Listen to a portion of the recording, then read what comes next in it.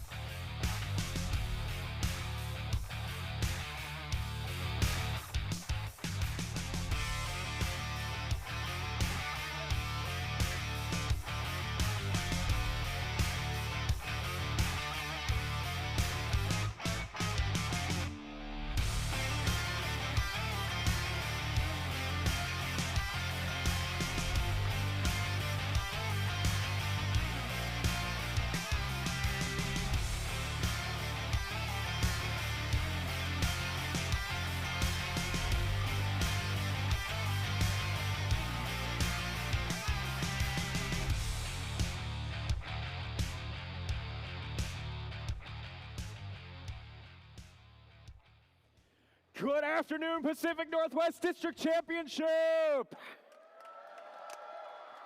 I'm Josh Clark. I'm here with my good friend Brett Wartzman. We are so thrilled to be back at Eastern Washington University. Always such a welcoming host for us here for our Pacific Northwest District Championships. And we've got 50 of you all, the best teams from Washington and Oregon, here to play Rebuilt, presented by Haas, and us here to gossip about it all weekend. Yeah, Josh, I'm looking forward to it. We're looking forward to it. It's going to be a fantastic event. We've got 100 matches of Rebuilt to play over the next 3 days. That's going to lead into our playoffs on Saturday afternoon, where we'll build 8 alliances, work through that double elimination bracket. And after all of that is said and done, we're going to crown our 2026 district champions, and we're going to send 21 of our teams off to the first championship in Houston in just a few weeks. That's going to include up to 5 award winners, 2 Impact Award winners, 2 Engineering Inspiration Award winners, and a possible Rookie All-Star Award winner. We're going to send the members of our winning alliance, and we're going to send more teams based on district standings and district points accumulated to represent Washington and Oregon at that championship event. Yeah, and that list is always so fun to watch build out over the weekend. Of course, you know, the students are watching it on FRC Locks. We're watching it through all the data that we have up here. And every year, there's a really tightly contested bubble in that like 12 to 25 range that is just a thriller to watch. We've got our historical data about the teams coming in here and like how they're doing this year on the district leaderboard versus this time last year. And I think maybe the tail of the season, it's reflected in this leaderboard. What a crazy shakeup year as far as the team meta, the strategy meta, the hardware meta, and it's reflected on the district leaderboards as well. Yeah, for sure. Let's talk about some of those teams. We mentioned 50 teams at this event. That's out of 126 that competed in the Pacific Northwest this season, so less than half of our teams progressing this far. I want to call out some of the most exciting and interesting ones we're happy to see here. First of all, we have a rookie team with us here at the District Championship this year. Team 10,991, the Pyobites from Sandy, Oregon. Always exciting to see a team make it in their very first year. We've got 2 other teams that are attending the District Championship for their very first time. That's Team 8051 Tink Rex from Tukwila, Washington, and Team 8896 Wolf Tech Robotics from Puyallup, Washington. Congratulations to them. Welcome to the big show. We're so excited to have you. On the flip side of that, this always is really exciting to me. We have 7 teams that have never missed a district championship. They have been to 11 straight district championships here in the Pacific Northwest, dating all the way back to 2014. Of course, we lost those 2 years in the COVID pandemic. We don't talk about those years. I'll call these teams out real quick because that's quite an accomplishment. Team 1425, Error Code 0, 1540 Flaming Chickens, 2046 Bare Metal, 2471 Team Mean Machine, 3663 Cedar Park Robotics, 3674 the Cloverbots, and 4125 Confidential. Those teams have been here every single year, and they're back again this year, which is great. Is that even a record you hold? Have you been at all of them? I have been to all of them. So a handful of our volunteers have been here. We'll see if we can get that data, actually, share the volunteers that have been to every single one as well. A couple other fun facts about teams attending here. We have 3 teams that, by our estimation, are not here for their first time, but have no students currently on the team who have ever been to district championships. The last time they were here was at least in 2022. So welcome back, Team 4089 Stealth Robotics. They're here for the first time since 2022. Welcome back, 8248 Chain Links, here from the first time. And for their first time since 2018, welcome back, 2374 Jesuit Robotics, joining us at the district championships.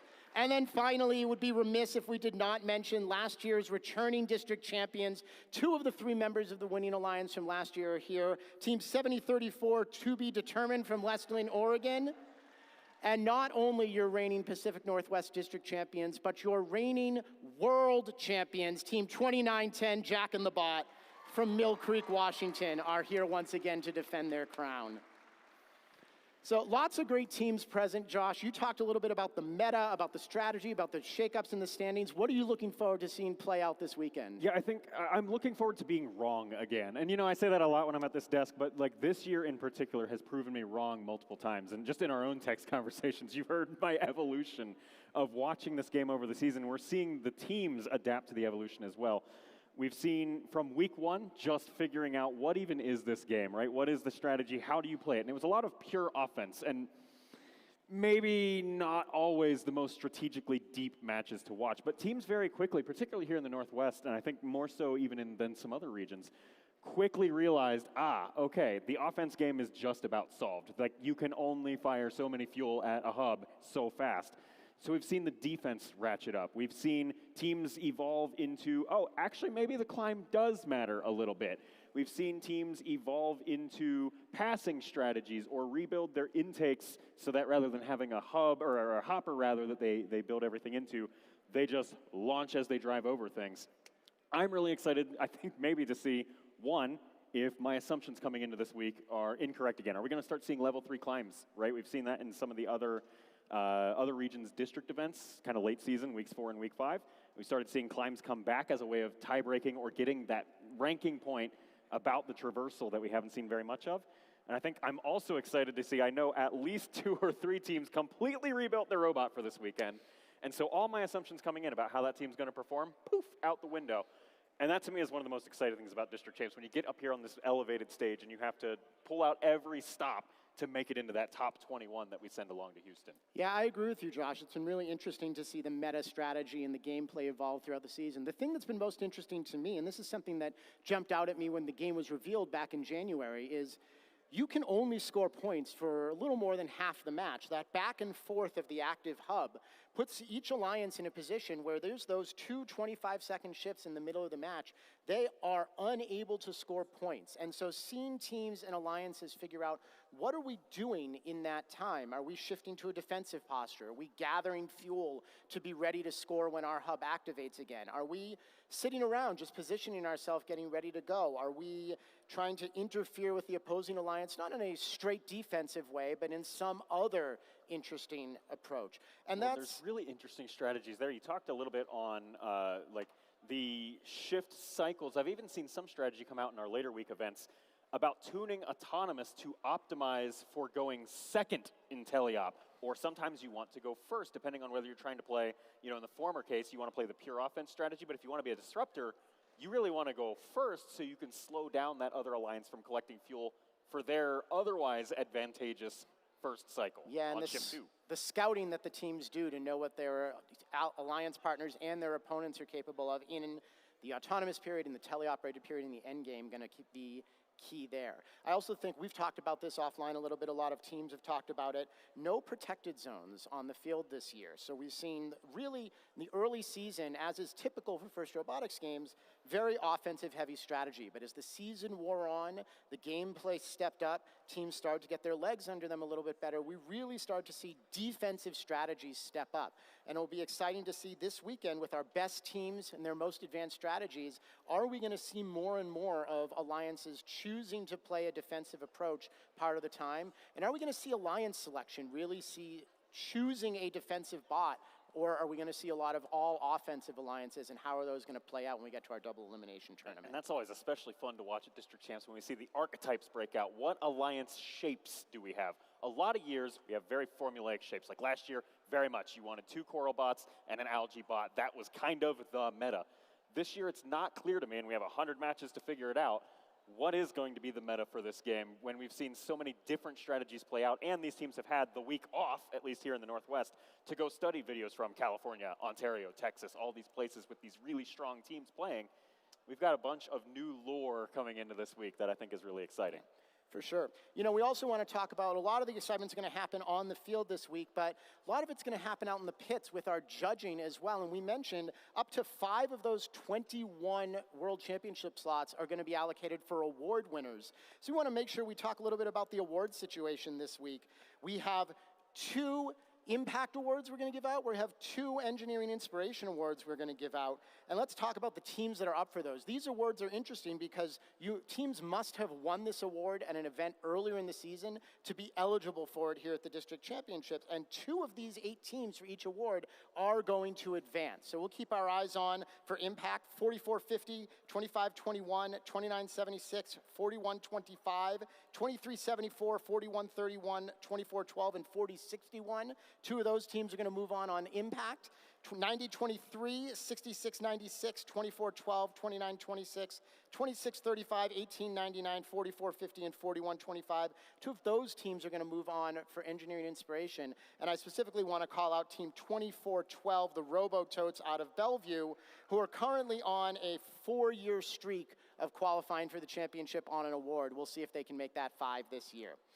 Well, with that, we are just about ready to play. Josh and I are excited to be here with you all weekend with a rotating cast of guests. But for now, we're going to send it down to the field for our first match and say hello to our MC, Evan Klein, and our game announcer, Austin Genchi. Take it away, Evan. Thanks, Brett. I'm out here on the field with qualification match number 1. You heard a lot about the meta that we're going to experience this weekend. Let's go ahead. First on the red side of the field, please welcome 7753.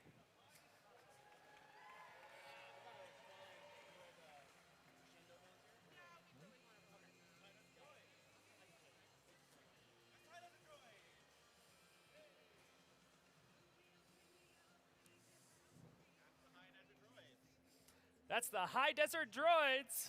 Moving on to the middle position, please welcome 4488. That's Shockwave. And rounding out your red alliance, I've got 948. NRG Newport Robotics Group. As I work my way over to the blue side of the field, please welcome team. That's Panther Robotics. Them 10, 9, 1. Hyobites. And rounding out your blue alliance, it makes some noise. It's 2471. Team Mean Machine.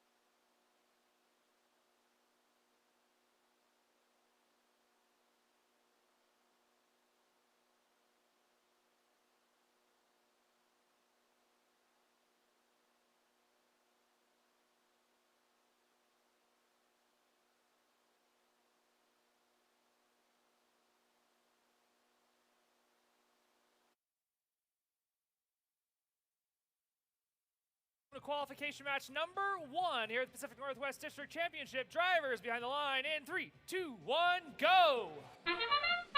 Qualification match 1 of 100 we're playing here at the Pacific Northwest District Championship over the next couple of days or so. We're kicking off an exciting autonomous mode with all 6 robots on the field, maneuvering around, launching fuel in both active alliance hubs. The referee gets hit by a piece of fuel. Speaking of fuel, if you're familiar with this game, our threshold 40 energized ranking point has increased now at the District Championship level. At previous events, it would have been 100 fuel for that extra ranking point. Now we're up to 240. You might see it up on the scoreboard at some point if we ever get that up on the screen. Meanwhile, here, qualification match 1, we're in the final seconds of our transition shift, and we shift on over now to the Blue Alliance side. They have the active hub with 2 minutes left in the game. They have about 25 seconds or so to score in that hub at 1 point per fuel scored in that Blue Alliance hub. 2471 is Team Mean Machine. They back away from that central hub, locked on target. They launch fuel into that Blue Alliance hub. Several pieces of fuel in there for 1 point apiece. For the Red Alliance, 753 is making their way in the neutral zone. Up over to Red Bump they go. They stockpile some fuel into their Red Alliance side, and off they go. Now on shift, the Red Alliance working away on scoring fuel in that Red Alliance hub. So High Desert Droids joined by Shockwave there for the Red Alliance. NRG in the front corner as well, attempting to score fuel in that Red Alliance hub. They're getting defended upon by the Blue Alliance's Pyobites. 10-9-91 there, now making their way around the Red Alliance zone, trying to stop some of that Red Alliance scoring in the final seconds of the Red Alliance's turn on that hub. Making our way back over to the right side of the field for the Blue Alliance. Their hub now illuminated, worth 1 point per second. Our live score currently in favor for Red with 70 seconds left in the match. Blue Alliance working to score fuel to hopefully narrow that margin and take the lead, hopefully, as Shockwave makes their way towards that Blue Alliance zone. Looks like they'll be sweeping some fuel towards the Red Alliance side. They pass by their Alliance partner just as the shift exchanges again back to the Red Alliance side. 753 High Desert Droids currently not moving just in front of the Red Alliance hub. Nope. As I say that, they launched some fuel. Looks like they might be unable to move, but they are able to maneuver around, launch some fuel, and they get bumped into by their Alliance partners as they make their way back to the Red Alliance zone. Panther Robotics, Team 3218, they make their way along the front of the field. They sweep fuel into their Blue Alliance zone as we approach endgame. And with that whistle, we've got 30 seconds left in the match. All Alliance hubs now active. Both Alliances working to score fuel to try to take the lead. The score fairly close qualification match. 30 points or so the difference with 17 seconds left in the match. NRG, we've seen them score plenty of fuel in previous district events. They're making their way up and around the Red Tower, lining up that Red Alliance hub. Blue Alliance working with some final pieces of fuel scored in the Blue hub. Final seconds in the match as the lights flash on the hubs, and with the buzzer, that's gonna be that for qualification match number 1.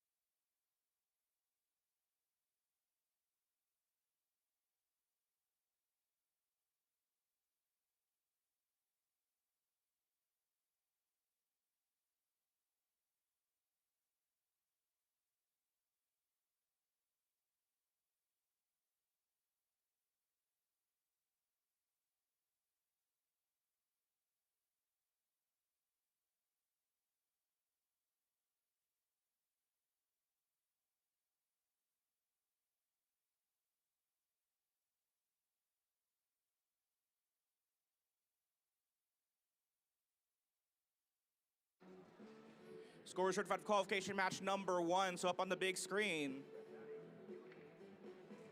Qualification match number 1 goes to your Red Alliance. They have our current event high score. Of course, this is qualification match 1 of 100.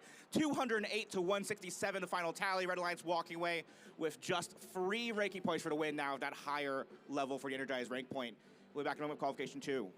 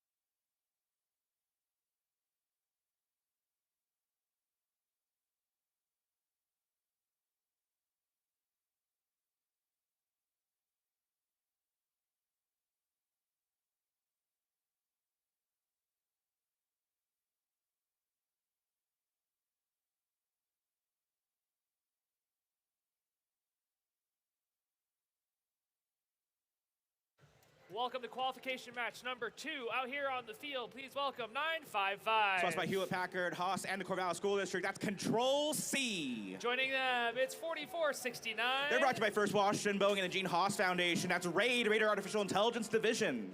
And rounding out your Red Alliance, make some noise, it's 10079.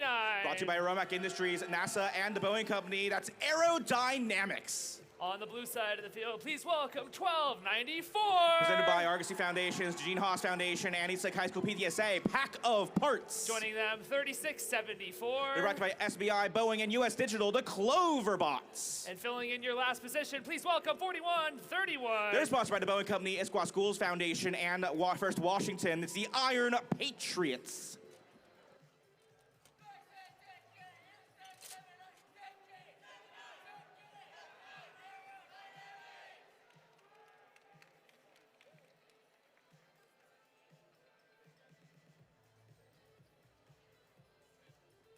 Qualification match number 2.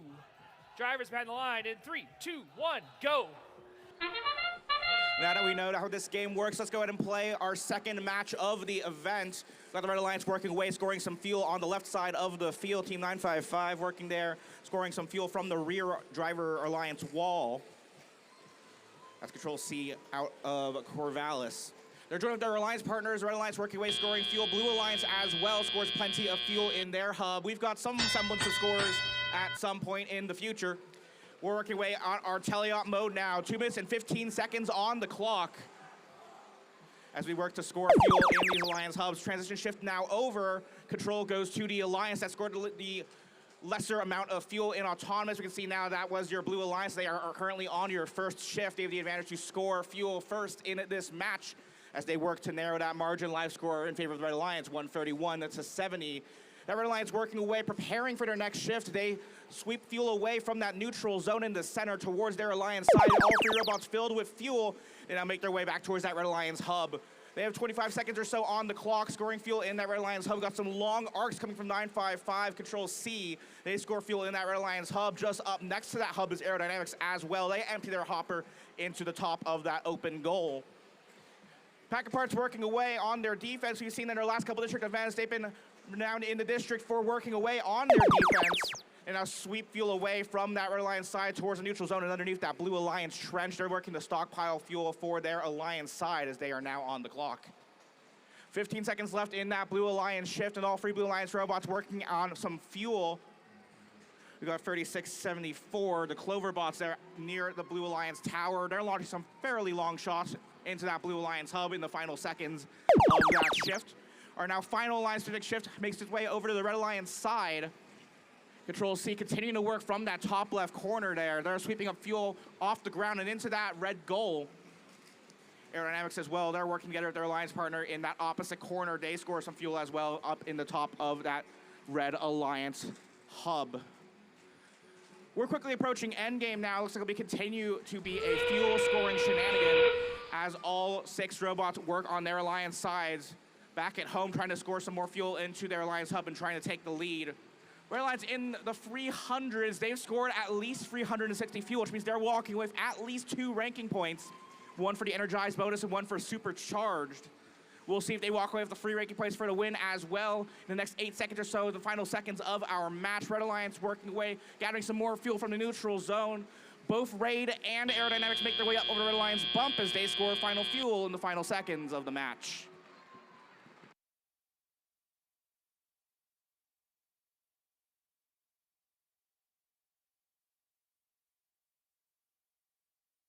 Thumbs up from our head referee with the scores now in.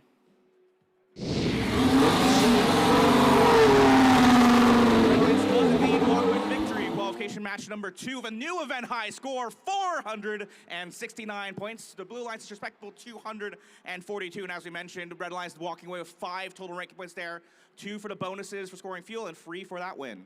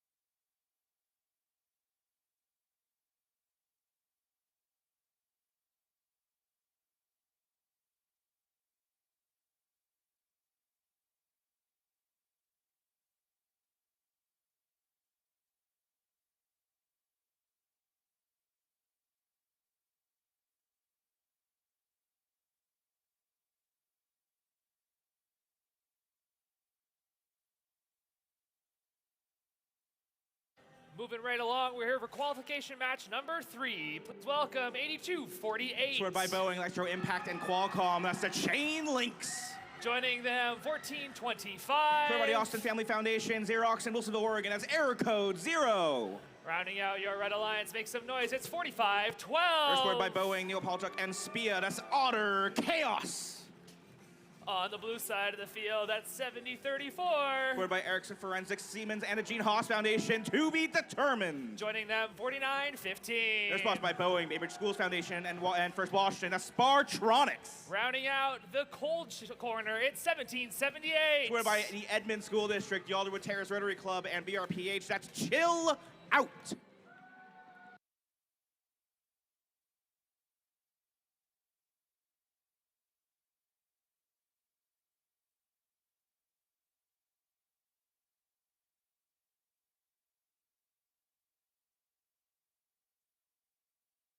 Qualification match number 3. Drivers behind the line in 3, 2, 1, go. Wheels rolling, qualification match 3, 4915 Spartronics, a little bit taught up there on the blue line's trench at the front of the field. They do recover and sweep up some fuel from the neutral zone. A couple collisions in the neutral zone and autonomous, but no worries there. All the robots making their way up and around the field. And again, a collision between Chill Out and Spartronics. Chill Out ultimately launching fuel back into the neutral zone. Actually, a nice little spin there neutral at center field as they coast at the end of their autonomous program. Now, with just under 2 minutes and 20 seconds left to play in the match, drivers now back at the controls. To be determined, ramps up over the blue line's bump. They coast over some fuel, but they do make it back on all 4 wheels and navigate around the field. We enter our first Alliance-specific shift. That's going to be the Red Alliance. With that hub illuminated, they are the only Alliance able to score points towards their Alliance at this point in time until that shift expires. Otter Chaos working away at the front of the field. It's going to be 45-12 in the Red Alliance bumpers. They're at that bottom left corner of the field, scoring from just in front of their human player zone into that Red Alliance hub. Final shot the field from them and error code 0 as that hub now transfers control over to the Blue Alliance side. Plenty of powerhouse teams here scoring fuel. We've been seeing them score all districts and all season long. Chill Out lining up there just in front of their tower. They're trying to get fuel in that Blue Alliance hub. Meanwhile, arcs of fuel, very high launches there from the Chain Links machine, 248 there in the black and red. They score some fuel up over the Red Alliance hub towards that Alliance zone, the only zone that their Alliance's robots can score fuel into the hub. And score they do as Otter Chaos and error code 0 work to score fuel. But Chill Out working some counter defense there. They're trying to sweep fuel out of that Red Alliance zone all the way across the field to their side of the field, trying to reduce the amount of fuel that the Red Alliance has to score and add to their own collection. They'll begin to score now as we enter the Blue Alliance shift. It's going to be our last Blue Alliance-specific shift, or rather our last Alliance-specific shift in general, as the Blue Alliance works to score some fuel. A fairly tight live score at the moment, 200 or so points for both Alliances. Blue Alliance does currently hold the lead, and they are on the clock scoring fuel in their hub. They're rapidly approaching the 360 threshold for that supercharged bonus. So they could potentially earn at least 2 ranking points, if not 5. Blue Alliance has scored at least 240, or Red Alliance rather has scored at least 240 fuel, so they will be walking with at least 1 ranking point as well, courtesy of the energized bonus. They're working away to try to score more fuel to try to see if they can eke out the win and potentially a supercharged bonus as well. The final shots are from error code 0. Now, Chain Links in the neutral zone. They're working away to get fuel from the center towards their side in the final seconds of the match. The buzzers sound to be determined near their tower. I'm not sure if they went for anything there, but we'll see what happened when our final scores are finalized in a moment.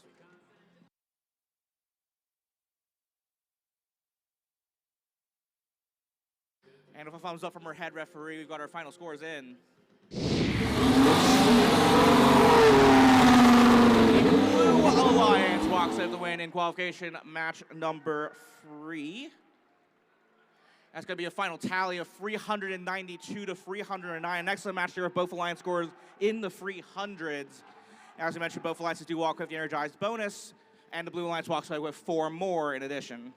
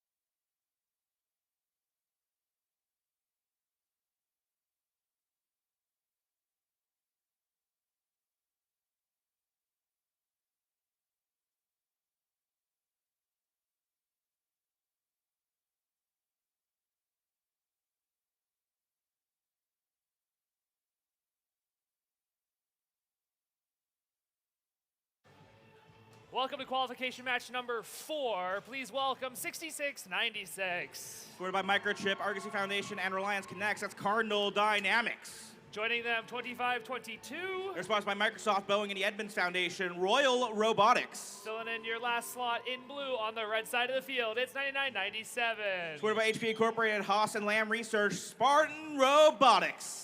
On the blue side of the field, I've got my hair ready, it's 1540. Scored by Polymaker Intel, that's Flaming Chickens. Joining them in the middle position, 9450. They're supported by First Washington, Boeing, and NASA, the Velocity Raptors. Rounding out your blue alliance, what time is it? Supported by Four Culture, Liberty Mutual, and the Fordham Street Foundation, Team Xbot.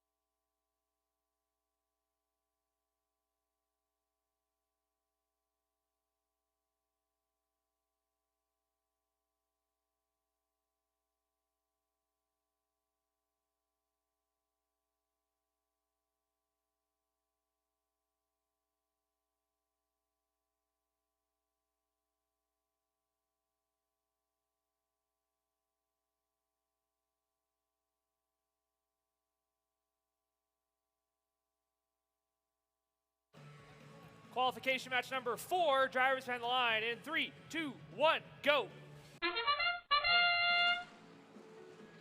Two Red Alliance robots sandwich a Blue Alliance robot in a neutral zone. It's going to be Flaming Chickens for the Blue Alliance. They do make it out of that central line area, and they launch fuel in the direction of the Blue Alliance zone. You see our free flag there, so we'll have to see what happens at the end of the match. Three Red Alliance robots in their zone. They attempt to score fuel, at least 2 of them, Royal Robotics and 6696. And Royal Robotics up in the air. That looks to be a good autonomous climb there. As they drop down back to Earth, they'll add an additional 15-point bonus to their Alliance score here in qualification match 4. With that sound, we make our way to our first Alliance-specific shift. That's going to be the Blue Alliance, and they'll attempt to narrow that margin and add points to their score. Fuel flying everywhere, including out of the field. Our field crew working on getting that fuel back in play. They continue to score fuel there. I believe that's some robot out there in the far bottom right corner. That looks like to be Flaming Chickens, Team 1540, scoring fuel down there in the bottom right corner of the field. Valiant fuel scoring there. We now make our way back towards Red Alliance side. With their hub now active and illuminated, all 3 Red Alliance robots in the general vicinity of the Red Alliance hub. Just looking to score fuel, some flashes of light there from 997 Spartan Robotics. As they make their way underneath the Red Alliance trench, they gather more fuel and them to score in the Alliance hub as well. They're backed up by their Alliance partner, Team 6696, Cardinal Dynamics, in the final seconds of that Red Alliance shift. 488 Team Xbot, they were working some excellent defense there on the Red Alliance side, trying to slow down those scores. Now with the Blue Alliance side on the clock, they're looking to score some fuel in the hub. These streams of yellow game pieces making their way into the Blue Alliance hub at 1 point per piece. Wolf Alliance is currently working on that extra energized bonus. That goal is 240 for that extra ranking point. Wolf Alliance is looking to score fuel to make that happen. 997 is Spartan Robotics. They make their way underneath the front side of the field, underneath that Red Alliance trench. as flags continue to wave towards that neutral zone. We'll have to see what the referees have to say at the end of the match. Team Xbox continue to play some defense. They got a piece of fuel wedged in between the gap in their bumpers. That doesn't matter to them. They'll keep pushing robots around. Here comes Cardinal Dynamics. They run away from that defense underneath the Red Alliance Trench. Back into Red Alliance Trench we go in the final 30 seconds of the match. Royal Robotics team 25-22. They try to attempt to sweep some fuels through that Red Alliance Trench. Now Cardinal Dynamics does the same. They keep running into this defense being played by 488 Team Xbot. Flaming Chickens doing some final fuel scoring as well on the Blue Alliance side there from that bottom right corner as well. Velocity Raptors 9450 as well. They attempt to score from that right side of the field as well. 439 points on the board and counting as we end our match.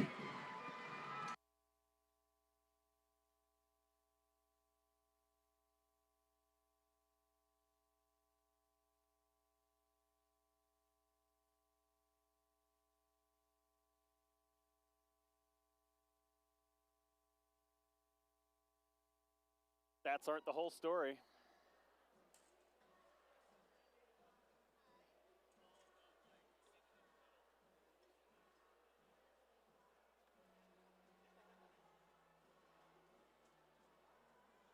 Both alliances walking with at least one ranking point with some excellent fuel scoring there. The Blue is ever so close to the Alliance does ultimately walk away with the win and 5 ranking points there. 460 to 367 your final score. Once again, excellent work from both alliances there. And as I mentioned, 5 ranking points for that Red Alliance. What an exciting match to watch there. Qualification 4, and you know, for the stats nerds watching at home, maybe picking up Statbotics and taking a look at it, not what the prediction stats had in mind for that match, which I think is really what makes District Championship such an exciting event to watch. Major shifts. We have some teams come in having completely rebuilt their robots, other teams coming in with a change in strategy, yet other teams coming in with things they've had all along but maybe have been holding back on, waiting for the right moment or waiting till they saw the game evolve. So always fun to see these changes. We're only 4 matches in, so not a lot in terms of big stories to interpret so far, but we're definitely starting to see some of those strategies play out in interesting ways. Yeah, and you know, I think it's really exciting to watch, especially the, you know, let's zoom way out into the abstract. The motion of fuel around the field looks very different than I saw at some of our district events. We're seeing it really scatter a lot more evenly, I find, whereas in especially my week 1 and week 3 events, it was very clustered, either in the corners or right up against the hubs. We're seeing a pretty even distribution in our first 3 or 4 matches here of that fuel is everywhere. Yeah, and it's impressive how empty the neutral zone stays. You know, all that fuel, every piece of fuel that's scored in one of those hubs comes out into the center of that neutral zone. And you can imagine, we saw this earlier in the season. It starts out with that beautiful grid that our hardworking field reset team is putting together for us. That gets blown up real quick, but it starts to rebuild a little bit as fuel gets scored and it piles up in the middle, and it would stay there for a little while. Now, though, at this higher level of play, those balls are getting reclaimed almost as quickly as they can get dropped. And I think, and, you know, another thing that's exciting beyond the motion in the field is also just the swing in inertia that we're starting to see in some of these matches. Like in that match, we saw up through about the halfway point, pretty much tied game, anybody's match. And then the dramatic swing where we end up with 20-something point swing in the match. Are we going to see more of that? Are we looking to see more really close matches? Like, that's really what I'm looking for as we start kind of building our overall district champ story. Yeah, and I'll add to that, Josh, for our newer robot fans, or at least those newer to the game this year, that back and forth scoring mechanism where the hubs are active makes it a lot harder to infer things from the real-time scores. You could see one alliance ahead by 50, 100 points, but that's because they've had an extra shift to score. And as soon as those hubs switch, the other alliance is going to come right back. Yeah, it's a really exciting game to watch. I think the game design here was really clever. It has a lot of elements from 2018 Power Up that I like to see with the cycles. But also ready to come back is to the field, our MC, Evan Klein. Evan, go ahead and take it away for match 5. Thanks for that. Out here on the field for match number 5, please welcome 2976. They're sponsored by Boeing, Microsoft, and First Washington, the Spartabots. All right, we did it. Joining them, it's 2046. From the Houma School District, Boeing and Microsoft, Bare Metal. And rounding out your Red Alliance, it's 5468. Supported by PCC, Schlosser, Caracote, and TransCanada, that's Chaos Fury. On the blue side of the field, 4089. Supported by the Boeing Company, Microsoft, and First Washington, Stealth Robotics. 2374. Supported by Haas, Intuitive, and Daimler Trucks North America, Jesuit Robotics. And rounding out 2521. Supported by Central Lane Robotics, Google, and Friends and Family of CERT. That is, in fact, CERT.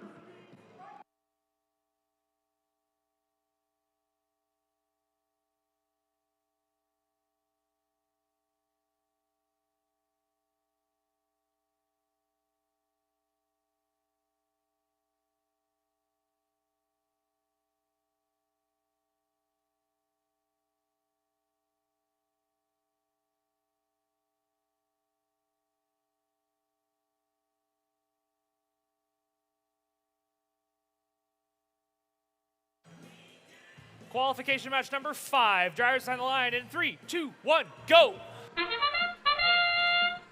4 robots in the neutral zone trying to steal all of the fuel and autonomous here. Once again working on pre-programmed instructions and sensor input only. No drivers at the control just yet. We do some human interaction with the human players in the corners, scoring fuel from their outposts into the Red and Blue Alliance hubs. Another party of fuel in the Blue Alliance hub just as autonomous comes to a close. With our transition shift, both Alliance hubs active for the next 10 seconds or so. With Red Alliance in the lead, that means the Blue Alliance will have the first attempt at scoring fuel in that Blue Alliance hub. There it is now. 2521 gets freed from a trap of Blue Alliance fuel, or rather just fuel in general. They were briefly beached on there, but their Alliance partner helped them out. So it'll be Jesuit Robotics freeing CERT from the Blue Alliance, or into the Blue Alliance zone, rather. They're joined by their Alliance partner, 4089, Stealth Robotics. They're up near the tower, now making their way towards the front side of the field, scoring fuel in that Blue Alliance hub in the final seconds of the match. I see a count for the referees. Looks like there may have been some defense, some pinning potentially being played there. We'll make our way back over to the Red Alliance side of the field. Chaos Fear 5468. They're near the top of our district leaderboard, so we'll watch them score fuel in that Red Alliance hub. They're joined by one of our other district powerhouses, Bare Metal 2046, the black and yellow. Speaking of yellow, these streams of yellow fuel making their way into the Red Alliance hub in the final seconds of this shift. We'll hop on over back to the Blue Alliance side now. Red Alliance currently in the lead by roughly double the score, 332 to 200, but both Alliances have plenty of time to continue scoring fuel in their Alliance hubs. Blue Alliance continuing to work towards that 240 energized fuel bonus. If they can score that much fuel, they'll earn at least a ranking point as they make their way out of this match. Still a little bit more time left in this match, under a minute left to play. The Red Alliance back on the clock in our final Alliance-specific shift. Chaos Fury 468, they've got their bright green lights. They're scoring this neon yellow fuel in that Red Alliance hub. 1 point per second. I saw at least, I don't know, 5 or 7 or whatever. Lots of fuel scored in that Red Alliance hub. They've scored at least 360 fuel. That means they're walking with at least 2 ranking points. And they're hoping for a tally of 5 as we enter our last 30 seconds of the match. End game period here. More fuel being scored in both the Red and Blue Alliance hubs. 4089 Stealth Robotics working to score fuel from the top right corner up near their Blue Alliance human players. They could opt to sweep some fuel towards those players as well to allow those humans to score fuel with some finely targeted shots towards that open top of the Red Alliance or Blue Alliance goal. Final seconds in the qualification match, 25-21, CERT, they attempt to score some final fuel, or rather, sweep it from the neutral zone.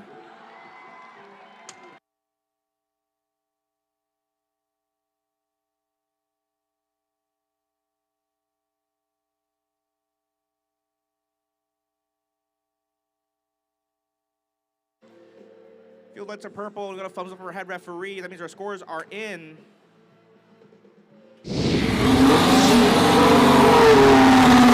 Red Alliance also 5 breaking points in this Alliance match with an event high score, 623 points, with only 5 points penalty added to that score.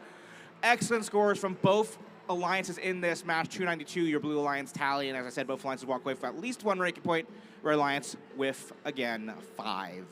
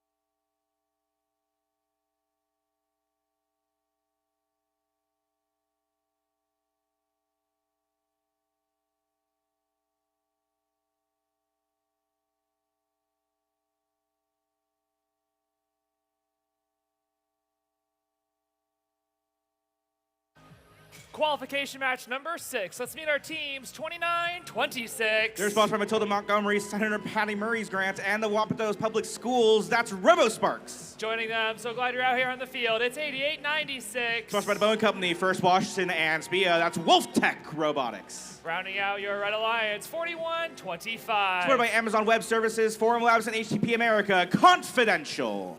On the blue side of the field, it's Team 24-12. Supported by the Spanish Robotics Boosters, First Washington, and Boeing, the Robo-Totes. Joining them, 13-18. They're sponsored by the Boeing Company, Microsoft Corporation, and PTCD, Squad Robotics Society, or IRS.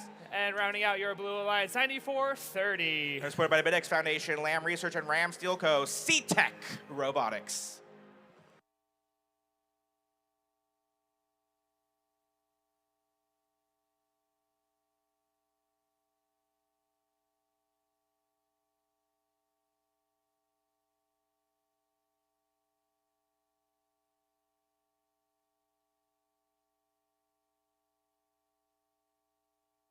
Qualification match number 5. Drivers behind the line.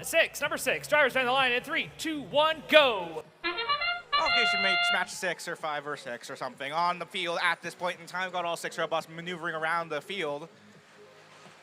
They're actively in autonomous mode, looking to launch some fuel without any driver input. We got 3 robots in the neutral zone. It's going to be 41-25 Confidential working around a neutral zone. They attempt to score some fuel or can't quite see where they ended up, actually the neutral zone near the Red Alliance bump.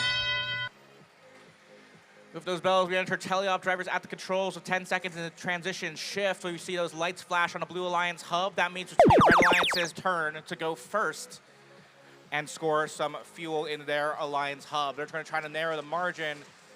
Scores 69-28. The Red Alliance working away and scoring some fuel in the Red Alliance hub, trying to add to their tally. Each piece of fuel, each little yellow sphere in that top of the goal is going to be worth 1 point so long as the lights are illuminated on that hub. That flash means the final seconds of this Red Alliance shift.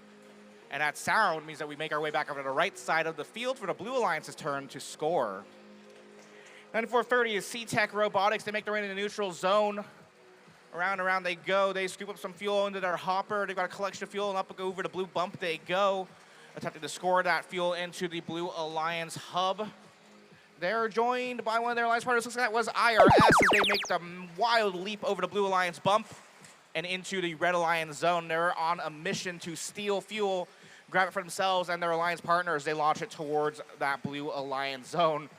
They run into 41-25 Confidential, a bit of a shoving match there as they push them towards the red trench and now the wall of the trench. Referees watch that area closely as they wave off whatever they're flagging there.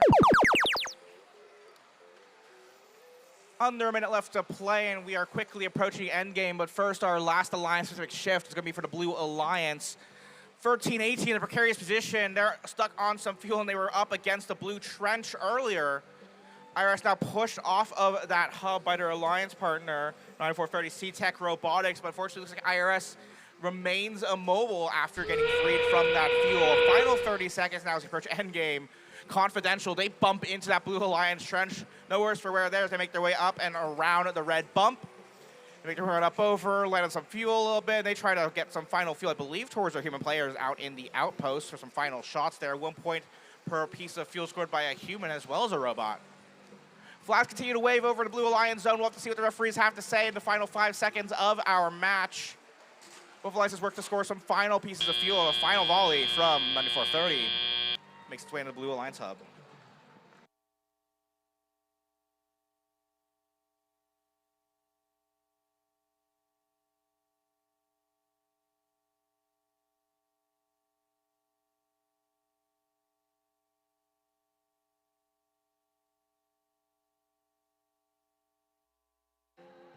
With a thumbs up from our head referee, we've got our scorers certified.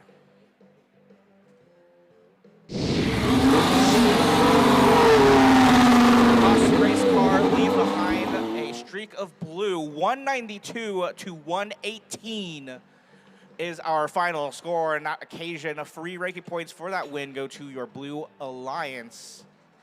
We'll watch how these rankings continue to change as we continue on for our qualification match today. Still early days. We're only 6% of the way through our qualification round.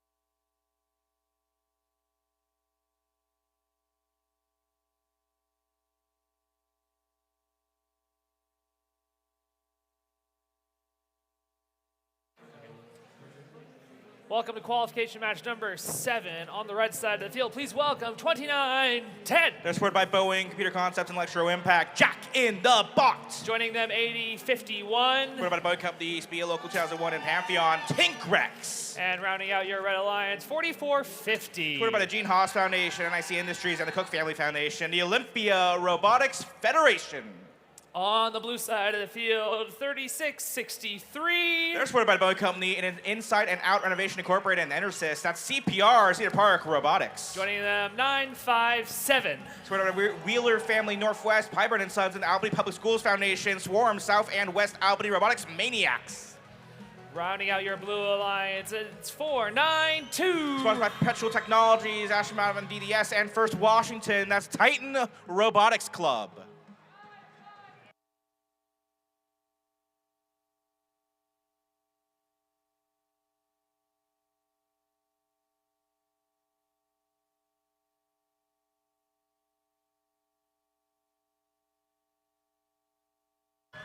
Qualification match number 7, drivers behind the line in 3, 2, 1, go. 4 robots drive into that neutral zone, one of them being 2910. Jackpot who surprised a handful of folks yesterday with their robot rebuild, re-blitz. We'll watch to see how that robot performs here on the field. Autonomous mode continuing onwards. 2910 scores plenty of fuel in that Red Alliance hub. They're joined by 4450 ORF, the Olympia Robotics Federation. Looks like 492 Titan Robotics Club, they appeared to have a claw there on that Blue Alliance tower, going for that level 1 autonomous climb. That could be worth 15 bonus points if a referee determine it to be a valid climb. We'll see what the referees have to say at the end of the match. But first, our first Alliance-specific shift is going to be on the Blue Alliance side. And that means the Red Alliance is going to be passing fuel out from the neutral zone towards their side to score. I believe that was Tinkrex, 8051 of some tall or some high, long arcs. Some fuel made it inside the field in their zone. Other fuel landed just outside, but that's all right. That fuel got re-entered by our field reset crew just in time for their Red Alliance-specific shift. They've got just under 25 seconds on the clock to continue to score fuel into their hub. The red lights of pointing, meaning 1 point of fuel scored in that hub.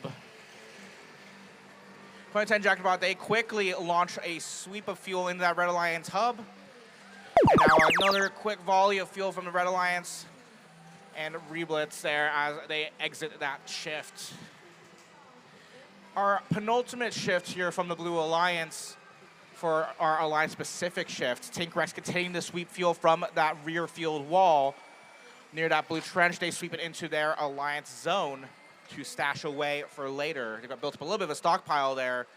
CPR grabbing the last few crumbs of fuel there. Now our final Alliance-specific shift, the Red Alliance on the clock. ORF, Olympia Robotics Federation, they score some fuel from just for the Red Tower. Jackpot tries to grab some fuel from underneath the Red Tower. They bump into their Alliance partner Tinkrex as well, and that's a quick launch of fuel in that Red Alliance zone. We got a problem there as the head referee hits the foghorn button. That match is history. We'll be right back with some match at some point in the future, maybe.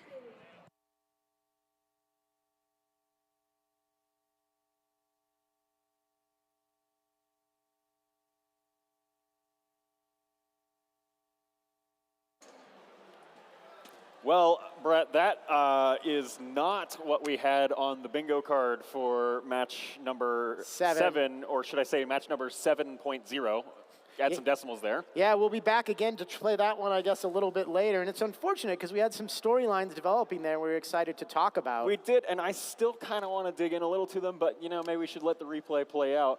Brett, how many field walls have you seen come off this year? Just, plus or more minus. than I think I've seen in all my previous years combined, 3 or 4 or 5, something like that, which, like, it's not a lot, but it's weird that it's happened that many times. Right, to say if I had a nickel every time kind of problem? So, you know, we'll ask our teams to please be careful, make sure you're driving, you know, safely for all involved. This is also why we have all the rules we have. And let's shout out our key volunteer crew also, our head referee, our FTAs, for stopping that match when things gone unsafe, making sure nobody gets hurt. It's easy enough for us to replay the match a little bit later. It's a lot harder for us to deal with anything more significant that might have come out of that. Oh, yes. You know, Brett, let's stay away from the match that just partially happened. Let's dig into, like, coming into this match, right, the stories of these alliances that we're about to see again. let's scroll back up here in our stats analysis. We've had the Red Alliance here has the interesting inverted trails of the trajectories this season. Jack in the Box coming off a world championship last year, a little bit lower in the leaderboard this year, and a freshly rebuilt robot. But Titan Robotics Club, wanted to shout them out with their highest pre-district championship ranking coming into this event since 2023, 10th on the district leaderboard so far. Yeah, it's been a really fun year. We talked about this, the kind of simplicity of the game, the relatively straightforward meta strategies that emerged early on led to, for a lot of different reasons, not all of the typically strongest teams performing at their best, and not all of the typically more middle of the pack teams staying in the middle of the pack. Winning into district championships, 492 a great example of that. We've also seen some teams not quite performing at the level that they're used to, and it's always exciting when we get to the district championships and you have some of those teams that are used to having success up and down the season. They may be a little bit lucky to get here, or maybe, you know, wasn't quite in question, but not coming in ranked as highly as they're used to. How do they respond to that? Do they buckle down? Do they look for the opportunities to improve? And do they do that? Or do they get overcome by the stress and realize that, you know, kind of maybe overcommit on trying to make up for the problems they've had earlier in the season and only make things worse? So we're still early on. We don't want to speculate, but it's going to be one of those many storylines we're watching for this weekend. We did just get word that they're going to replay this match right now. Looks like teams are going to recharge, reamp, rebattery, get themselves set. We'll do a few more moments here, and then we'll probably send it back down to the field while we wait for that. Josh, what else are you looking at? Yeah, you know, I think you gave a great story of, especially on the Red Alliance, we saw lots of kind of wild plot arcs all over the place. If you were to graph this, it was just kind of a scattering. But the Blue Alliance, I think, on this one has consistency coming in, especially year-over-year consistency. We've been digging into some of the past year's analysis. Particularly want to shout out 3663, top 6 3 straight years on our district leaderboard according to our reconstruction, and some of that we did have to reconstruct, like what would it have been going into district champs, but assuming we didn't mess up our math along the way there, that is rock solid consistency. 3 straight years in the top 6 versus, you know, some of the, you talked about the more scattered data throughout. I think that really helps make matches like this so much more exciting to watch. Yeah, and one of the things that gets you, you know, you'll remember we've talked a lot about qualifying for the World Championship at the end of that event. And for those who are newer or just don't remember, district points are tripled here at the district championship. So there are a small number of teams at the very top of the rankings who can feel pretty confident that their ticket to Houston is punched as long as they don't completely fall apart here this week. But most of our teams, including the ones that have had a really great season so far, they're going to need to continue to perform in order to make it all the way to that championship, because those triple points mean it doesn't take much for somebody a little lower in the standings to do a little bit better here and leapfrog you for one of those coveted slots. And we talked in the pre-show about just how tight the leaderboard tends to be. That bubble from about 12th to 30th, often separated by just a few points, particularly once the awards start rolling in on Saturday afternoon. 5, now 15 points here, 15 points there, really makes a big difference. Yeah. Speaking of 5 or 15 at a time, I think that's about the count on our fuel, which is just about reset for our second chance at match number 7. Yeah, we'll take a quick break, and we'll be right back with our replay of match number 7.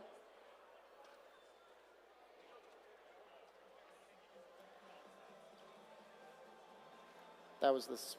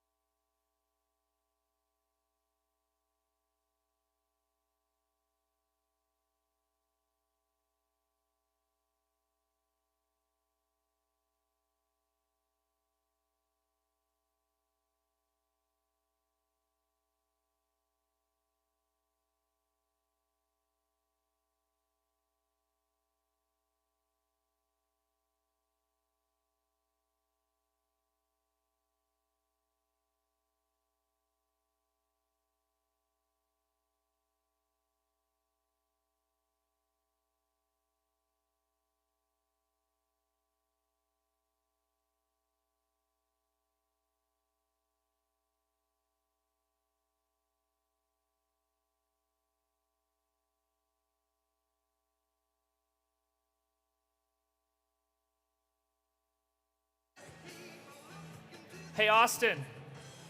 Hey, Evan. These seem like the same teams. Oh, that's crazy. Let's start the match. Drivers behind the line in 3, 2, 1, go. Here we go again. Qualification match number 7 on the board. Let's see what happens this time, shall we? 2010 Jack about to make their way underneath the Red Alliance trench towards the front of the field. They're joined by their alliance partner, ORF, Olympia Robotics Federation, and actually Tink Rex as well of the Red Alliance. All 3 red robots grabbing fuel from the neutral zone, making their way back underneath towards the Red Alliance side. On this occasion, Titan Robotics Club ends up not really near the Blue Alliance tower at all. So maybe we'll see an auto climb from them later on in the future. We shall have to see. Final seconds of this transition shift to make our way back to the Blue Alliance side for their 25-second shift as we watch to see fuel being scored in that Blue Alliance hub. Jacobot, they maneuver around that Blue Alliance hub. Tank Rex as well. You just have to be careful as robots are not allowed to gather fuel directly out of the hub. You have to collect it once it hits the floor. These Red Alliance robots stockpiling fuel. You can see that large swath of yellow at the top left corner of the field. They've got a large collection of fuel that they're now going to work to score in that hub as they are on the clock. Olympia Robotics Federation, 4450, they're working to score some fuel. They empty a whole hopper load in that Red Alliance hub. Jacobot, they quickly sweep some fuel in as well with their newly rebuilt robot Reblitz as they surprise a few folks yesterday, as I mentioned. Tink Rex, they do 51. They leap on over to Blue Alliance bump, and they make their way into Blue Alliance territory. They sweep up some fuel. So it's a little bit of fuel. They let you go out in the neutral zone, out some free-range fuel. And then now gather up some more just in front of the Blue Alliance bump, still in the neutral zone. Blue Alliance continue to work on scoring fuel in their Alliance zone. That's going to be a handful of fuel scored. There are a few more points added to their tally. CPR 3663 as well. They make their way underneath the front trench for the Blue Alliance. They sweep up some fuel, make their way to neutral zone. It's the Red Alliance's turn to score, but we see no Red Alliance robots. And as I say that, 2910 and Reblitz make their way back into the Red Alliance zone. They score some fuel. They're joined by 4450, the Olympia Robotics Federation. Final seconds of the match. We've got 30 seconds left on the clock. This is now endgame. Hopefully our field remains together as Tank Crest goes and checks the integrity of that rear field wall. Both Alliance hubs active. Some final scoring here from both Alliances. 2910 of another sweep of fuel in the Red Alliance hub. Some final shots here from the human players. 492 Titan Robotics Club. That shot, unfortunately, just over, hits the back of the net. Final seconds here, 3 seconds left on the clock. Olympia Robotics Federation has some fuel. They come to park. 2910, some final shots in the Red Alliance hub.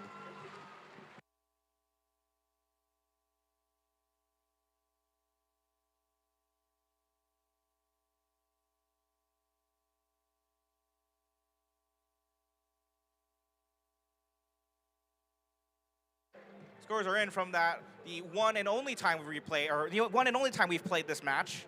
Red Alliance is a victor in qualification match number 7. 506 points to 200, the final tally, with 5 ranking points for your Red Alliance, free for the win, and both of your fuel bonuses. And, you know, I think there's a million things we could focus on in that match, whether it's the change in vibes from round 1 of that match to round 2 and attempt number 2 of that match, whether it's seeing a strategy play out that I haven't seen yet this year. Remember, I said I like to be wrong. We're seeing the pass bot strategy become viable.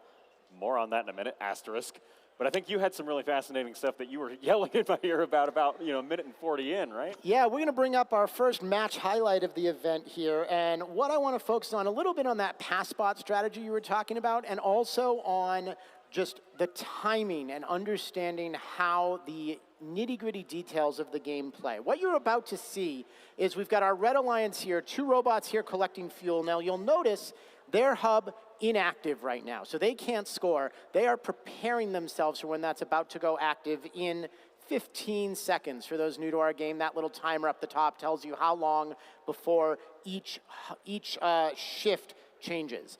Watch what happens as we roll this forward. So the first thing we see, here are these all 3 red robots. They are sending fuel into their alliance zone so that that's there for them for easy pickings when their shift starts. Now, 3, 2, here comes the fuel out of those red robots before the light has turned on their hub. And what's going on there is scoring happens when the fuel exits the hub. So these robots, these teams have recognized that if they put that up and in when the light is still off, if they time it just right, it'll roll through that scoring sensor on the other end of the hub right as the light turns on, and they can steal themselves an extra second or two of scoring, which at the rate those fuel are going up can translate to quite a few points on the scoreboard. Yeah, and we talked about, multi-year consistency at this event, and that's a lesson a lot of teams playing at this level learned 2 years ago. With 3 years ago now? Oh man, where are years? What are years anymore? At Crescendo, we had the same effect with the amplification on the side walls here, where you wanted to launch your notes in early. These teams took that note along with a lot of the other notes of past years here. I said asterisk we would come back to. I really, you mentioned the passing strategy. That's another timing optimization I'm seeing play out that I really love to see. Passing, we saw, forget which robot at this point, geez. We saw the pass from midfield over, landing in the new hopper of the Jack and the Bot robot. Now, those of you who know the team lore, right, they were originally built as a pass bot, and now they are the receive bot. Fascinating way to see a complete rebuild shape out. Yeah, it was 492 Titan Robotics Club that I think was the ones doing the passing there, and that's another great way to call out, just something we'll be watching all week long. Alliance is playing a cohesive strategy as opposed to 3 individual strategies. That's something that, again, early in the season, you often can get away with 3 robots going out there and each doing their own thing and still be successful if they're all individually successful. You get to this level of play, and what differentiates the winning alliances is often, did you put all 3 of your robots together into one game plan as opposed to coming out there and just playing 3 games all in the same time? And I think the Red Alliance definitely proved with that score and with those ranking points, they understood the assignment. I think our next assignment is to let Evan do some talking. We can go ahead and pass it down to the field for quals match number 8. Yeah, welcome to the field. The teams for qualification match number 8. Up first, 1595. That is the Dragons. Joining them, 4061. Sponsored by Schweitzer Engineering Laboratories, Electrical Contractors Northwest, and 50 Grandmothers, the Cyborg. And rounding out your Red Alliance, it's 10416. Supported by the Hagen Foundation, Radical Raccoons. On the blue side of the field, it's 360. They're supported by the Boeing Company, Alaska Airlines, and Tor as the Revolution. In the middle position, 2811. Sponsored by Boeing, Daimler Truck North America, and Free R Reality's Stormbots. And rounding out your Blue Alliance, it's 1983. Supported by Calstack Plastics, Highline College, and Small Moon Development, Skunkworks Robotics.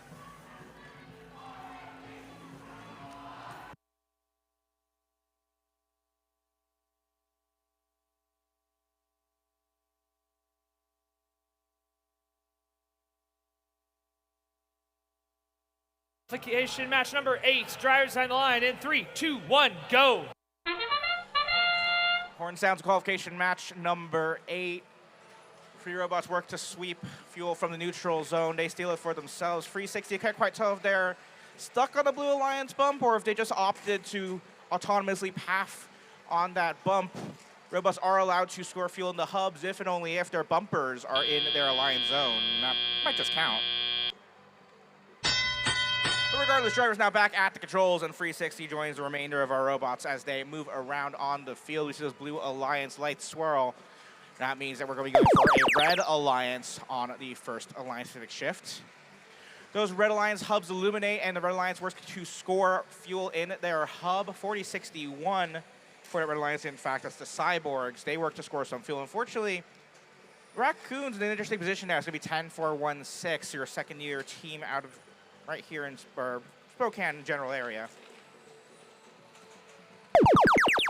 They're not currently moving. I saw some rollers moving earlier, and now actually an illuminated signal light, that bright orange light on their robot, indicating that they have unfortunately lost power on this occasion. Regardless, Free Blue Alliance robots now working away in the final moments of a Blue Alliance-specific shift. They've got about 8 seconds or so to continue to score fuel in that hub. Free 60, the Revolution of your Blue Alliance from Tacoma. They score some fuel in the Blue Alliance hub just in the final seconds as the Red Alliance is now back on the clock. You've got teams from the Spokane Valley, from Pullman, and from Spokane. This is going to be a sort of east of the mountains alliance here on the Red Alliance side. 40-61, the Cyborgs, they work to score a few more fuel in the Red Alliance hub. The Dragons, they're from Spokane. They make their way out and around the center of the field near the blue trench. Speaking of that blue side, the Blue Alliance now back on the clock, under a minute left to play, and they are in their final 25-second Alliance-specific shift. Skunkworks 1983, they roll some fuel through the robot into the top of that Blue Alliance goal. They're joined by their Alliance partners. Looks like that's 360 Revolution there in the bottom left or bottom right corner of the field, scoring fuel for the Blue Alliance in their zone. 360 now have more fuel. Their hopper shaking back and forth, getting all that fuel through the launching mechanisms. 27 seconds left now on the clock. Both Alliance hubs active. 360, they do some final stealing of fuel there in the neutral zone. They got a net on top of their hopper that prevents any unwanted fuel from that hub entering their robot and avoiding any penalties there. The Dragons, 1595 of the Red Alliance from right here in Spokane. They grab some fuel, make their way towards that Red Alliance hub for some final shots of fuel. 3 seconds left on the clock. Both alliances work away, scoring plenty of fuel there in that match. We shall see what our referees have to say when our final scores are confirmed. And with a thumbs up, those scores are now confirmed. On the beach, the Blue Alliance does walk away with the win. 274 to 137, the final tally. 4 ranking points for that win go to your Blue Alliance for both the win and the energized bonus for scoring at least 240 pieces of fuel.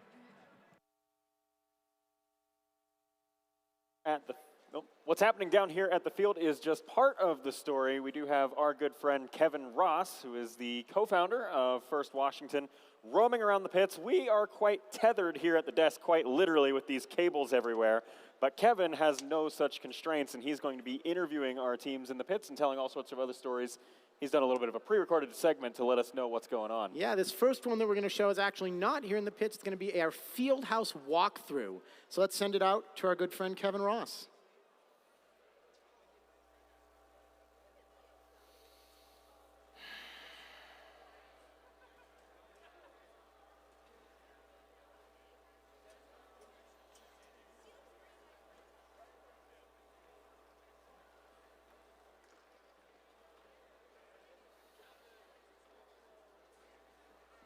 Looks like perhaps a little bit of technical difficulty here with our audio. We'll see if we can clean that up and get Kevin back up on the screen.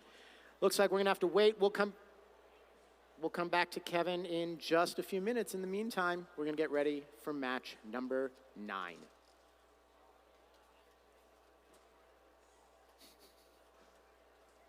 Check, check.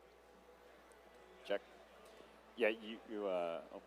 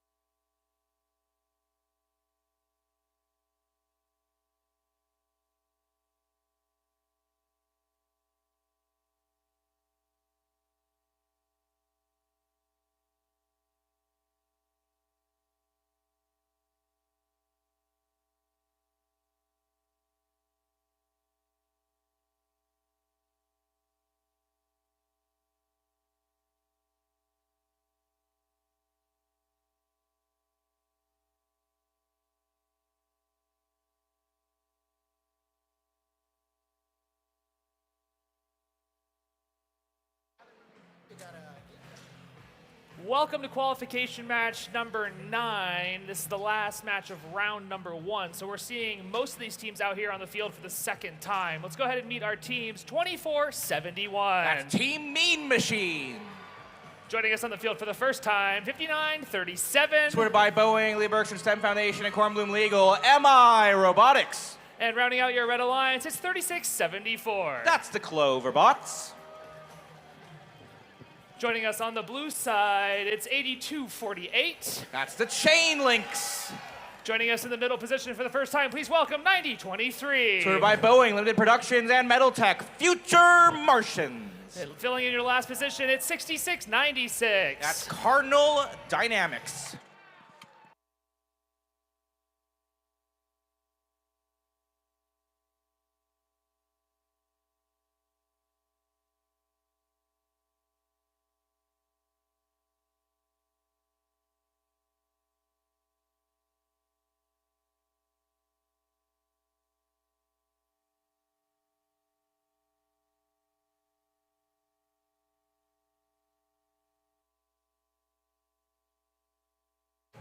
Qualification match number 9. Drivers behind the line in 3, 2, 1, go.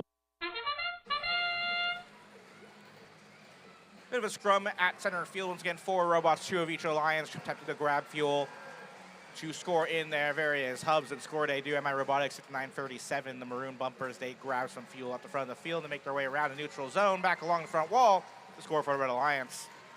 Blue Alliance working away as well as time expires on our autonomous mode.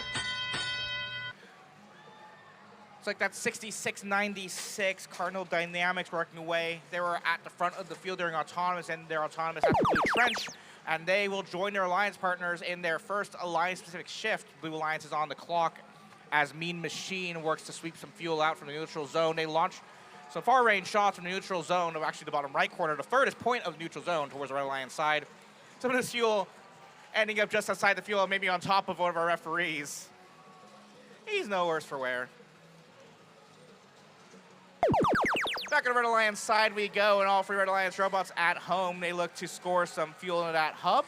And actually 2 robots playing different forms of defense here. Looks like got 1 robot maybe pushing robots around. That's going to be someone. I believe that's 9023 Future Martians. They were on a bit of a dual mission there, pushing robots around and grabbing a hopper load of fuel for themselves. They were joined by, I believe, Cardinal Dynamics, who swept some fuel as well, stealing that from underneath the Red Alliance's noses, and now they're on the clock. Blue Alliance scoring fuel in the hub. Streams of fuel coming from both corners of the field. It's going to be, looks like Cardinal Dynamics in the black, red, and blue, and 9023 Future Martians there in the front right corner as well.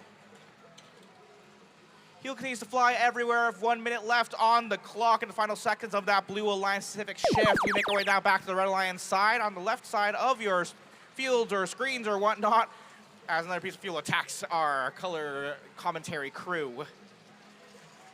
Fuel flies everywhere here in this game. It was occupational hazard here at the field as 9023 Future Martians steal some of that fuel for themselves. They actually, no, sweep back towards the Red Alliance zone, trying to play some final bits of defense there, pushing up against MI Robotics as they line up to try to score some fuel in their hub. Now that whistle means we're in our end game period and both Alliance hubs are active. Cloverbots, 3674, they make their way along the front wall. Nope, they make their way back into red territory to score those last hopper load of fuel that they've collected. More fuel making its way to the Blue Alliance hub. That's going to be the Chain Links, A248. They are robots black and red, but in blue bumpers. They're scoring some fuel in the blue hub as well. The lights flash in the final seconds of the match. And the final collision right at the end of the match between the Future Martians and the Cloverbots at the front of the field.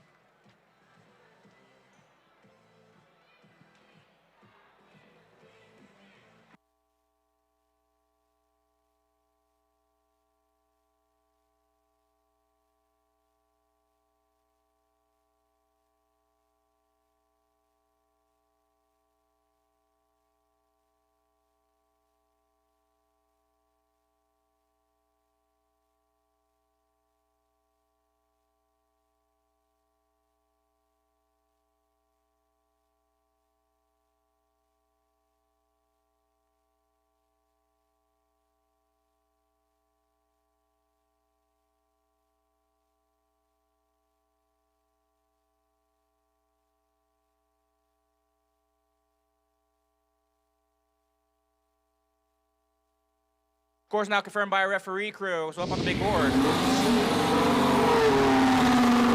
It is going to be a Red Alliance victory. Final score 4-9-2 to 322 to have to be a P&W team here. But anyway, Red Alliance the victory there. 5 ranking points for red, 1 for blue for Energized. Well, Josh, another exciting match. Great job to all of our teams in match number 9. I want to give a special shout out to Team 2471 Mean Machine. You win the prize. First robot to hit the stage with fuel during a match. So congratulations and thank you for your contributions to our show. There's no trophies for this award. No. And I think actually all that fuel bouncing out of the field might have jostled enough things on our audio mix board. We're going to try to send it to our friend Kevin one more time. Hey, Kevin, take it away for real this time.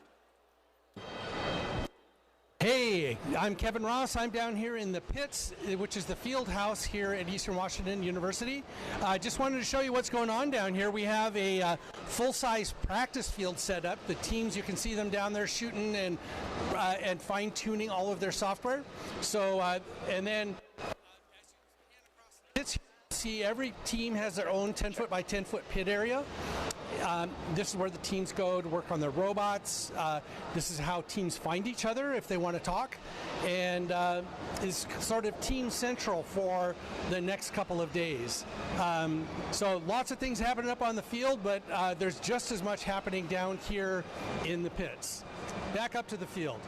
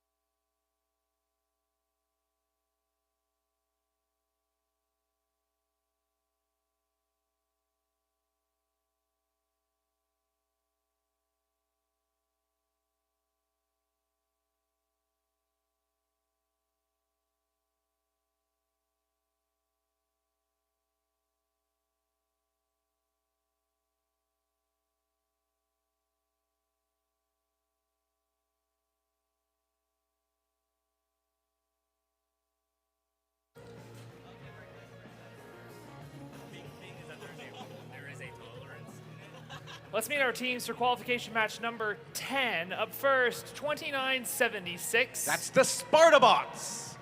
Joining them, 2522. Royal Robotics.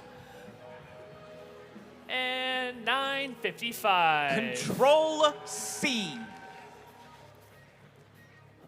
On the blue side of the field, please welcome 3218. Panther Robotics. Joining them, 4915. Spartronics. And rounding out your Blue Alliance, it's 4488. Shockwave.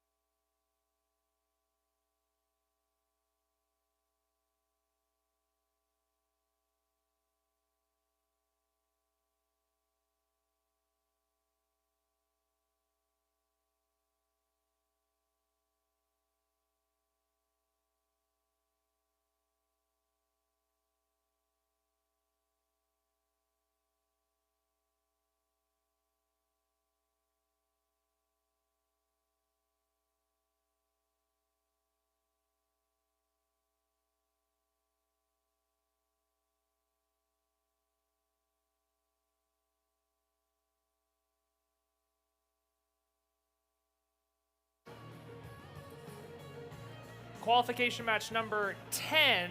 Drivers behind the line in 3, 2, 1, go.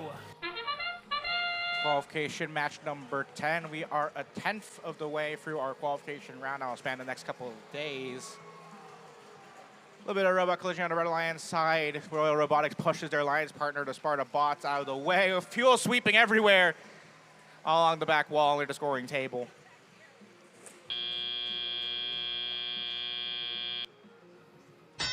And for Robotics ends their autonomous mode just up near the back of that Blue Alliance hub as more fuel makes its way towards the Red referee station. Red referee safely away, watching the action here in qualification match number 10. More fuel makes high arcs all the way out towards Red Alliance zone. I believe that was the Sparta bots, or no, actually I believe there's our alliance partner, Royal Robotics, out in the Blue Alliance zone. They're attempting to sweep up some fuel for the from the Blue Alliance towards that Red Alliance with their hub currently active for the next few seconds or so. They are currently on their alliance-specific shift.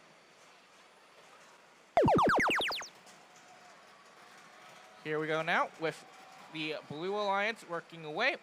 They're on the clock here for their alliance-specific shift. Another volley of fuel making its way up from Royal Robotics, landing briefly outside the field before making its way back in. 955 Control C, they sweep up some fuel from neutral zone, make their way underneath the Blue Alliance trench at the front of the field. And they'll try to interfere with that final Blue Alliance scoring as the Red Alliance picks up the mantle. Sparta bots, they finally got some fuel into their launch mechanism, and they line up with that Red Alliance hub. They're looking to score at least 1 point per fuel, or rather exactly 1 point per fuel in that hub. Extra fuel continues to egress out of the fuel, or out of the hub, rather. As the fuel reset crew works diligently to get that fuel back in. Now, an absolute shower of fuel in the Blue Alliance hub. They have an oil spill there as they score points in that Blue Alliance hub. They're on their final alliance-specific shift. 40 points or so in the lead, but could, I don't know, maybe 1 or 2 hopperfuls of fuel as we approach our end game period. Panther Robotics, 3218, they have a hopper load of fuel. They're trying to export out of the Red Alliance zone to make their way racing along the front Alliance wall, or around the front field wall. All 3 Red Alliance robots working to score fuel in the Red Alliance hub. They're trying to narrow that margin. Both alliances scoring at least 300 points. Will either alliance be energized enough, or supercharged rather, to score those extra ranking points? We shall see. Final seconds left in the match. 4 seconds on the clock. Those hubs begin to flash, and Royal Robotics at the red tower. They grab a hold. They appear to be up in the air. We'll see our referees call that one in a moment.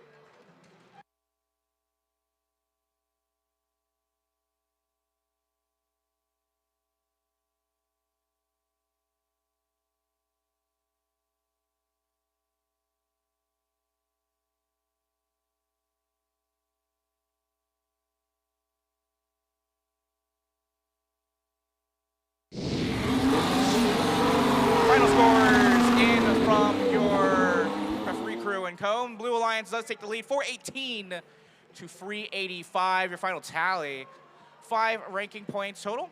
That's going to be your supercharged, energized, and the win for your Blue Alliance. 1 ranking point for Red. Welcome back to the Sports Desk. I'm still here, and I'm joined now by our friend Jake Enos. Welcome to the desk, Jake. Thank you, thank you. Outstanding, exciting match here in qualification match number 10. We're going to do another match highlight in this one. And what I want to show you on this time is we're going to talk about, as Josh and I discussed before, what do you do when your hub is inactive, when you cannot score points and you need something else to do in that time. Let's bring up our match highlight. What we're going to focus on here is the Blue Alliance. You'll notice Red Alliance, their hub is active. Just began. They've got 20 seconds left to play. Let's roll this forward and see what we see as you watch the Red Alliance doing their typical thing. You see 1, 2, and soon to be 3 Blue Alliance robots coming over to the red side of the field and gathering fuel. And so when you see that, we're seeing 2 different benefits here. First, Blue Alliance gathering that fuel so that they have it available to score when their hub reactivates. And second, taking that away from the Red Alliance and trying to disrupt their scoring effort as they work through their active hub. Yeah, and we've seen this progress a lot through the season. When we started off, really we saw a lot of, okay, how can we get all the fuel in the center of the field? That was the main target in our week 1 events, was all of that giant block of fuel right in that middle of the field. That started to then move off into the sides of the field. Okay, can we take some from the other alliances and make it so that way they have less fuel to score during their period, but we're going to do it while they're trying to pass in and whatnot.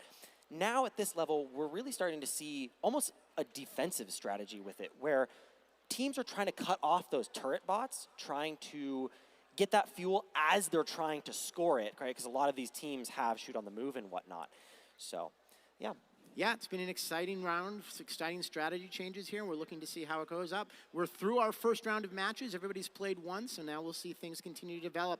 Before we send it back down to the field, we do have one important administrative announcement coming straight from our event management team. If you are parked anywhere other than P12, P12 is the lot up behind us here, up the hill behind Reese Court Gym. If you're parked anywhere else, we need you to move your vehicle in about 15 minutes. No exceptions on that. We're being told that vehicles will start to be ticketed and towed. So if you've parked yourself anywhere other than P12, that big lot up the hill, you'll need to go check on your vehicle and get that moved as soon as possible. With that said, we're going to send it back down to the field one more time. It's Evan Klein. Thanks, Brett. Let's meet our teams. Please welcome 13-18. They're from Issaquah, Washington. That's the Issaquah Robotics Society. Joining them, it's 10-9-9-1. From Sandy, Oregon, Pyobites. And rounding out your Red Alliance, 23-74. They're from Portland, Oregon, Jesuit Robotics. On the blue side of the field, it's 9-9-7. From Corvallis, Oregon, Spartan Robotics. Joining them, 25-21. They're from Eugene, Oregon, CERT. Rounding out your blue alliance, it's 10-79. From Bothell, Washington, Aerodynamics.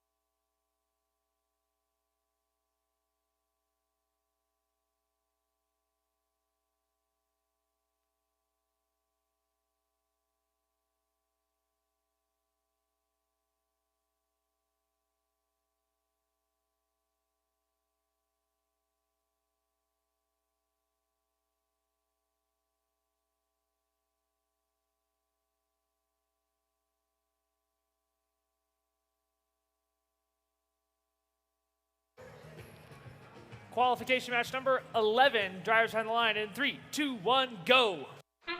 Our 11th qualification match is underway here at the Northwest District Championship, and the barrage of fuel making its way towards each respective hub. Red Alliance with the double feature here between IRS and Jesuit Robotics. Their cycle kind of slows down here as Autonomous winds down. Blue Alliance looking to catch up a 9-point deficit.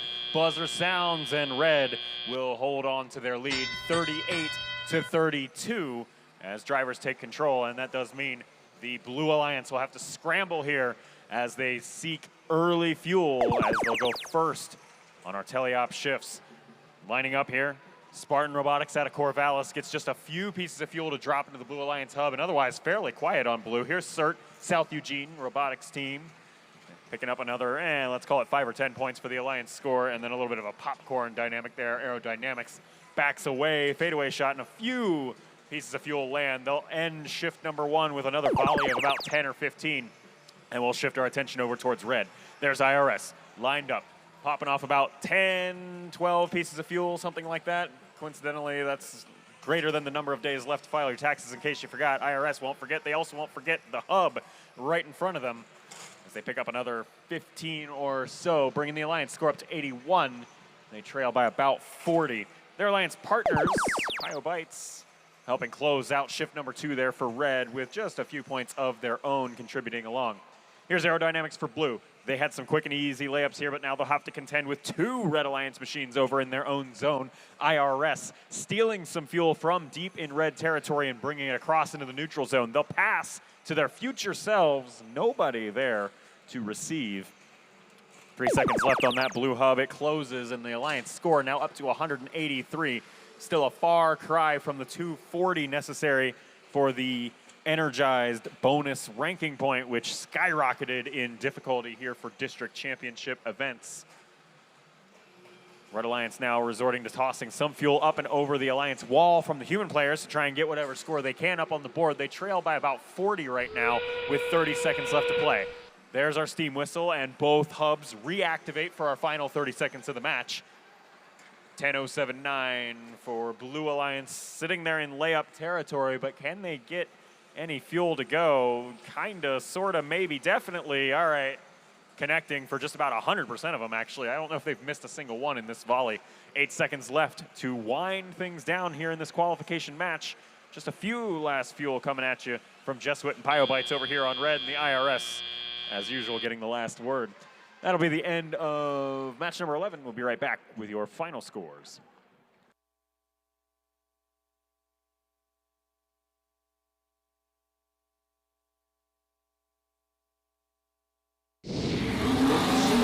Match number 11 in the books and accounted for. The Blue Alliance takes that one home, 268 points to the Red Alliance's 181. The Blue Alliance picking up 3 ranking points for winning the match, plus 1 for that energized bonus RP. And I'll send it up to my friends up at the desk. Take it away.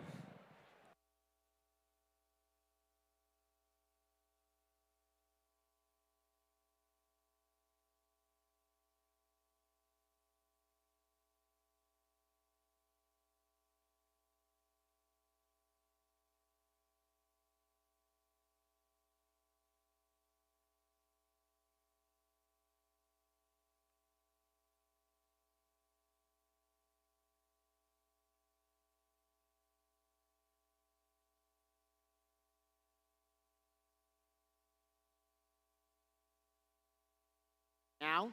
All right, if you're ready, we'll do it. All right, something I want to talk to you about, Brett, is a design that we've seen across a couple of teams, but primarily one of these teams on the field, Team 2521 CERT. They have decided this year, against what a lot of the teams have figured out, that they want to go hopperless. So they don't have a big tank where they store fuel on their robot. They have a clean line of polybelt that goes up into their shooter. And we've seen this with a couple of teams, of course, 9450 Velocity Raptors, and originally 2910 Jack and the Bot before they did their rebuild. And the question is that a way to go? Because it seems like you could be passed quite nicely to your alliance partners, but if you get defended, what happens? And it seems to be somewhat effective for these teams, and obviously with the score that we've just seen, it's quite high. Any thoughts on that? Yeah, I think it's one of those things, Jake, and that's a really great insight where robot design and gameplay strategy really meet, and that's one of the things that's the hardest thing to get right at this level of competition. You know, the default you would think would be, let's carry a bunch of fuel, let's make sure we got somewhere to put it, but robots have size limitations, and there are certain things that you have to have on your robot. You've got to have your electronics, you've got to have your motors and your wheels, you have all of the components that come with just building a basic robot, and then any mechanism you have that you have to add on top of that takes up more space, so you're limited in how much fuel you can carry. So going away from this hopper, going to this kind of hopperless strategy allows you to not worry about that space. Now the downside, as you brought up, is you need a steady stream of fuel to be able to shoot because you can't carry it. You can't just go gather a bunch of fuel and then come back and do something with it.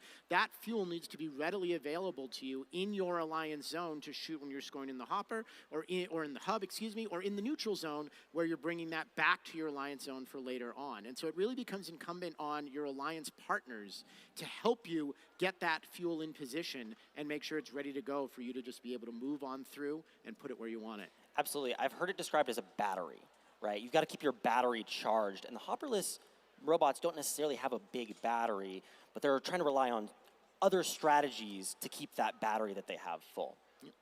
All right, well, match 10 or match 11 is in the books. And please welcome to the field for match 12 our next MC, Natalie Jansen-Schmitz. Hello, everyone. We are about to get started and meet our team starting on the red side of the field. We've got 3663. They're out of Bothell, Washington. That's CPR, Cedar Park Robotics. They are joined with 1778.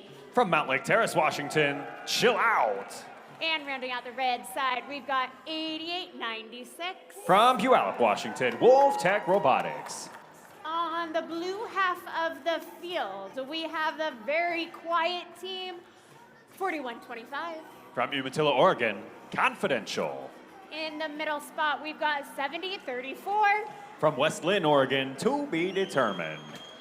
And on the Blue Alliance, give it up for Team 488. They're out of Seattle, Washington. That's Team XBot.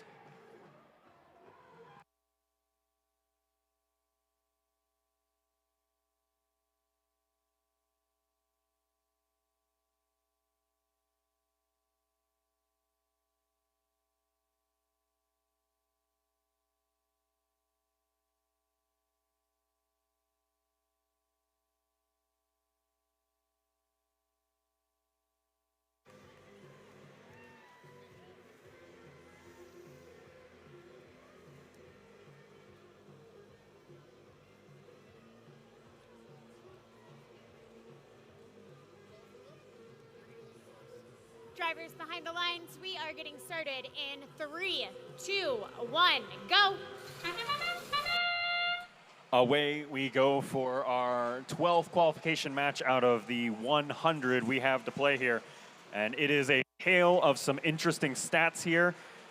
One member of each of these alliances with an OPR of 94.28 exactly so far. They played on an alliance together earlier, and now they will play against each other in match number 12, that of Chill Out and 2B. Match score diverging quite a bit here, 89 to 33 as things stand right now. First shift, Blue Alliance. Not a whole lot of action over there. Here's Team XBot lining up to try and change that layup. They'll have to make way here. There's a defender jostling things. Not really stopping the cycle, just kind of being a general annoyance for them. That is the Red Alliance machine of Wolf Tech Robotics out of Puyallup. We've seen that robot completely transform over the season. Earlier in the year, that thing was effectively a drive base with, if I recall, that was a milk crate and a cinder block attached to that machine. And here they are at the district championship with a full-fledged beast. Still working in defensive mode here, hanging out with 2B Determined in the neutral zone while the Red Alliance peppers the red hub. However, Chill Out, maybe taking the name a little bit too literally here. Solid Safety Light says they are connected to the field, but not responding. See if they're able to get things going here later in the match. 30-point swing between your alliances. Red Alliance with a lead with just over a minute left to play. 2B Determined launching over the top of Wolf Tech Robotics machine. That's that 70-34 Blue Alliance rig. From all the way downtown, still able to pick up 1 point apiece for each of those. Fuel dropping in the hub, and all of those, well, not quite all, just about all of those successful. Here's CPR now for Red, trying to mirror that. They'll dance back towards the tower in Red Alliance territory, scooping up whatever fuel they can into their hopper. Bouncing most of them straight on into the hub. Just a few bouncing astray. Here's Team XBot mirroring that strategy. We actually have the triple hopper strategy on blue between Confidential, 2B, and XBot. Final 30 seconds of the match now. Both hubs active. Blue Alliance looking to close up a 20-ish point deficit, and they do so in extremely quick fashion. Tie game, 192. Red Alliance still down a robot as Chill Out chilling at the bottom of your screen. 10 seconds left. Red Alliance ahead by just 10 And the Blue Alliance barrage of fuel, but to where? As it spews over the top of the hub, but not into it. Match expires with the live score showing a separation of just 8 points. Your final score is subject to referee review in just a moment.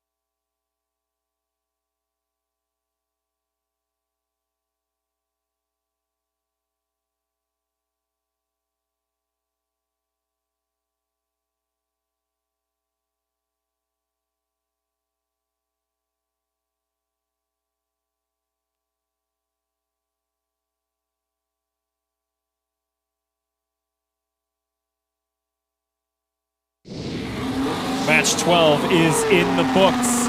The Red Alliance takes that one home despite being down the robot 212 to 210. Your final score, a 3-0 ranking point split there as the Red Alliance just picks up the 3 for winning the match, and the Blue Alliance not quite able to meet the threshold on fuel. I'm sure our sports desk has plenty to say. Let's hear from them this time. Welcome back to our sports desk one more time. Always interesting and unfortunate when a robot goes down, but really great to see their alliance partners step up and pull out the match for them. Jake, you saw something with 1778 before they unfortunately lost connection that really showed why they stand out. Talk us through it. Yeah, I did. And if we could pull up the highlight here, I want to look at the autonomous period.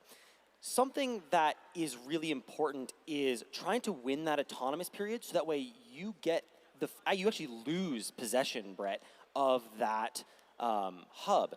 And so if we roll the clip here, we can see where 1778 goes in auto. And I'm going to trace along with them here. They're going to come out, and they're going to go back towards that trench. Now watch what happens after they empty their hopper right here. They're going to turn around, and they're going to go back for a second attempt along here, and then go back through that trench. Now what that's going to allow them to do is all the fuel that they just shot is now back in their robot, and then being scored again. And that helps them bring up that score in the autonomous period, brings them closer to being above the other alliance as they exit the autonomous period, hopefully so that way they can gain the proper set of transition shifts. And ultimately, it helped win them that match by only 2 points, the separation at the end.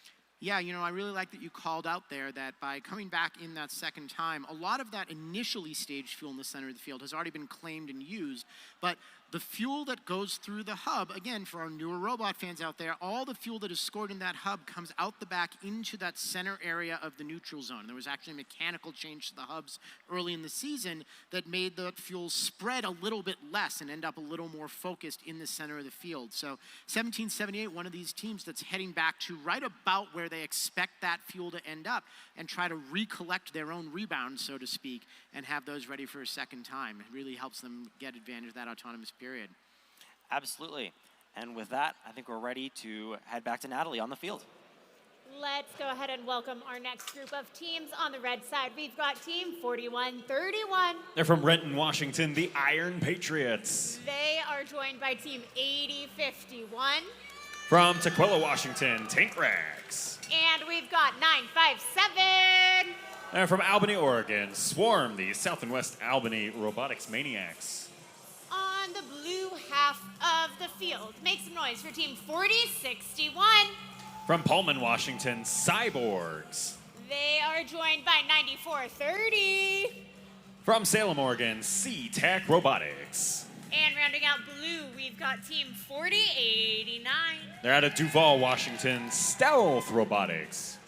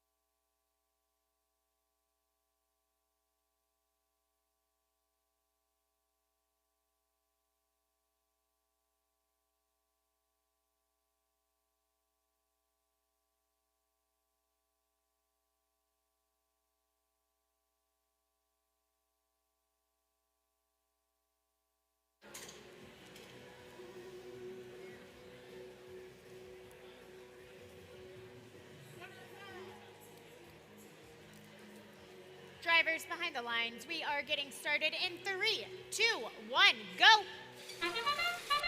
Match 13, and hopefully not an unlucky one for anyone, and certainly the autonomous of both of these alliances looking plenty dialed in as the neutral zone gets invaded in quick measure, as we've seen often this season. Second round of neutral zone diving here for Tink Rex as they go back for seconds on fuel. Is it enough? It is not. They trail by just shy of 40 coming out of auto. The Blue Alliance, just a well-oiled machine there. Stealth Robotics back at District Championships for the first time in a few years, and they will zoom over to the neutral zone, fill up most of their hopper here. They're passing some fuel along to their future selves. No particular rhyme or reason of where it goes, just towards blue being the criteria there. Their alliance partners, C-Tech out of Salem, Oregon, doing much the same as they pass fuel over the trench into the Blue Alliance zone. Red Alliance, not quite closing up the gap there in their first shift, but still doing a pretty valiant effort there, bringing up to 100-plus points. Blue Alliance, though, just staged and ready to go. Stealth Robotics not being quiet about it at all as they pick up, what was that, 30 or 40 points on their own to open up Blue Alliance's shift, and C-Tech helping out as well. Cyborgs might just be out of my frame of view there. Indeed, they are. They're on the Red Alliance side. That's why they're out of my field of view. Off playing some defense in that territory. Not as much to defend here as Iron Patriots goes down, actually in like almost the exact same spot. We've seen another robot go down today. That hub, of course, a common spot for layups. They'll be parked there for a minute. Hopefully they're able to get reconnected. Their alliance partners will launch over top of them. That's Tink Rex and Swarm, both picking up just a couple of points there, bringing the Alliance score up to 162, but the Blue Alliance fires back very quickly.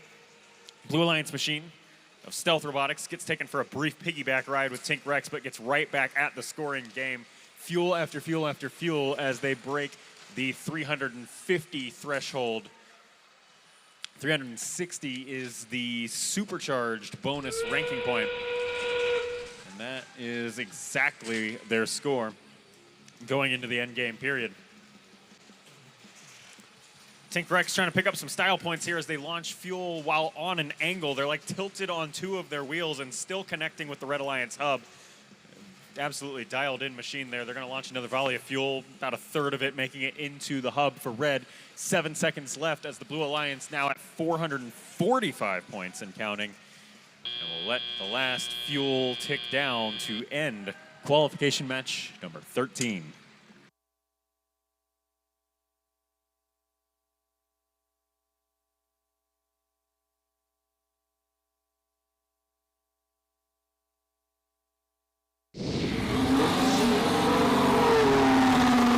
Match number 13 is complete. It's a Blue Alliance victory, 462 points to the Red Alliance's 202.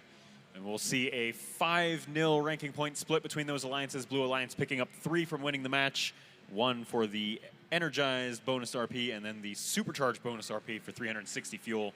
Still no traversal. And that'll be it down here on the field. Thank you, Josh. Now, of course, I want to say hello to all the people watching at home on our streams. And for those of you here who don't know that we stream, you can find our streams on the front page of firstwa.org. That's right. You just click right here where it says District Championship. We've got our day 1 stream going live right here. Hello to everybody out there in internet land. We're happy to have you.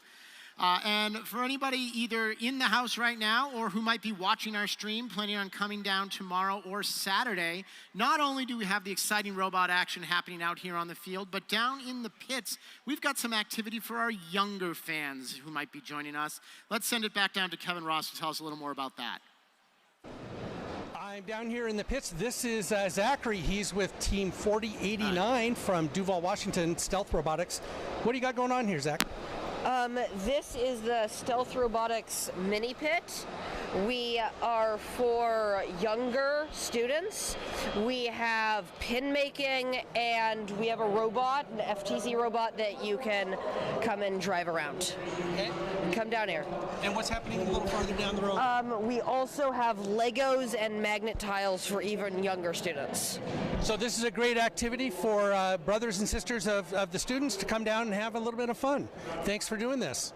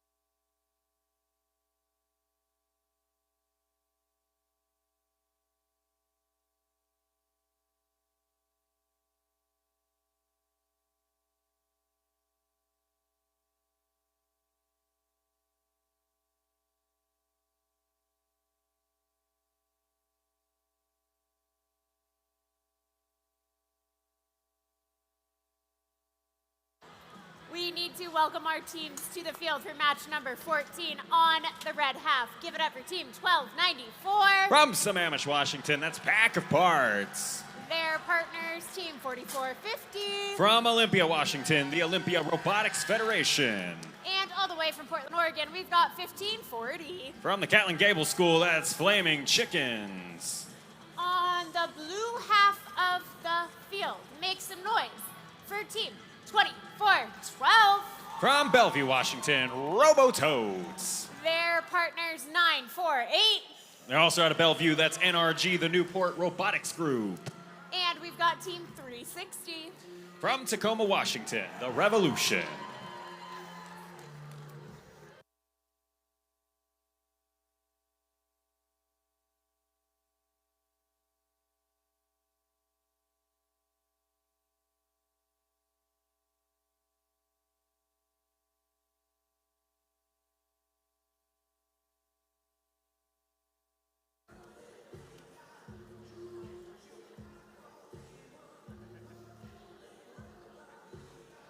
Drivers behind the lines, we are getting started in 3, 2, 1, go. Yet another qualification match underway here at the Northwest District Championship. Should be an exciting one to watch as always. We've got a variety of rankings coming into this match, but particularly to watch, we'll see if ORF is able to hold on to their number 4 rank and make it a 2-0 record. This autonomous is definitely a good indication of that potential, as they themselves pick up about a third, maybe a half of the 76 points the Red Alliance scooping up in Quals 14 Auto. Blue Alliance will have to go first on shift number 1 here, but NRG answers the call. They are ready with just tons of fuel to pepper that goal with, and it looks like the Revolution helping them as well from further back field. They've now got 2 Red Alliance robots to contend with their Pack of Parts, and ORF also standing by in blue territory. Flaming Chickens will also do a quick little lap around here as they chase the Blue Alliance machines out into the neutral zone. Robotoads now having to resort to passing fuel back into the Blue Alliance zone. Now, I'm not sure that's for their future use so much as trying to reduce the fuel this Red Alliance has access to. Between ORF and the Flaming Chickens, you've got a decimating amount of offensive potential, and they're showing it here in this shift. Already up to 161 points and rapidly counting. 3 seconds left on this hub shift, and the Red Alliance picks up about another 20 points there towards the end. Back towards blue we go, and they are ready. That was the Robo-Toads picking up 20 or so, maybe 30 points towards the Blue Alliance score. We got to get the other machines back over the bump in the midfield there. NRG empties out their hopper, 152 points on the board now for blue. Can Revolution join the scoring volley? No, but Robo-Toad's able to pick up about another 10 points to end shift number 3. Shift number 4 begins. Red Alliance now has their hub again, and it is the solo show of, who even is that? That's Flaming Chickens. From all the way in the top left corner of your screen. Right over top of the 360 machine, not at all deterred. Yikes. As they jump around, launching fuel into the Red Alliance hub. Now both hubs back to active for our endgame period. Final 30 seconds of the match. Absolute scattered approaches to how we're handling endgame here, as both alliances send a defender across to the other side of the field, but then not really much offense happening either. Slow going endgame so far. Here's Flaming Chickens trying to pick up some last minute score here, pushing them up to just about 300 points as they pelt the goal one last time. We'll count all that down as the match expires. It like happens all the time, and I'm like, this seems like.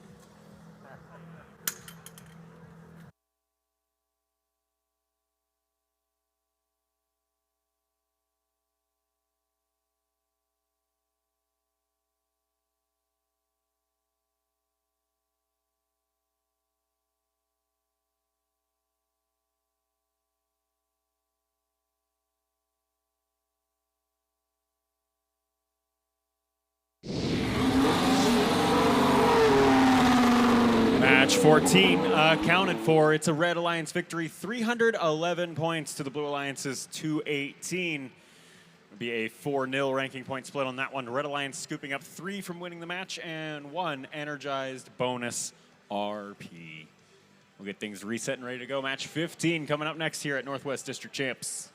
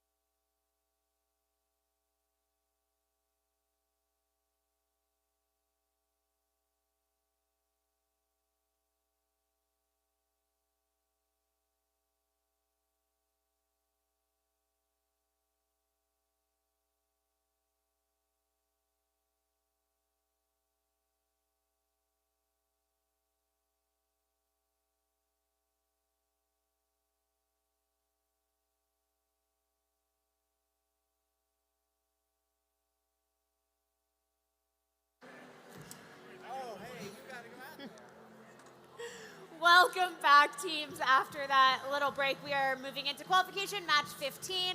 Starting with meeting our teams, we've got Team 5937. They're from Mercer Island, Washington. That's MI Robotics. They are joined in the middle spot by 492. They're from Bellevue, Washington, the Titan Robotics Club. And we've got Team 9450. From Woodinville, Washington, Velocity Raptors. On the blue half of the field, give it up for Team 4469. Federal Way, Washington, RAID, the Raider Artificial Intelligence Division. Their partners 1425. From Wilsonville, Oregon, Error Code 0. And we've got Team 753.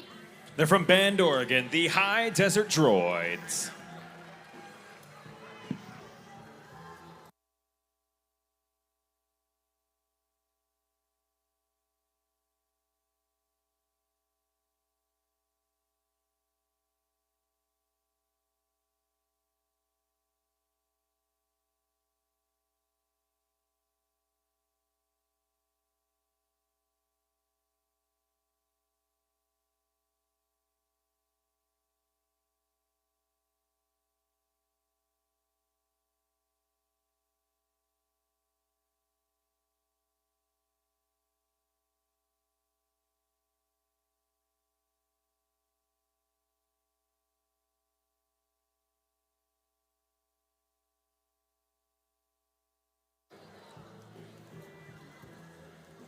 Drivers, make sure your toes are behind the line. We are getting started.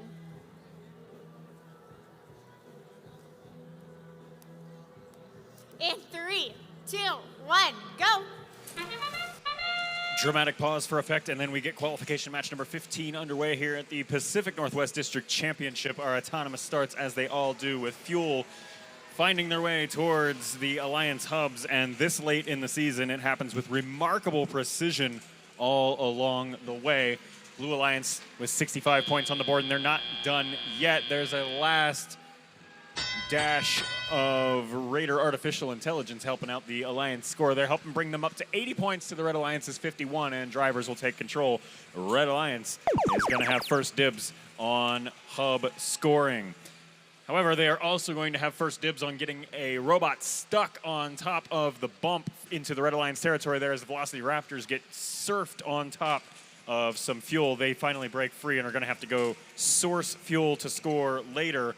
Their Alliance partners, MI Robotics, scooping up fuel into their internal hopper. They're kind of writing off this offensive cycle and deciding to regroup for the next one. Over towards blue we go with 120-something points on the board, and let's not even try to estimate all of that fuel that just went through.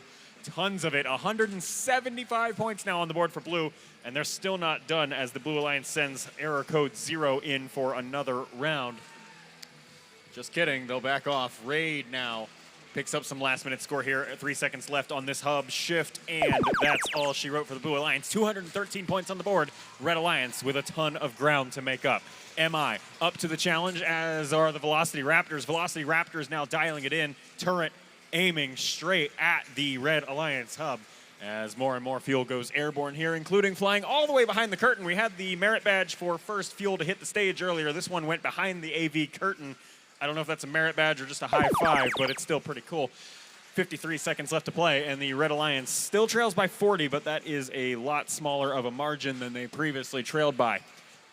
45 seconds left to play. Blue Alliance, Raid lines up for the layup. Here goes 10, 20, I don't even know. Lots of fuel connecting for the Blue Alliance, and it bounces back out into the neutral zone into the waiting hands of MI Robotics and Titan.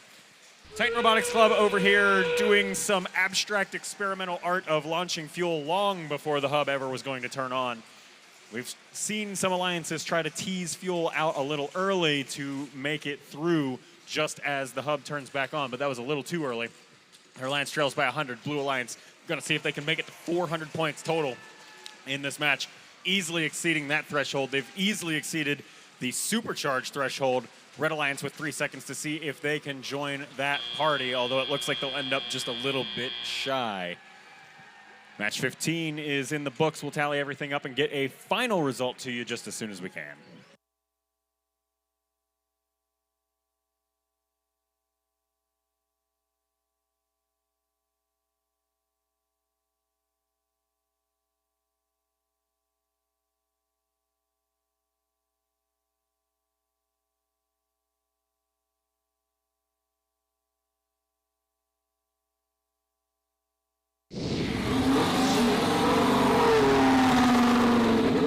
Match 15 is accounted for. The Blue Alliance wins that one handedly, 485 points to the Red Alliance's 332. There'll be 5 ranking points for each of those Blue Alliance teams towards their overall average, 3 from winning the match, 1 Supercharge, and Energize bonus RPs. Just the Energize bonus over there on Red to round things out for Match 15. All right. And at the end of that match, I want to talk about one of these teams that we've seen make a large set of improvements, I would say, over the last couple years. And that team is Team 753, the High Desert Droids.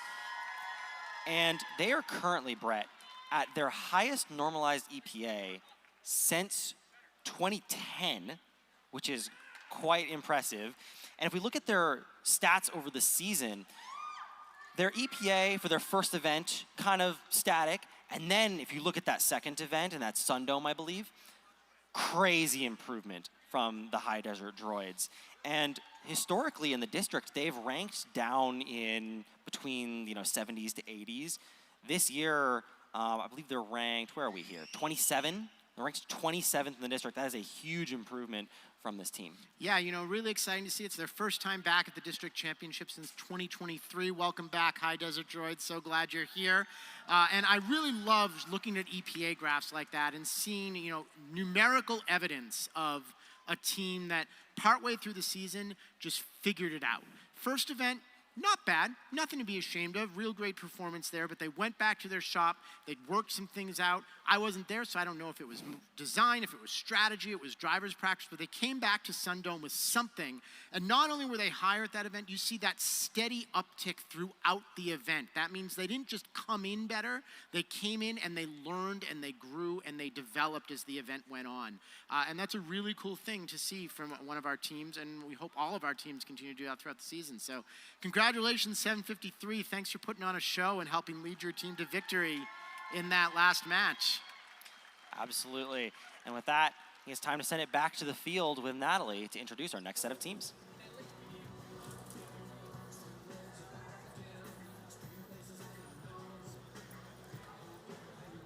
We are still getting things settled over on the red side, but while we do, let's welcome our team, starting with Team 9023. From Sammamish, Washington, they're the Future Martians. In the middle, we've got 5468. From Bend, Oregon, Chaos Theory. And we have Team 1595. From Spokane, Washington, they're the Dragons.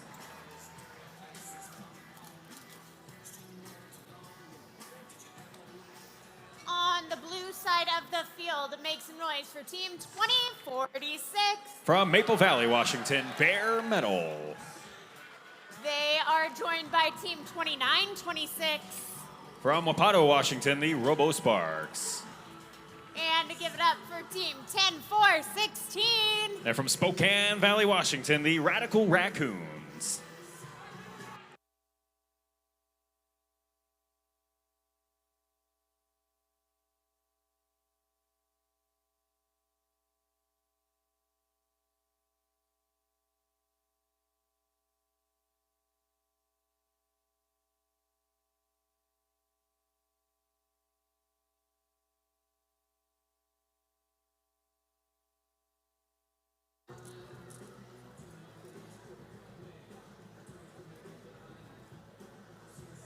Drivers behind the lines, we are getting started in 3, 2, 1, go!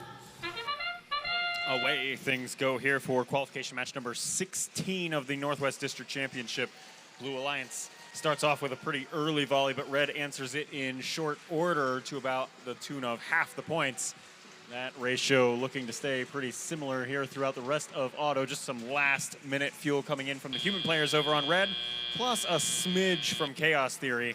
But that still leaves them with a 40-something point deficit, trailing Blue as drivers now take the controls. Here's the Blue Alliance making use of just those few seconds they have of scoring ability before the Blue hub turns off. Red Alliance has our first teleoperated shift here. Here's Chaos Theory and Future Martians trying to put it to use. Tons of fuel making its way airborne here. 20, 30, maybe 40 points along the way, but they get slowed down by the Blue Alliance machine of Bare Metal coming over and stocking up their intake. That Blue Alliance machine just burgeoning with fuel as it drives across the bump, and they launch a lot of that fuel just a little bit early so that it counts right as the hub turns on, and they have a little bit more time to go reload their next batch from that bottom right corner of the field. Most of it successful. Bare Metal really dialed in on the accuracy there on their offensive contributions. We'll also see their alliance partners come over just a little bit late to contribute too much offensively on that cycle, but that was the Radical Raccoons at least picking up a few points there towards the end of that shift. Over on red, we have Chaos Theory with their just-in-time delivery mechanism trying to get around the Robo Sparks 2926 machine. They'll have to go to the bottom left corner of the field there, and then they just get boxed in for a moment by Bear and Robo Sparks. Robo Sparks kind of limping along in Red Alliance territory here. Blue Alliance up by about 140 points here with still plenty of time left to play in the match. Here comes the Radical Raccoons looking for the quick layup right next to the Blue Alliance hub, about 60%, 70% accurate, and they'll go back to the neutral zone to try to stock up on more fuel. The future Martians doing similar here for red as they stand right in front of the head ref panel in center field. Just a few more pieces of fuel left for them to pick up, and then we'll see them trek it on over to the Red Alliance side. They pass it to Chaos Theory, a bit of an underhanded pass. Chaos Theory dousing the hub with whatever fuel they can, but their Alliance way in the rearview mirror of the scoreboard on this match. Blue Alliance absolutely running away with it, having secured the supercharge bonus RP, and the match expires.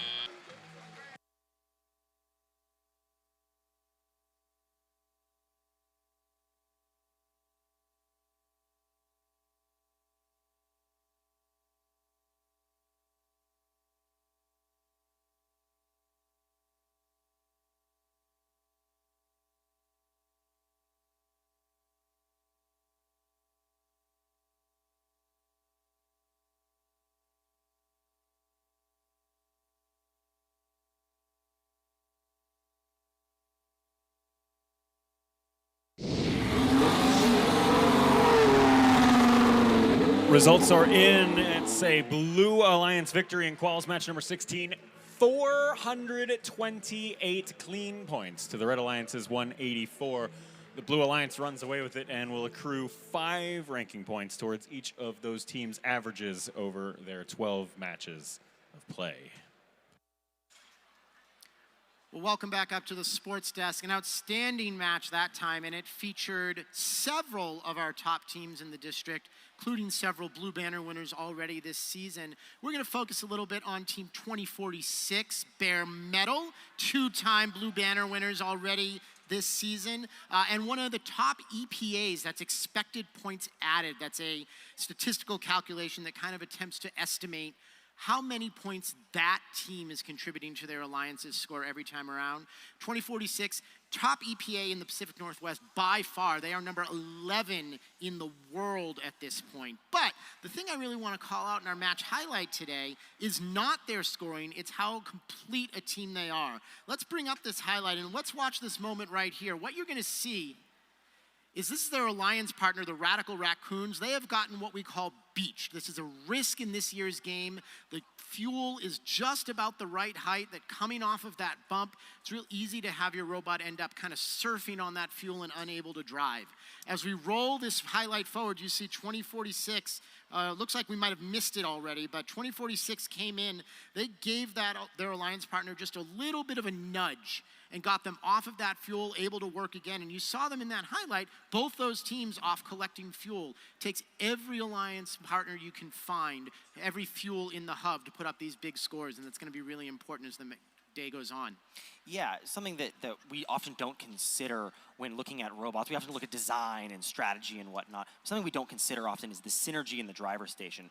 These drivers are able to go to each other and say, hey, we're stuck on the field right now. Can you help us? And as an alliance, of course, it's beneficial to help each other out and make sure that your alliance partners are taken care of. Yeah, it was outstanding work by 2046, kind of showing why they are a championship team, and they're going to try to bring that up for the rest of the week. We'll take a quick break here, and we'll have our next match on the field in just a moment.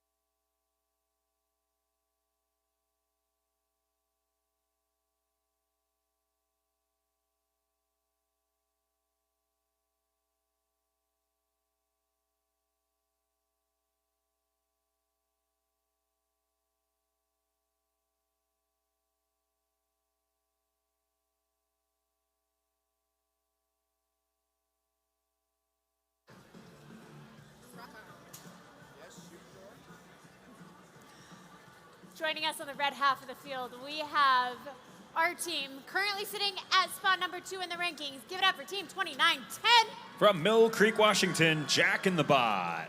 We have 4125. From Umatilla, Oregon, Confidential.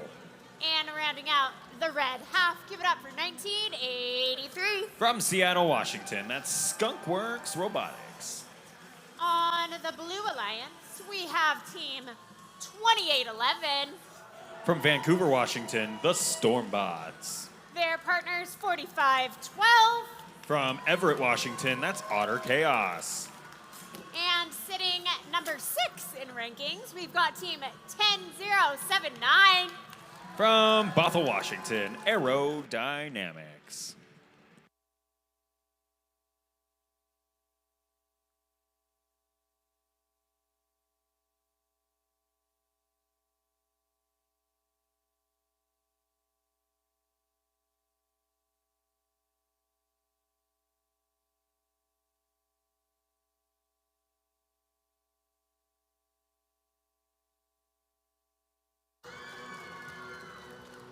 We've got teams ready to go. Drivers behind the lines in 3, 2, 1, go. We are rolling for qualification match number 17 here at our district championship. And we see the flood of Red Alliance fuel making its way towards their hub. Picks up a total of 47 points, and it looks like that's about where things are going to come to rest here for Red, unless Jack in the Bot has a last-minute surprise. Haha, there it is. Tons of fuel. 60, 70, 80 points on the board when everything comes to rest, giving them a 25-point lead before drivers take control. Now Blue Alliance kind of on their back foot here, having to scramble to go find fuel to take shift number 1 on offensive territory. There's Otter Chaos from Everett lining up. They're within layup territory. Are they able to scoop up some fuel? Yes, they will. They'll pick up, let's call that 15 or so points. 17 exactly along that cycle. And otherwise, very calm on the Blue Alliance side. Here comes another Otter Chaos cycle. About another 12, 15 points on that one. And we'll shift things over to Red. Now, this is a little unexpected. Red Alliance completely silent to start things off on shift number 2. Finally, Skunkworks able to get something to go, but Jack in the Bot just down for the count offensively as they get stuck by the Stormbots. Here goes Stormbots again, diving in for another heavy defensive hit, trying to keep Jack in the Bot out of their happy zone for fuel launching. Jack in the Bot still able to pick up enough score to retain a 40-something point lead, and we'll switch things back over towards Blue. Jack in the Bot passing to their future selves over on Red, but then Stormbots picking up those passes and sending them back over towards Blue. In economics terms, we would call that a productivity of 2, but in real terms, this is just passing the same fuel over and over to no gain. Here's Jack in the Bot with some fuel that they brought over from the neutral zone. Picks up about 10 or 15 points, but then they're going to have to fight again against Stormbots. That leaves Skunkworks wide open, though. 1983 able to pick up some layups in Red Alliance territory. And Otter Chaos sneaks on by with some fuel for their own use later on. They drive back into the Blue Alliance territory, and as their hub turns back on for endgame, they fire it all towards the hub. 20 points separate your two alliances with 20-something seconds separating us from a match result. Jack in the Bot back across the bump, smashes into Stormbots. Skunkworks wide open from downtown, but then stops the offensive stream. Just 5 points separate your two alliances now. Jack in the Bot says, just kidding, and they're able to get the volley to go, connecting 20-something pieces of fuel. And to round things off in the match, Confidential picking up about 5 or 10 points there on Red. Referees getting their jumping jacks and steps in there towards the end of the match. Not even going to try to guess what that was. We'll just get a final score to you in a little while.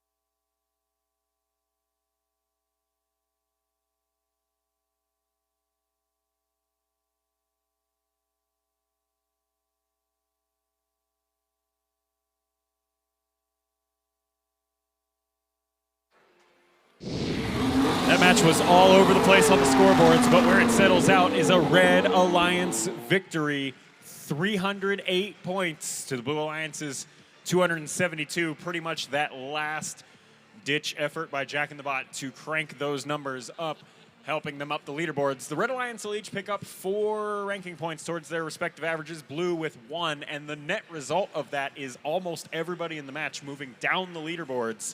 A tightly contested one here at District Champs. A very tightly contested match, in fact, Josh. Thank you very much for that. And, you know, it was very back and forth. Looked like Red was going to take it. Blue came storming back. Thought maybe Blue was going to pull it off. Then Red comes up in the end by a close by rebuilt margin, but not super close result. And I think the biggest thing you and I were talking about over here, Jake, as we were watching that match, is this was maybe the best match with a demonstration of a defensive strategy that we've seen so far. Let's take a look at our match highlight this time.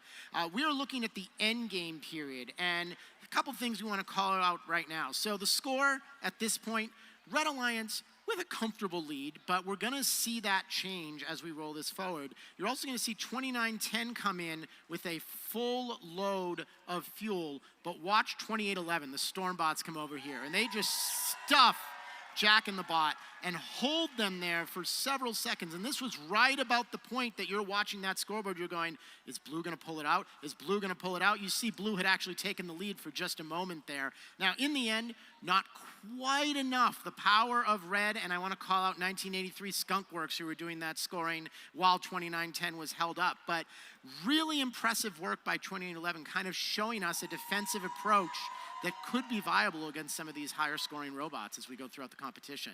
100%. We've seen a lot of defense by 2811 this year. They've really shown that they understand this game and that they understand where they need to position their robot to slow down their opponents as they attempt to make their offensive cycles. Yeah, one of the things we didn't get to show in the highlight that I thought was really interesting also was 2011 mostly playing defense. They hung out over on the Red side of the field. When the Red Alliance hub went inactive and those 3 Red Alliance robots went off in search of fuel, 2011 ended up collecting the fuel that was hanging out on the Red side and sending it back to their alliance partners on the Blue side. So kind of taking on a hybrid role of a defender and a passing bot, depending on what time it was in the match. So really excellent work by the Stormbots. Looking forward to seeing if other teams pick up a similar strategy throughout the week. Yeah, absolutely. And we're going to see a lot of that strategy develop as we go through this competition and as teams start setting their sights on Houston, and people are going to really start wanting to change their strategies around, to evolve and change it up so that way potentially other teams can't catch on to what they're up to. Can't wait to see more of it play out. We'll take a quick break and back to the field for our next match right after this.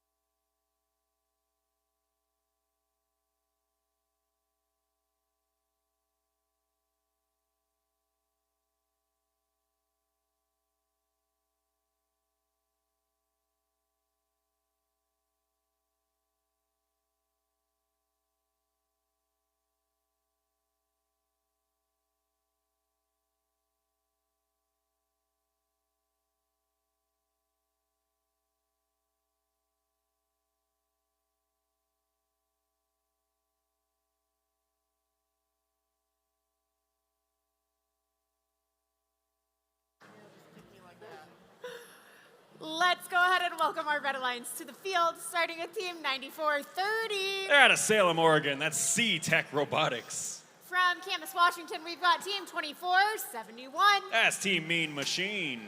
And we've got Team 8248. They're from Seattle, Washington, Chain Links. Over on the blue half of the field, give it up for Team 955. From Corvallis, Oregon, that's Control C. We have our district event impact winners, Team 25-21. From Eugene, Oregon, that's Cert. And make some noise for Team 36-63. From Bothell, Washington, CPR.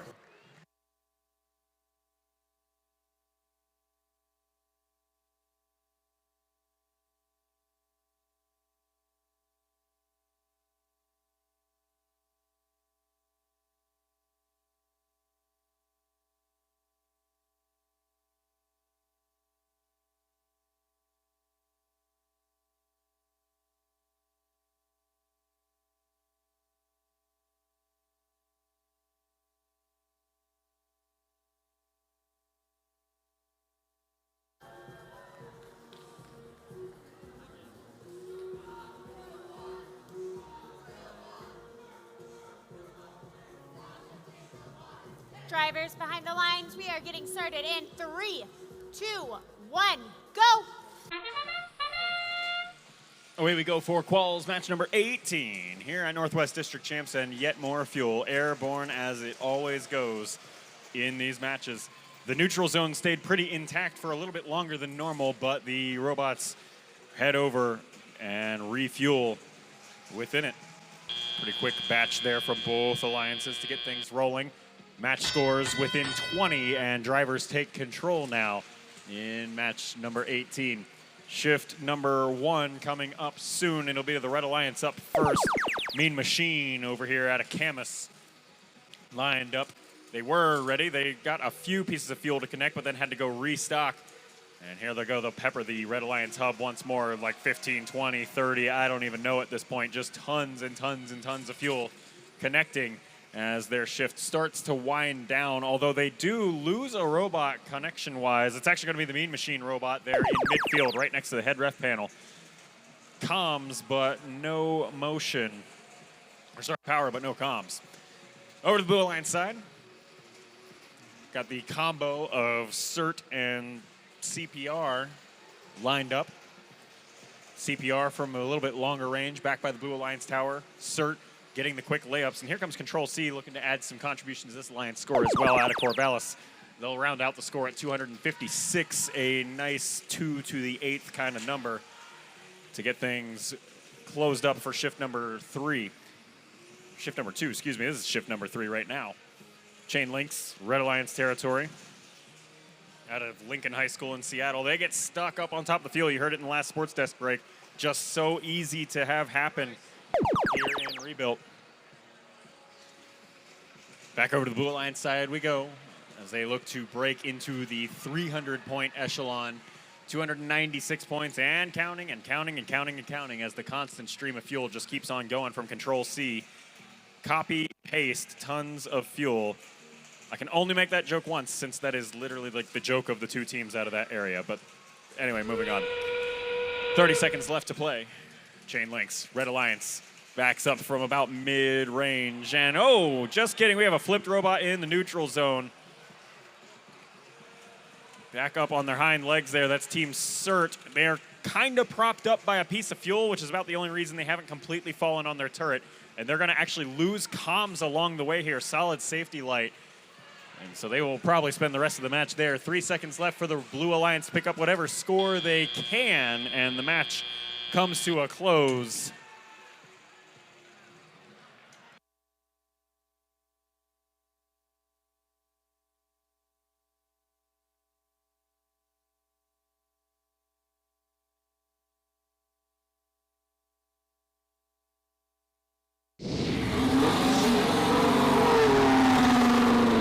Match number 18 complete, and the Blue Alliance takes it home, 453 points. So the Red Alliance is 223, and that'll be a 5 RP match, boosting the leaderboard positions for each of those Blue Alliance teams. Corvallis up to 11th, and CERT up to 13th. What an interesting match that we saw there. A little bit of an unfortunate match. We saw a lot of the Red Alliance heartbreak. A lot of robots, unfortunately, not moving on the field. And this unfortunately does happen as radios get disconnected. This is quite late in the season now where robots are really starting to to feel it, right? Yeah, one of the things we often forget is this is as much an engineering challenge as it is a gameplay challenge. And all manufactured devices, all components can fail in various ways. So unfortunate for our Red Alliance that time, but they'll get it fixed and they'll be out here for the next one. But I do think, Jake, you had something more positive you wanted to look at for our Blue Alliance. Yes, I do. I want to talk about one of the robots on this alliance, and that's Team 955, Control C. I can hear you guys up there. Very excited. They have quite an interesting design that they went for to be simple. Note that they don't have a turret on that robot. But what they do have that a lot of the turret teams have is shoot on the move. This robot is capable of sliding around by that driver station, grabbing all that fuel that has been dumped over there, and shooting it up and in as if they had a turret, but they don't. And we've seen a lot of quite good progression from this team throughout the season on their shoot on the move. We didn't really see that a whole lot during the first event that they played. At their second event at Clackamas, we saw them play it a lot, and with the way they've described it to me is almost a wax-on, wax-off motion where their robot is moving around to help avoid some of the defense. Yeah, and of course that turret, a very popular engineering and design choice this year to give you the ability to hit that hub from any position and any orientation on the field. But turrets, challenging to build, challenging to maintain, challenging to program. And so we've seen a lot of teams have to make the choice of, do we want to try to take on this more complex component that would give us a gameplay advantage if we can make it work, but might be more susceptible to various types of failures or struggles if we can't quite get it there. And so 955, a great example of a team that said, you know what, we're not sure that that's the right choice for us. Let's see if we can do something else to give ourselves a little bit of advantage. And I love this idea of, we need to keep ourselves oriented, but let's trust our driver to do that, and then we can just shoot while we're moving. And I really love seeing teams that instead of trying to solve a problem mechanically, they solve a problem with their humans. They say, you know what? We got a driver behind those controls. That driver knows what they're doing. Let's let them do the aiming instead of asking some software to do the aiming. Really cool to see, and nice work to 955 in that match. Absolutely, and it looks like we're ready with Natalie on the field to introduce our next teams. On the Red Alliance this match, we are sure to see some feathers go flying with our bird team, starting with team 2412. That's the Robototes. We also have team 1540. The Flaming Chickens. And rounding out the red side, it's 6696. That is the Cardinal Dynamics. On the Blue Alliance, from Sandy, Oregon, we have rookie team 10991. The Pyobites. In the middle, we've got 2522. Royal Robotics. And we've got team 1778. Chill out.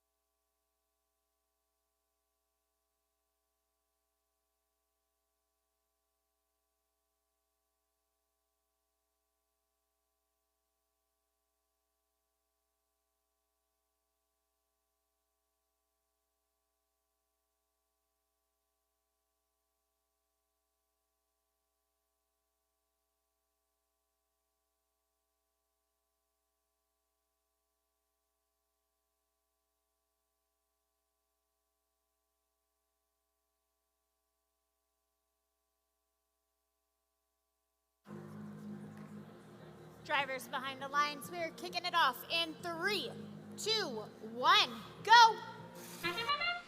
Wheels rolling, qualification match number 19. 4 robots once again at the center of the field. A little bit of a collision. There's a Red Alliance robot, Cardinal Dynamics. 6696 does appear to be briefly in Blue Alliance territory as they run into a opposing Alliance robot. I'll leave that call to our referees. 2 red robots picking up field from neutral zone. Robototes, they bumped into the rear field wall, dropping off a couple of pieces of fuel just outside by the head referee station. And with the bell, we have drivers hit the controls and just about 2 minutes and 15 seconds left to play in the match. Blue Alliance currently in the lead, and that means that the Red Alliance will have their first turn at scoring in the Red Alliance hub.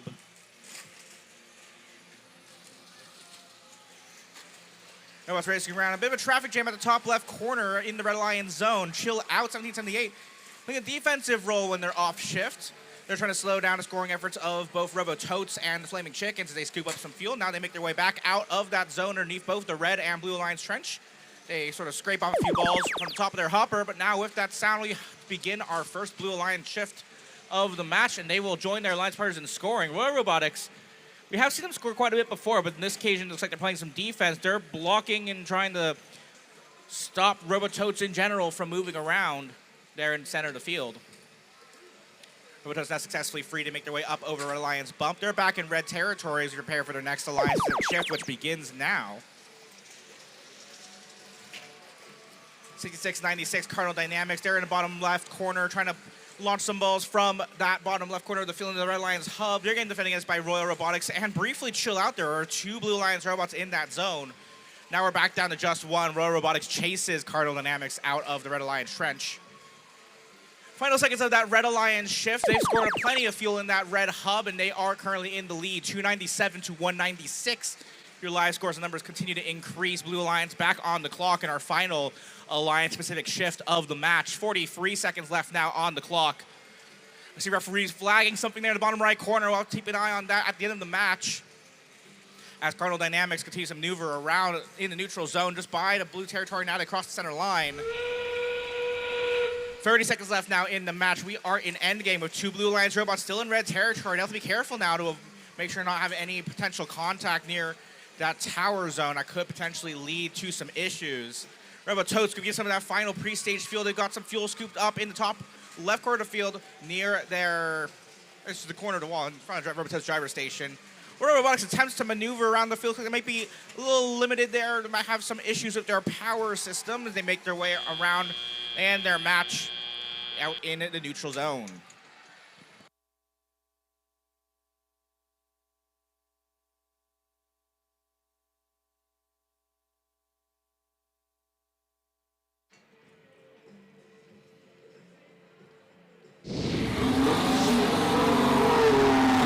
Scores confirmed for the Red Alliance there in qualification match number 19. Final score 428 to 292.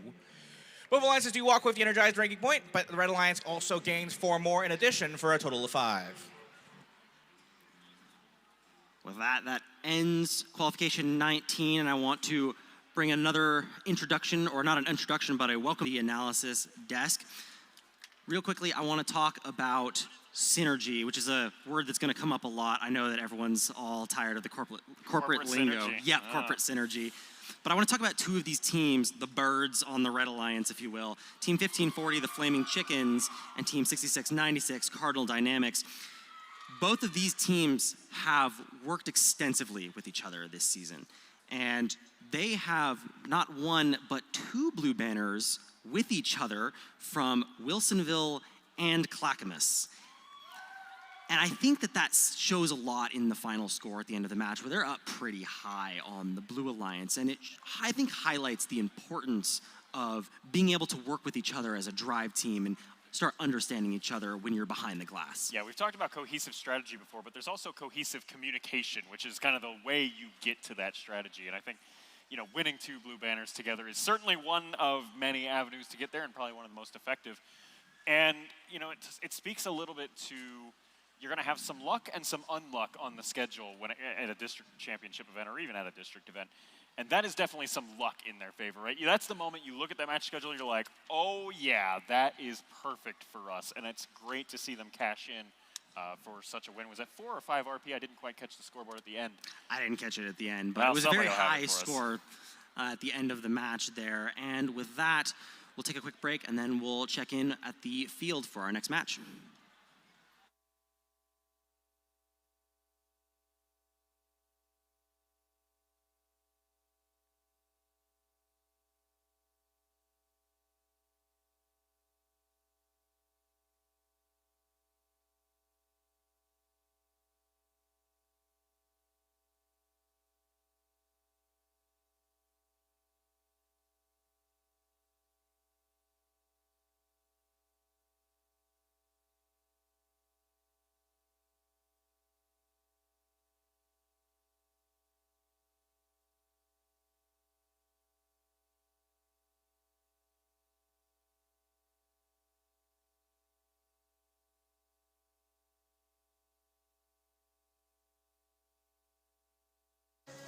Robot fans, before we meet our teams, please give a warm round of applause to welcome back our game announcer, Austin Genchi. Hi, folks.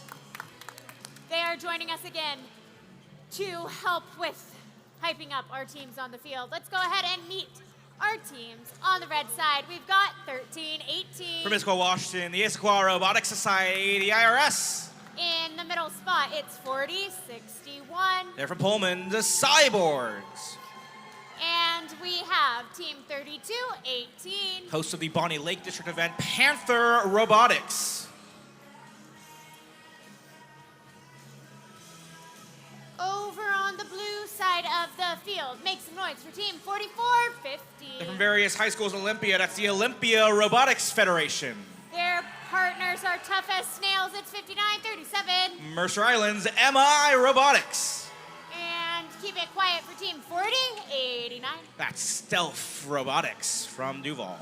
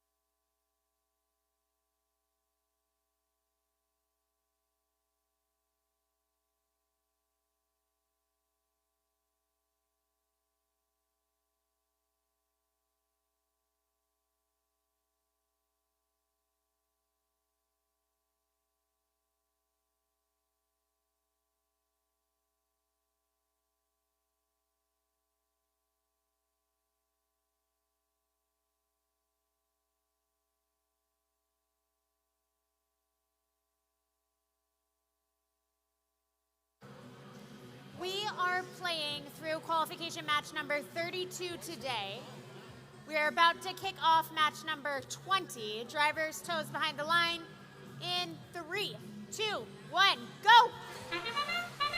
We're ready to go with qualification match number 20, 1/5 of the way through our several days of qualification. The IRS, they're sending up some fuel into that Red Alliance hub. I think a few of those shots fly just on over. And they briefly stop by a collision between two Blue Alliance partners. That's 489 Stealth Robotics, 5937 MI Robotics. A couple of those pieces of fuel do end up ultimately landing inside 489's hopper, and we see the respective referee flags. We'll have to see what happens there at the end of the match when our referees finalize the scores. But first, we got several seconds here of teleop. By several seconds, I mean 2 minutes and 7 seconds of teleop, and 20 seconds left on our first Alliance Civic shift, which is going to be the Red Alliance. There it is their turn to start scoring some fuel. Meanwhile, just in front of that Red Alliance hub, as that hub begins to output the fuel that's scored, Blue Alliance picking that up. I believe that was both Stealth 4089 and Olympia Robotics Federation 4450, both picking up fuel there. They're picking up the refuse, the leftovers of the Red Alliance is scoring now on their own Alliance-specific shift. They're going to go ahead and start scoring that in the Blue Alliance hub. All that valuable fuel continuing to be worth 1 point per piece of fuel scored in that illuminated hub.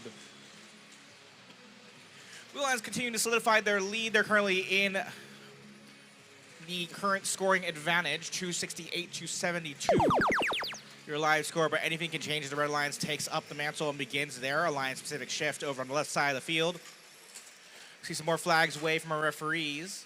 489 Stealth Robotics, they grab a few fuel for the Blue Alliance for sneaking away stealthily outside underneath that Red Alliance trench. Nope, they now make their way up over that Red Alliance bump, and they look to steal some more. The Robotics Society, they grab some fuel and try to do some final scoring. Just where that hub deactivates. They're joined by Panther Robotics for 218. We watch them navigate around the field. They exit their Red Alliance zone. They begin to pick up some fuel out in the central area. Blue Alliance hub outputting plenty of fuel as they continue to hold a lead. And we approach our end game. Their whistle now, and arcs from both sides of the field make their way into each of our Alliance's hubs. Red Alliance scoring fuel. Here comes Panther Robotics, Ferry 218. They line up and score a handful of fuel in the hub. We're making their way back around to look for more there in the bottom left corner by the team's outpost. Out on the Blue Alliance side, Stealth Robotics, they work on some fuel. They now make their way back to the central neutral zone to grab some additional fuel to score. Their Alliance partners working hard as well, scoring some fuel in the final seconds of that Blue Alliance hub activation.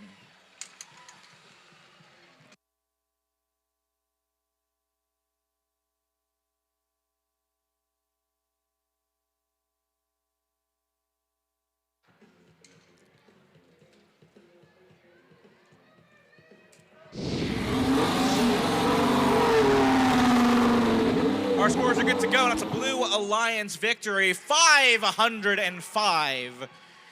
The Red Alliance is 152. Excellent work from both sides there, with Blue Alliance earning 5 ranking points. Well, what an exciting qualification match number 20. We are 1/5 of the way through our qualification matches. I'm up here at the sports desk with my friend Evan Klein, MC extraordinaire, and now going to help tear apart some of these matches. And in particular, what an interesting match just on the stats coming into that match. There's the historical trends of past Pacific Northwest District Championships. One insight we found that was just fascinating to me in particular. Panther Robotics came into that one 5-0 in the past 4 years against MI Robotics at Northwest District Championships across all the quals matches. But Blue Alliance in this one, who we saw ends up winning the match, with both of them in the top 8, and we had Stealth Robotics came in number 5th, and I think MI was somewhere in the area of 7th or 8th on the district points leaderboard coming into this match. So strong current seasons, and we see that the past really has no predictive outcome on this one. These teams have really dialed in this year's strategy, these new drivers this year, really putting up impressive scores, and finally getting the first win in that head-to-head rivalry between Panther and MI on that one. Yeah, you know, it's interesting to look at team performance at past events and then past district championships as well, but, you know, a good indicator that you have for team performance and the current season is you really lean into the awards that have been handed out at past events. So, as you know, there's a lot of judges out there. They're in the pits right now talking to the teams, trying to figure out what awards they're going to hand out at this event. But if you look historically at the awards that have been handed out at previous events, out here on the field, the one that I always key into is the quality award.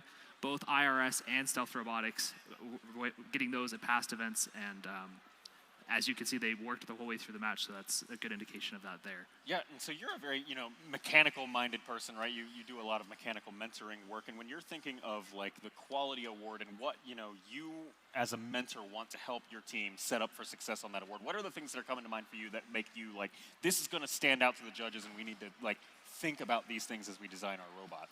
Yeah, the ones that we try to focus on the most, or I like to see teams focus on the most, is just the overall, it sounds easy to explain, but, the overall quality of the robot, right? It's like how the wires are routed, how the mechanisms are built. Do the bearings still have their covers on them to keep the grease in there? Makes everything run smoothly. When you run the mechanisms, is there a lot of back drag inside of the mechanism? That can add to your overall current draw, which can limit your total match time and things like that. It's just small things you got to pay attention on. Something that you'll notice some of the teams do is they come on the field, they'll actually use bottles of compressed air to chill certain mechanisms on their robot in order to make sure that their main breaker doesn't pop early or other things like that. A little advantage is that you can give yourself the edge as you head into the match. Like providing a little bit extra heat sink, like a little extra thermal runway, basically, going into the match. Right. Interesting.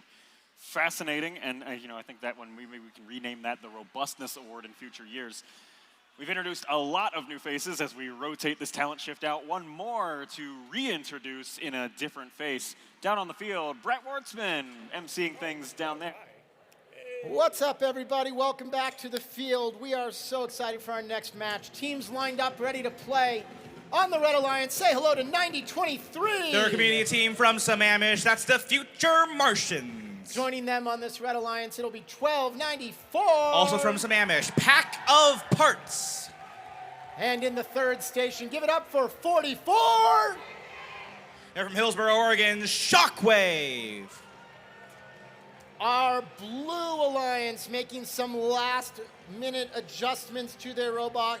Say hey to 8051. From Tequila, Washington, Tink Rex. I see you over there. We're good. Center station's going to belong to the second-year team, 10416. Right around these parts of Spokane Valley, Washington, the Radical Raccoons. And last but certainly not least, wind it up for 997. Corvallis, Oregon, Spartan Robotics.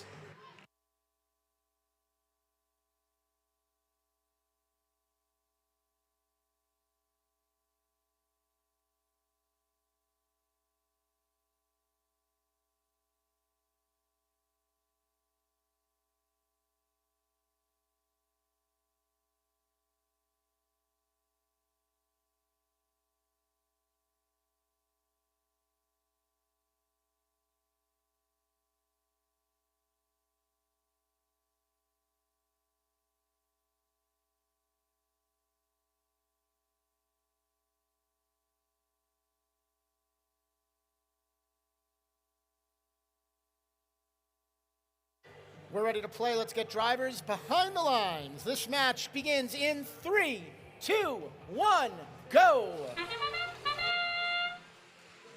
Kicking off qualification match 21 of various robots sweeping the field. They're in a neutral zone, making most of those pre-staged fuel. 3 robots scoring, or rather 2 robots scoring, but 3 robots in the Red Alliance zone.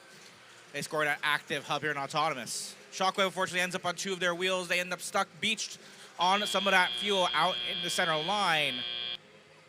And then they're going back now to tally up. Drivers take the controls. They've got 2 minutes of 20 seconds on the clock to play here. Shockwave's still stuck there on that fuel. Looks like Pack of Parts will be coming to help them out. After a couple of bumps and shoves from their alliance partner, Shockwave back on all 4 wheels. They make their way back around the field, back underneath the red trench into their alliance zone as they prepare for their next shift. It's currently the Blue Alliance's turn. You see the lights illuminated around that blue hub. They've got just a few more seconds to score in their hub. A long shot there from, I believe, Tink Rex ends up landing actually on the other side of the field. Looks like they're also briefly stuck there. Hopefully their alliance partners, maybe the Radical Raccoons, 10416 over there can help them out. That third Blue Alliance member is 997. That's Spartan Robotics. They're out here deep in the Red Alliance territory, trying to slow down and impede the scoring efforts of the Red Alliance.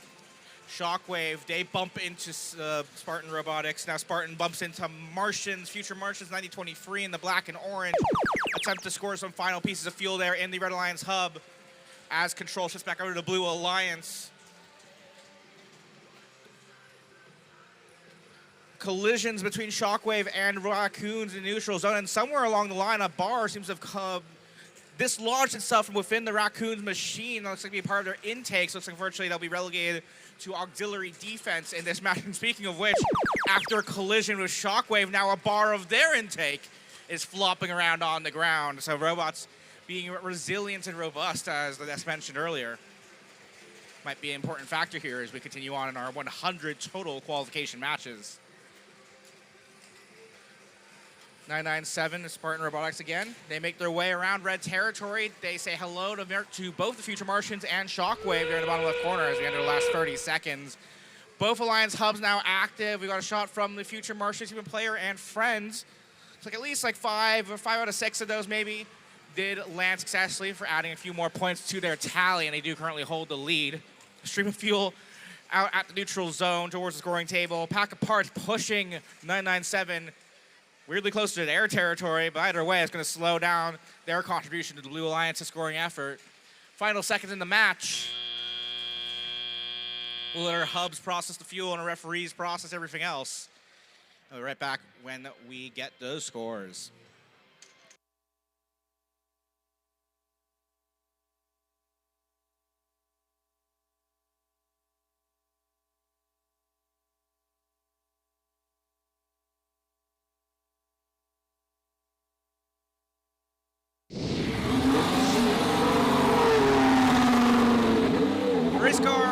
race cars as the Red Alliance is the victor in that match. 268 to 122, your final score, with 4 ranking points, the Energized and the Free for the win to your Red Alliance.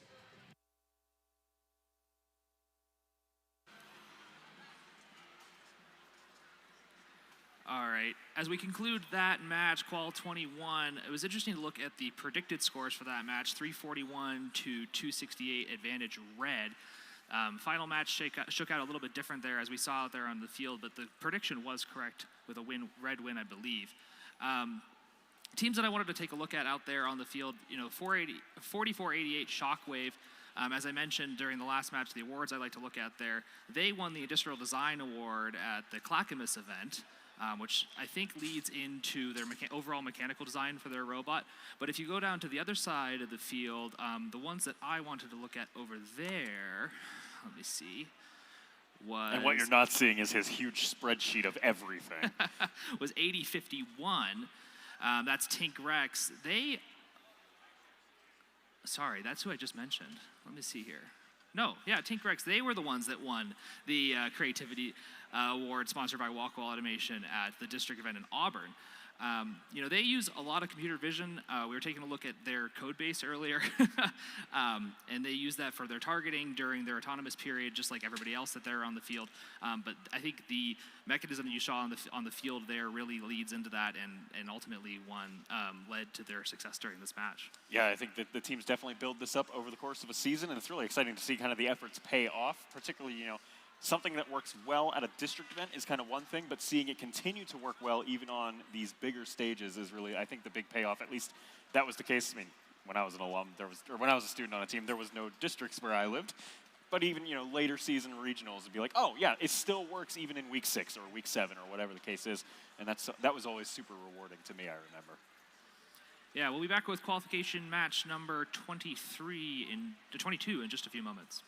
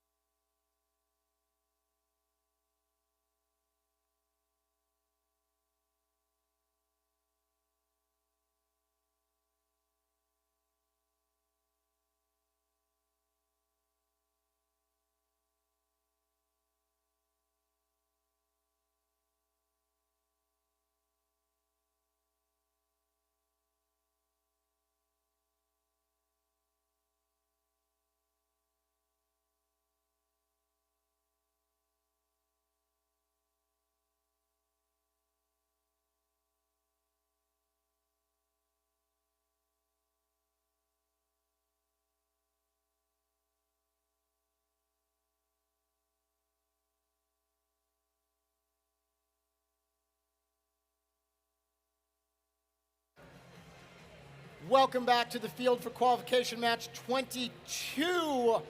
Our Red Alliance this time led off by Team 4512. Otter Chaos. 2-time event winners already this year, looking for a third. It's 8896. Wolf Tech Robotics. And all the way up from Oregon, it's 753. That's the High Desert Droids. On the Blue Alliance, they've got a blue banner this year already themselves. It's 1983. Skunkworks Robotics. Next to them, make some noise for 957. The South and West Albany Robotics Maniacs, or Swarm. And some of the local teams, give it up for 1595. That's the Dragons.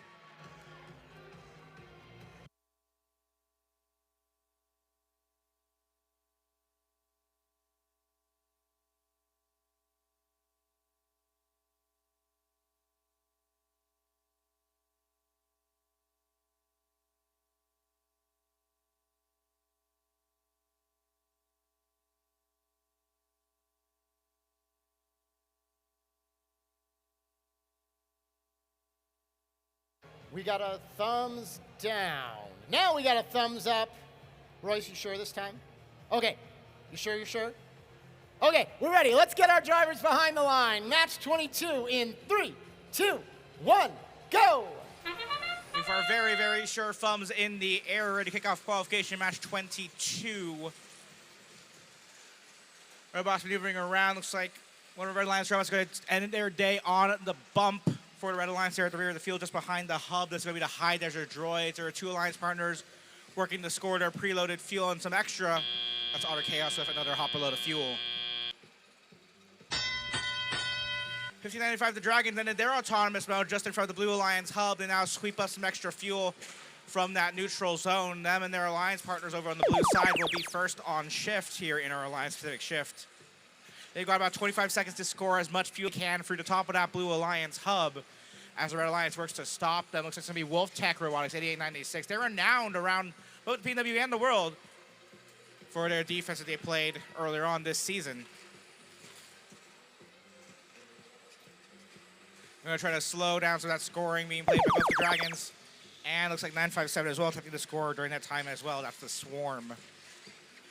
Now Star Alliance's turn to play. Otter Chaos, 4512. They're grabbing some fuel from that little fenced-off area at the Alliance wall.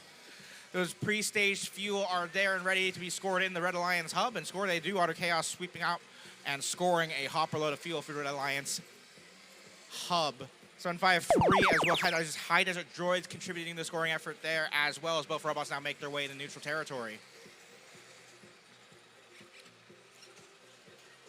Blue Alliance working away now. They've got about 14 seconds left on their shift, and they are currently in the lead by a relatively thin margin. So we shall see what happens as Wolf Tech continues to play defense, slowing down these Blue Alliance robots. They got their eyes on the Dragons, and they've got them underneath the Blue Alliance trench as we shift control back to the Red Alliance side. Otter Chaos, they're up by the Red Tower. They grab some more fuel from their stockpile they've got just along the back wall. They score that now. That's clean arch of fuel in the open top of that goal. Pretty much all of that fuel making it in. Same for the High Desert, same for the High Desert Droids as they score in the Red Alliance hub as well. And with that, that's the conclusion of our final Alliance Pacific shift. Both Alliances hubs now active. 20 seconds left on the clock. Wolf Tech continuing to play the best defense they can there in the Blue Alliance zone. See some referees' flags wave in the air. We'll see what they have to say after the match. Red Alliance navigating around. We got 5 seconds left on the clock. Some final scoring from both Alliances. Skunkworks, they make their way towards the Alliance wall. And one final shot from a Blue Alliance player will conclude the scoring in match 22.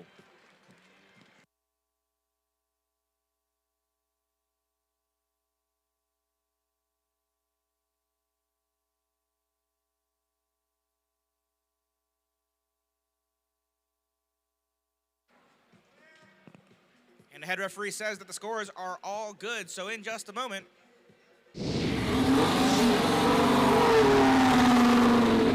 Your Blue Alliance with victory in that match, 217 to 198, the final score in a very close margin. They do walk away with 3 ranking points for that win.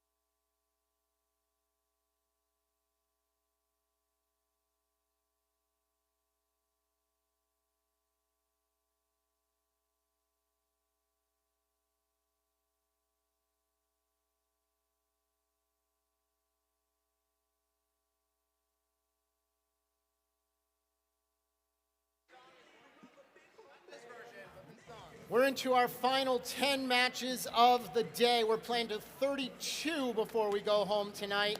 Let's meet our teams. The Red Alliance begins right here with Team 5468. Bend, Oregon's Chaos Fury. They're going to be joined by Team 2374. That's Jesuit Robotics from Portland, Oregon. And the third member of this Red Alliance, 9450. The Velocity Raptors from Winville, Washington. On the blue side of the field, showing as our current number 3 seed, it's 4915. Bainbridge Island's Spartronics. In the center station on blue, give it up for 492. They're from Bellevue, Washington, the Titan Robotics Club. And last but not least, say hey to 4131. Renton, Washington's Iron Patriots.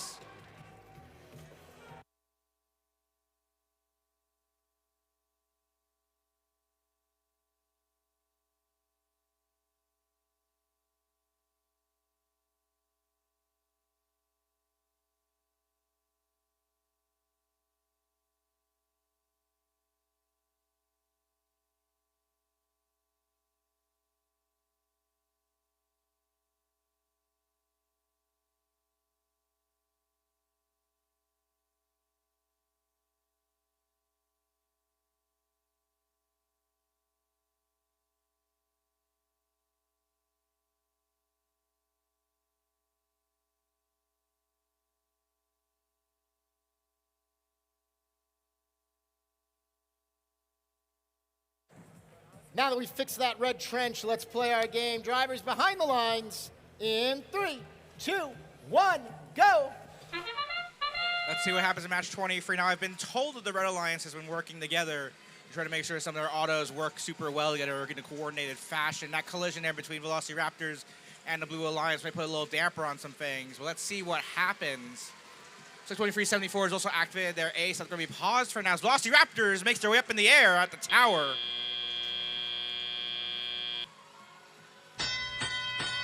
And it looks like based on referee's calls, an extra 15 points of bonus there for that autonomous climb. We shall see what happens as we continue on further in our teleoperated mode. First Alliance Pacific shift is the Blue Alliance. They'll try to add to their score or catch up to the current red lead, 90. Well, I say that. Blue Alliance has already caught up. Live score 102 to 92. The both Alliances working away. Chaos Fury 54-68 in the black and green.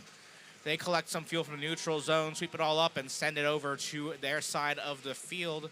They're joined by their alliance partner, 9450, the Velocity Raptors, which sort of specializes in that sort of action. They don't really have a hopper, so they're passing fuel, in this case, directly into the Red Alliance hub.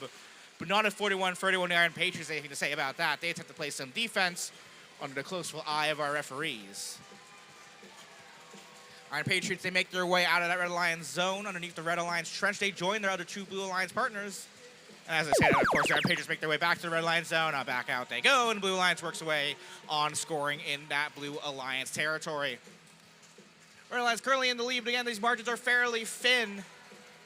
Just another hopper load of fuel through that hub could make the difference. Chaos Fury and Velocity Raptors trying to work together to send some fuel out from the neutral zone into red territory.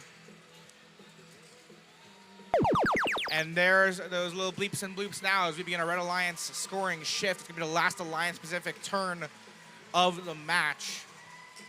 492 Titan Robotics Club, meanwhile, is cleaning up the leftovers out there in the neutral territory, and same with Spartronics. 4915, actually, they seem mildly sort of up on a Red Alliance bump. They weren't actually stuck, but they do make their way now back towards Blue Alliance territory to Robot Artemis. 30 seconds left now on the clock at both Alliance hubs active. Red Alliance currently in the lead. They've surpassed the supercharged ranking point bonus. Both Alliances walking away with at least one ranking point. But which Alliance will take the win? Another flurry of fuel coming into the Blue Alliance territory, or Blue Alliance hub. There from the bottom left corner. It looks to be possibly 492. No, that was Spartronics, I believe. They hop over to Blue Alliance bump, make their way up to neutral zone, make their way back home for one last scoring shift as the match expires.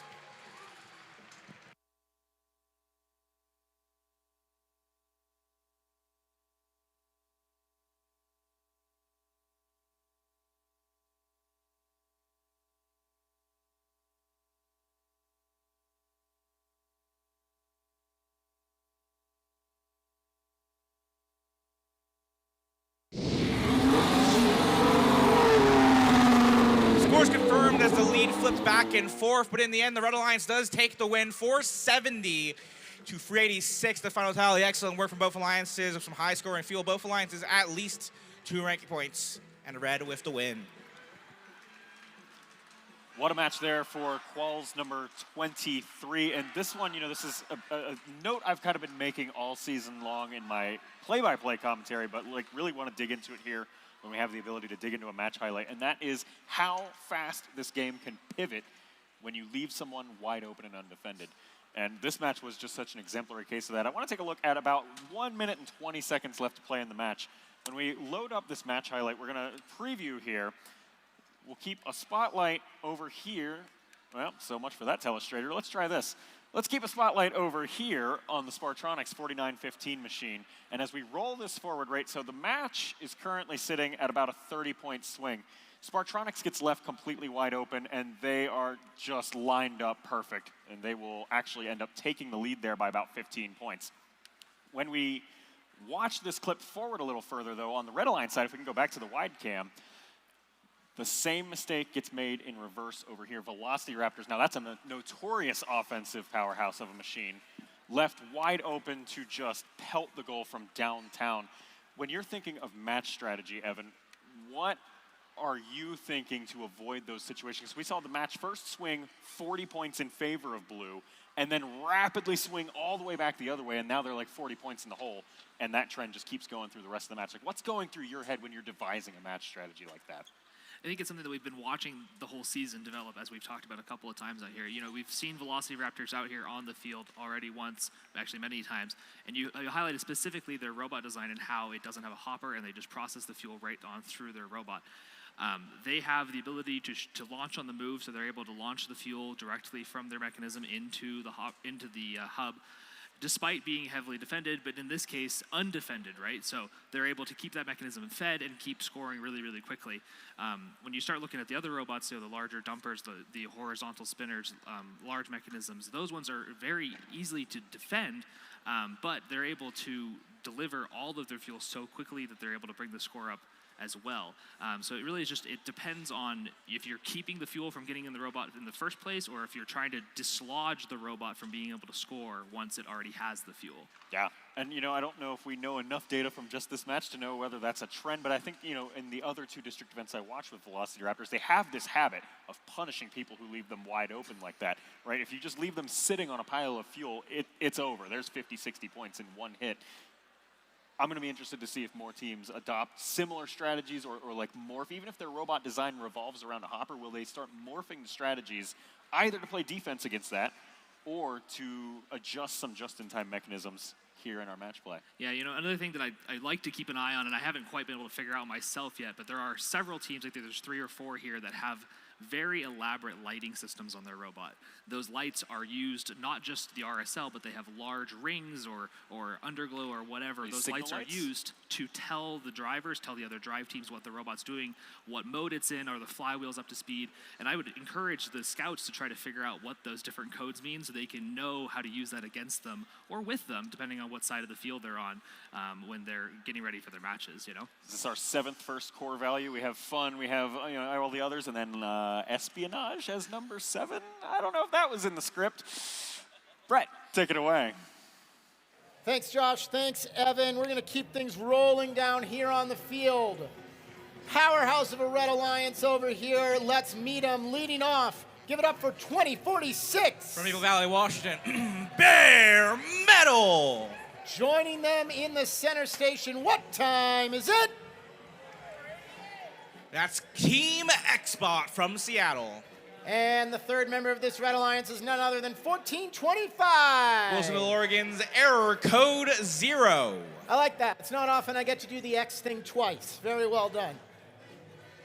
On the Blue Alliance, give it up for 2811. From Vancouver, Washington, the Stormbots. Joining them from the southern part of Washington, it's 3674. The Cloverbots. And finally, they bring the energy. It's 948. That's NRG, the Newport Robotics Group from Bellevue, Washington.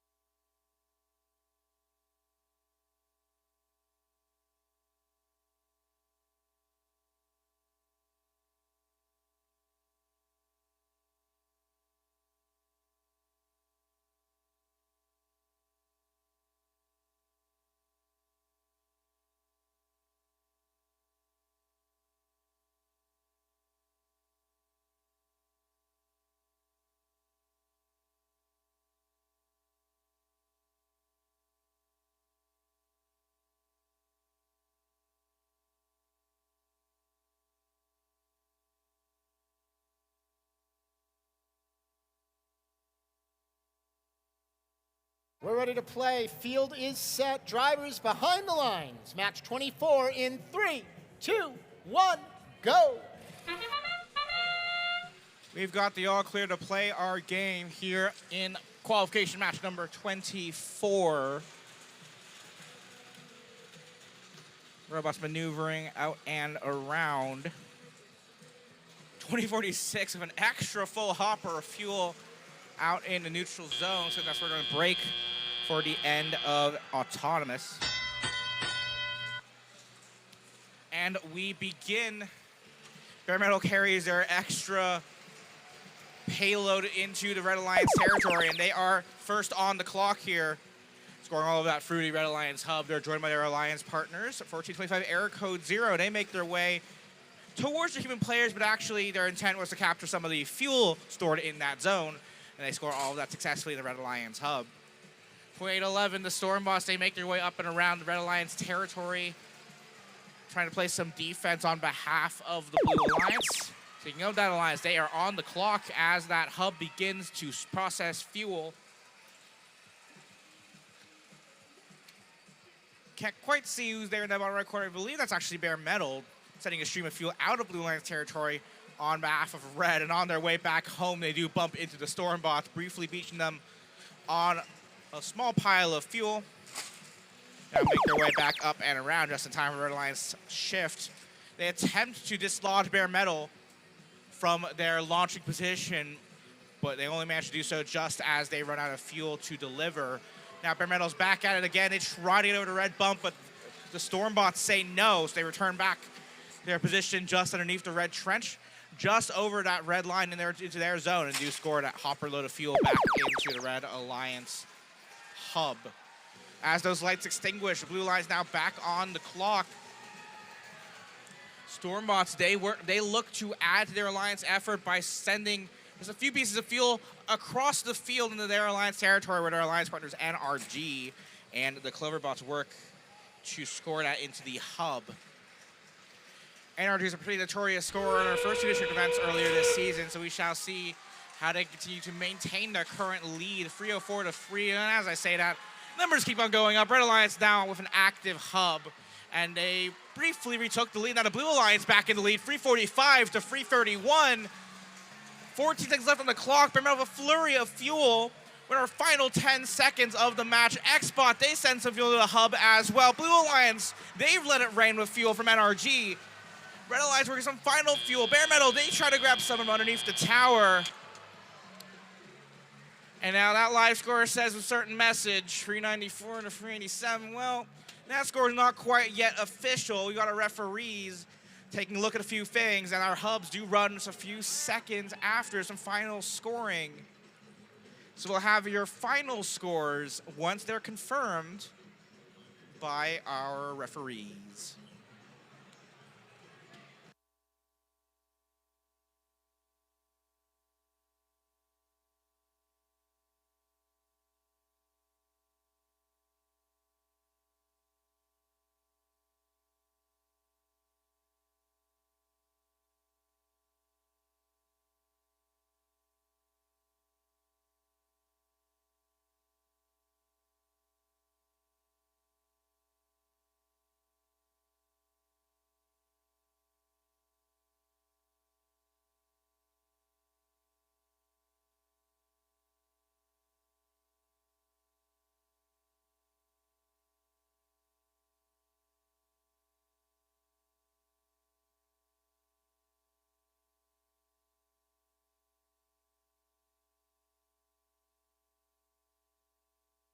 Our referees have dotted the I's and crossed the T's of your final scores. That lead flipped back and forth a couple of times, but who walks away with the win?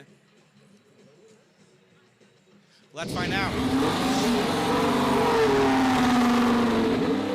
Your Red Alliance also with a victory in that qualification match by a narrow margin, 405 to 389. Both alliances walk away with the energized bonus, with the Red Alliance ultimately with 5 ranking points, and Bare Metal remains in first. Well, that was one of those matches, Evan, that one of those will sell you the whole seat, but you only need the edge of it kind of things. Because even up here, we had no real way of predicting, like, what is the result of that going to be until literally, well, not even the last second.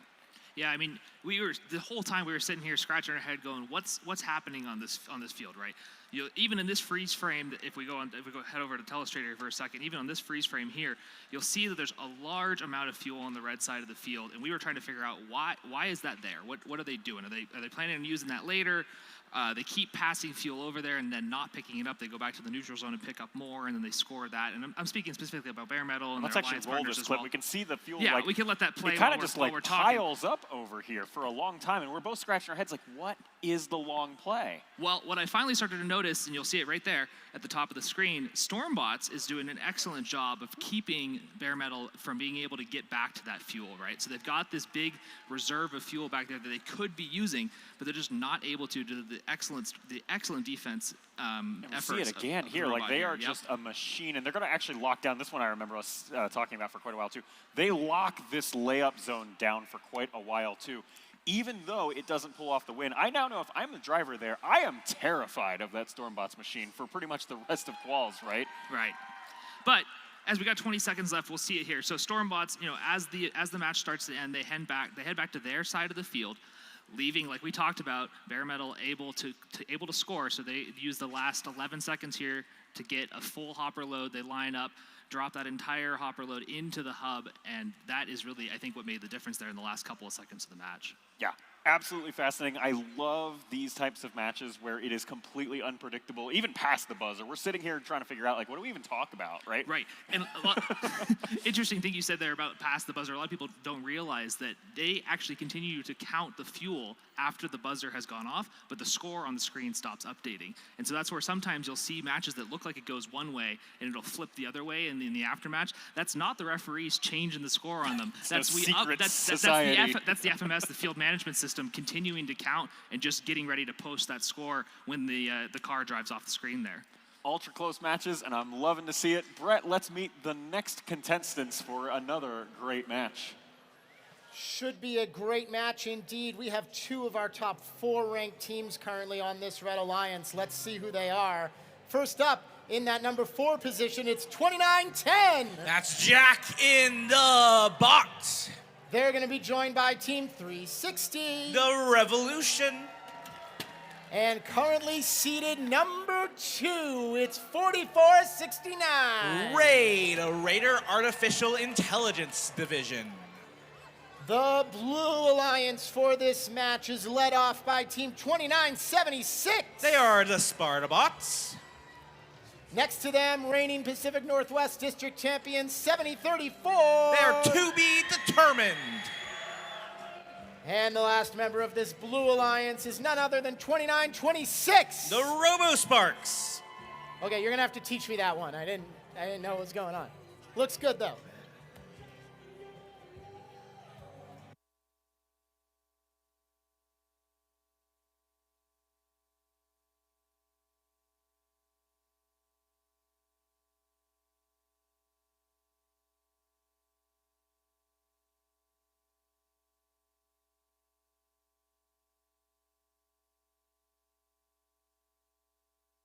We're ready to play. Let's get drivers behind the lines. In 3, 2, 1, go! A quarter of the way through our qualification matches after this one as 2 Red Alliance robots quickly steal some fuel. 2910, their rebuilt robot quickly launching fuel into the Red Alliance hub. They go back for seconds.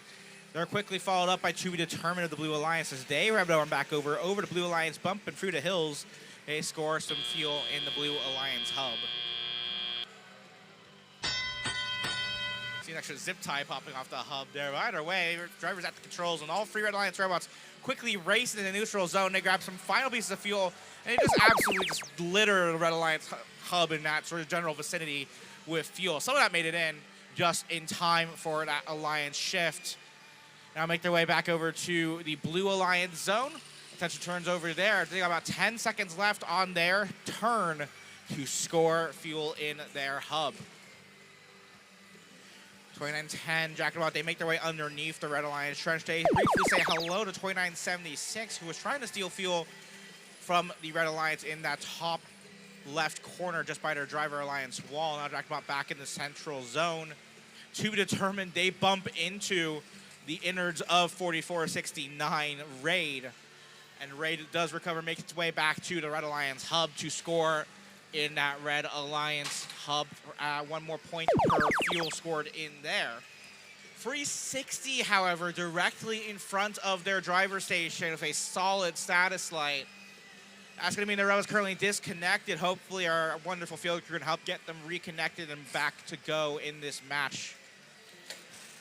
Red Alliance, the Red Alliance bumps into each other. Friendly greeting, maybe not so friendly. There's some sort of band or belt on the carpet.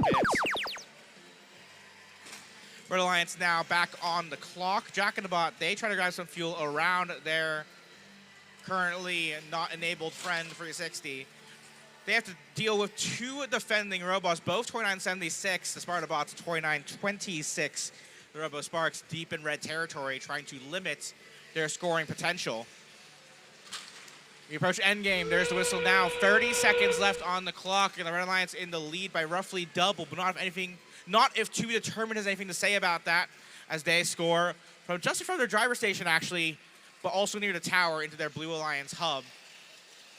Flags wave again here in red territory. We'll have to see what referees have to say after the match. Jack and the Bot attempts to score one last shower of fuel in the Red Alliance hub. They're chased down by the Sparta Bots.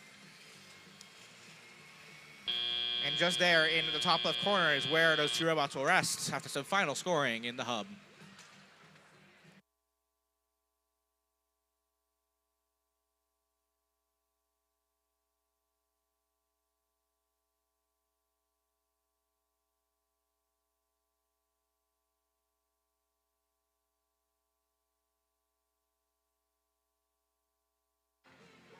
Our lights are purple, our thumbs are up. That means we have our final score. Red Alliance walks out the win in that one. 426 is your final score to the Blue Alliance's 185. And that means 5 ranking points to your Red Alliance as 360 moves on up in the ranks. Evan, what a match in that one. And, you know, when you were a student on a team, you know, back when Watt invented the steam engine or whatever. When you have two Alliance members go, you know, kaput like that, one of them losing comms and the other one, we don't really know what happened. It just, things happen in a match. And you're in 2910's shoes in that match. What's going through your head in, like, the last 30, 40 seconds of the match, right, when you're right on the cusp of a ranking point, which I guess we didn't have those back in the day, but where you're right on the cusp of a ranking point, what's going through your head in that moment as a driver or as a coach? Right, and I think it's important to note, when you're talking about ranking points, right, we have the 360 supercharged threshold, which is what they're secure that pivotal 5th RP. That's just driving smarts. But while we're talking about teams, well, never mind. We have a technical difficulty in our ear right now. We'll just go ahead and take a quick little breather before our next match intros. Thanks. That was fun.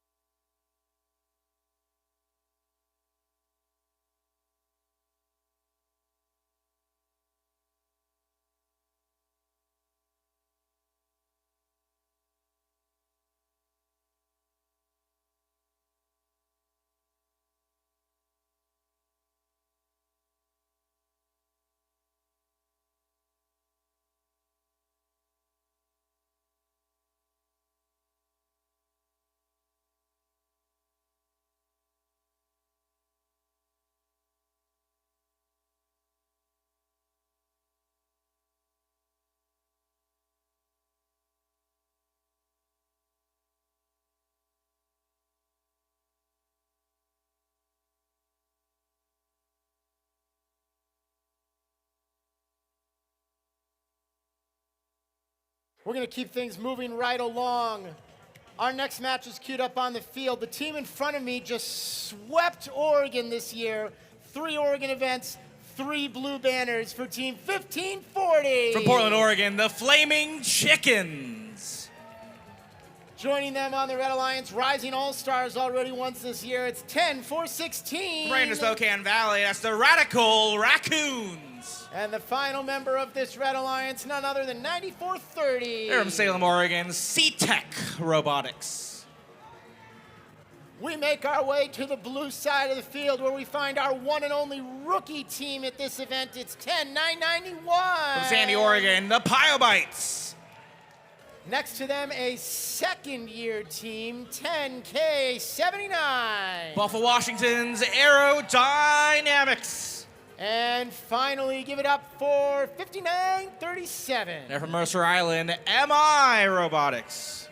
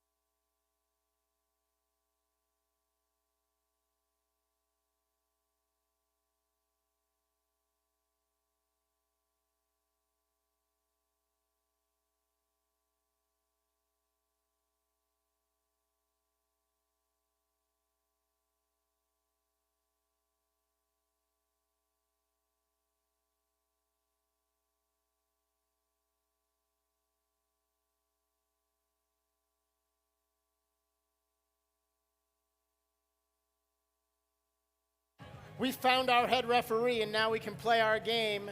Let's get drivers behind the lines. This match begins in 3, 2, 1, go. Da-da-da-da-da-da. We've got qualification match 26 underway with or without sound, but our timers are still good. Keep your eyes on the clocks on the field walls in the red and blue central driver stations. 5 seconds left now in autonomous, as 2 red robots look to score some fuel in the Red Alliance hub. Ding, ding, ding as teleop continues, or begins rather. We've got 2 minutes and 20 seconds on the clock. So Red Alliance will have their first Alliance-specific shift. That shift begins roughly now, as the Red Alliance hub is the only one illuminated on the field. They've got about some number of seconds on the scoring. That's broken too, I guess. I don't know. We've got some number of seconds left on this Blue Alliance shift. Red Alliance shift, rather. 1:50 to play on the clock. And Red Alliance hub now flashing, indicating the end of that shift. Blue Alliance now begins, and there's the sound. 1 minute and 40 seconds left on the clock. Blue Alliance has, again, some number of seconds left on their shift.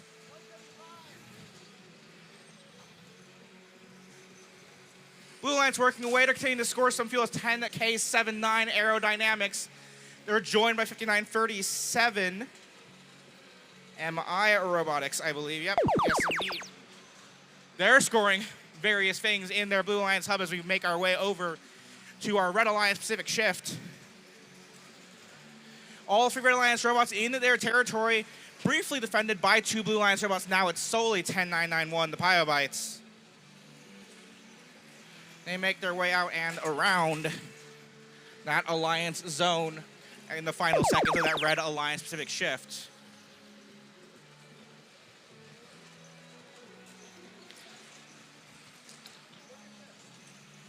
.45 seconds left now on the clock. We're approaching our end game. Live score currently in favor of the Red Alliance, 271 to 231. As we enter the last few seconds before endgame. Now both Alliance hubs active. Live score in favor of Red Alliance, 274 to 250, but both Alliances currently scoring fuel in both of their hubs. Red Alliance working away. Pyobytes, arguably a defender, but in red territory, but they're getting pushed around by 94-30. 348 to 257 now. Your tally advantage, Red. Red Alliance working away. 9 seconds left on the clock. 373 to 289. Your live score numbers keep increasing as both Alliances score fuel. Raccoons beached on some fuel as the buzzer sounds. A little bit of chaos there on all sides there in that qualification match.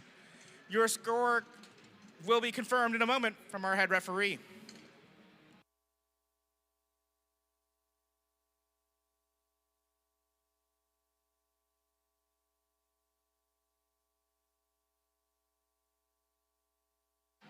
Our referee says the score is good, and fingers crossed our technology lies. Race car is a race car. Race car presented by Haas.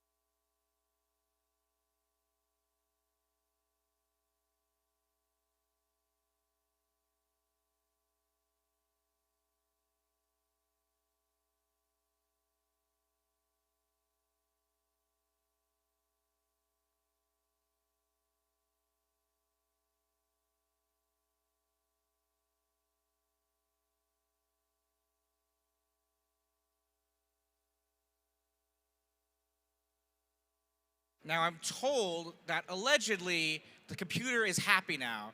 So in a moment, we should have our qualification score for match 25, our final score in a moment, and it's not gonna be a race car. That's all manifest, not a race car. Qualification match 26, final results. Go to your Red Alliance. Final score, 431 to 302.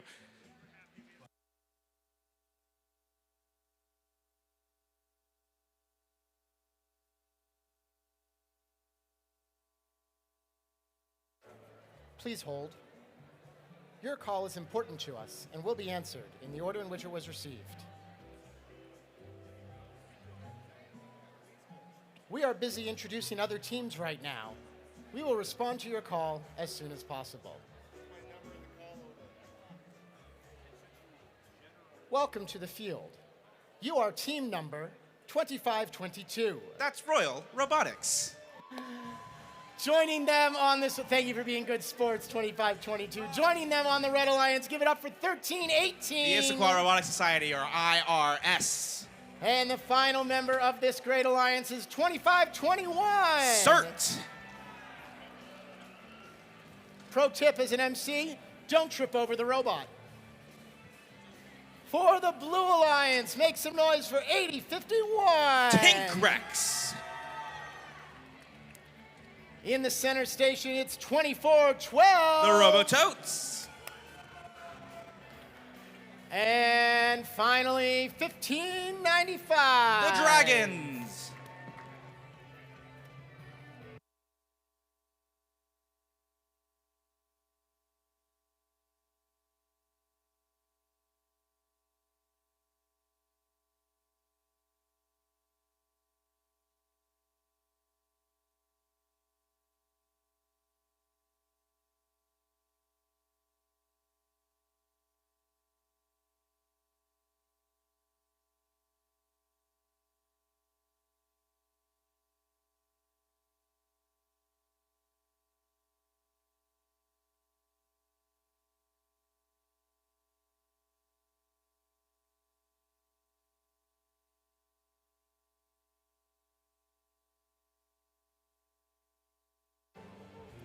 We have the okay to play. Let's get drivers behind the lines. This match begins in 3, 2, 1, go! With our phone call now connected to customer support, we are underway in qualification match number 27, I believe. All autonomous underway, autonomous, autonomi, either way. Well, Robotics reaches up with a claw, who just missed that low rung, fortunately remaining on the ground on this occasion.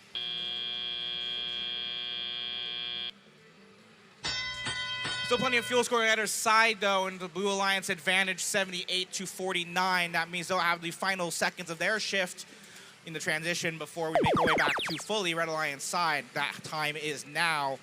And it looks like just the IRS, 13-18, they're looking to file your taxes, score some fuel into that Red Alliance hub.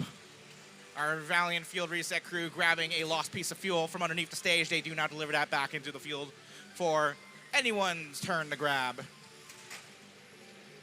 All for Red Alliance robots, well, they were in the Red Alliance zone. Now with the shift concluded for the Red Alliance, IRS quickly races, as does Royal Robotics, towards Blue Alliance territory. They try to pass some of that fuel, getting it out of Blue Alliance's hands and into allegedly Red Alliance's hands. Some of it ends up just outside the field, ends up back with our lovely Valiant Field Reset crew.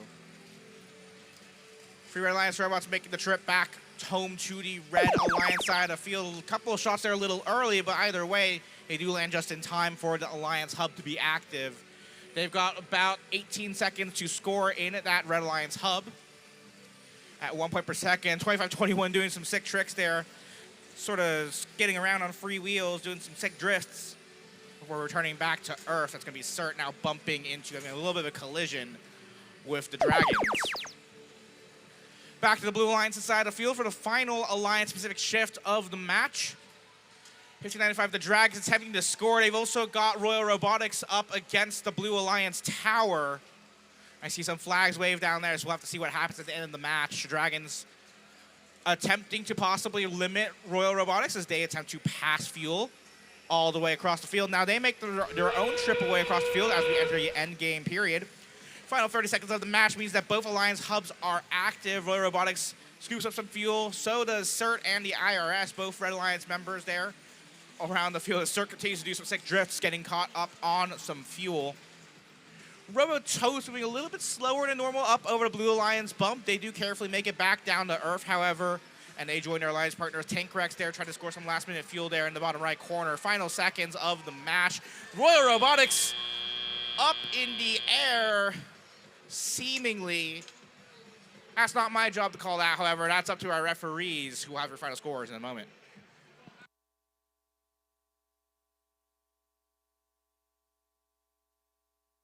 And a moment has passed, so now we revisit our friendly scorer race car. And the driver reveals a Blue Alliance win by 2 points. 2 pieces of fuel, free 17 to free 15, your final score, 4 ranking points to your Blue Alliance.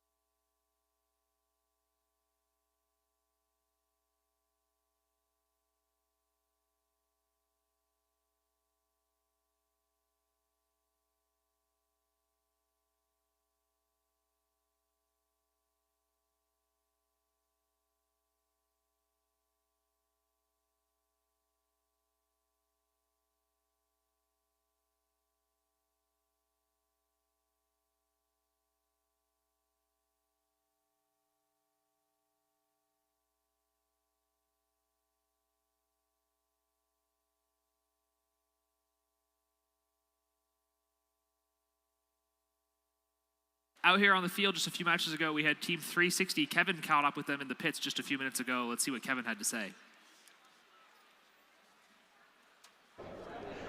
We're here in the pits. This is Rainey. She is from Team 360, the Revolution from Bellarmine. You were telling me earlier about you guys have improved your software structure. What can you tell me about that?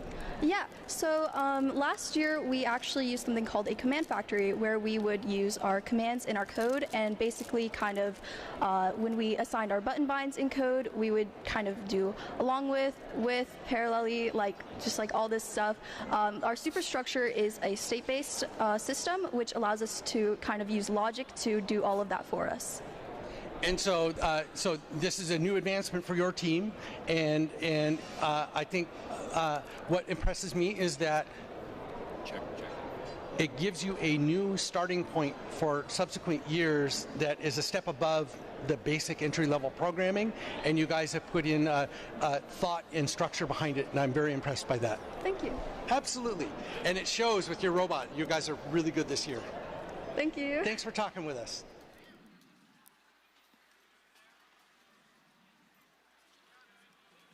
Check. Why are we still live?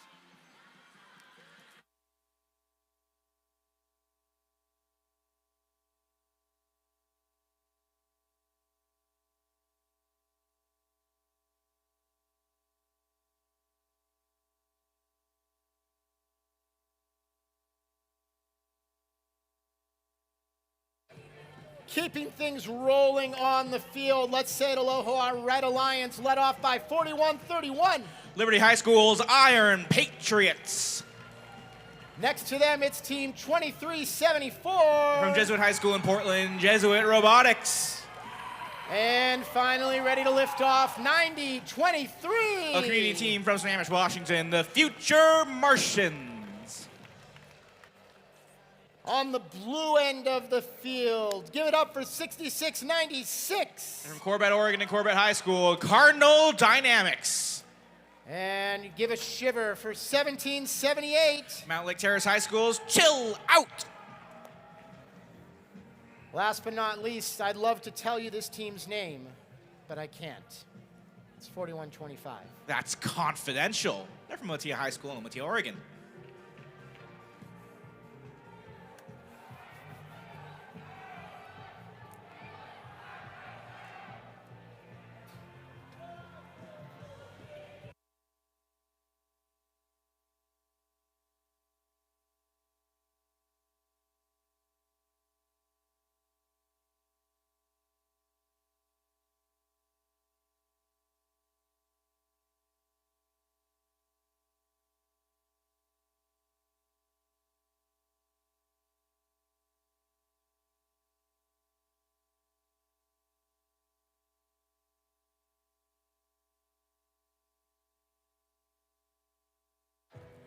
We're ready to rock, we're ready to roll, we're ready to rock and or roll. Let's get drivers behind the lines. We play in 3, 2, 1, go. Here we go. Qualification match 28. Confidential, so they're going to park up there just in front of the Blue Alliance hub. Chill out, attempting to score as well. They make their way back underneath the front blue trench. The Martians, they make a little expedition out to center field. They grab some fuel, say hello to their alliance partner, and score in the final seconds of Autonomous. Here we go, drivers at the controls. Iron Patriots, they do a little bit of a spin before disrupting some of the pre-stage fuel fenced off there along the Red Alliance wall.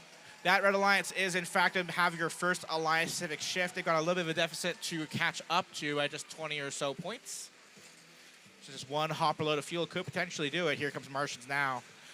They score several pieces of fuel through the Red Alliance hub, and they're joined by their alliance partner, Jesuit Robotics, 2374.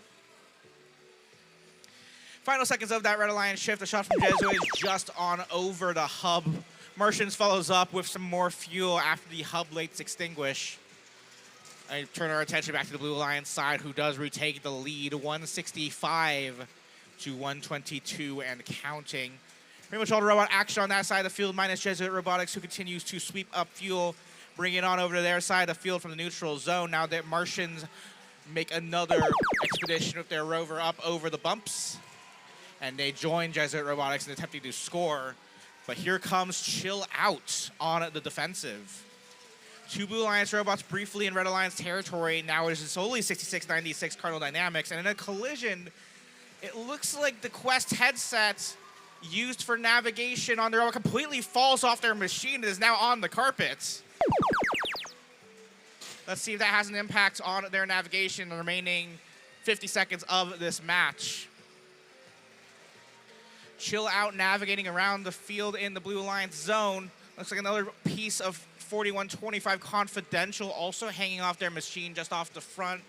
Doesn't look too healthy, but still plenty of matches left to play here at our district championship, and Blue Alliance currently in the lead as we enter endgame. Under 30 seconds left to play with both Alliance hubs now active. Martians in the bottom left corner, they bump into Cardinal, who runs over their own Quest headset. They navigate around as flags wave around the field. Cardinals now doing some more defense against Jesuit Robotics as they make their way around in front of the red tower, underneath the red trench.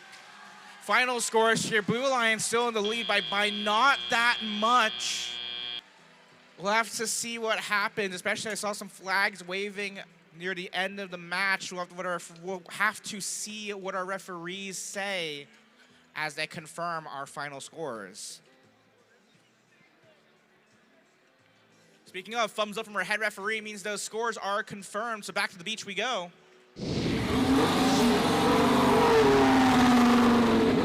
And the Blue Alliance does manage to hold on to that lead, 326 to 311 in the end. Excellent work from both alliances there, but the Blue Alliance does ultimately walk away with 4 ranking points, and 6696 Cardinal Dynamics moves up to 7th.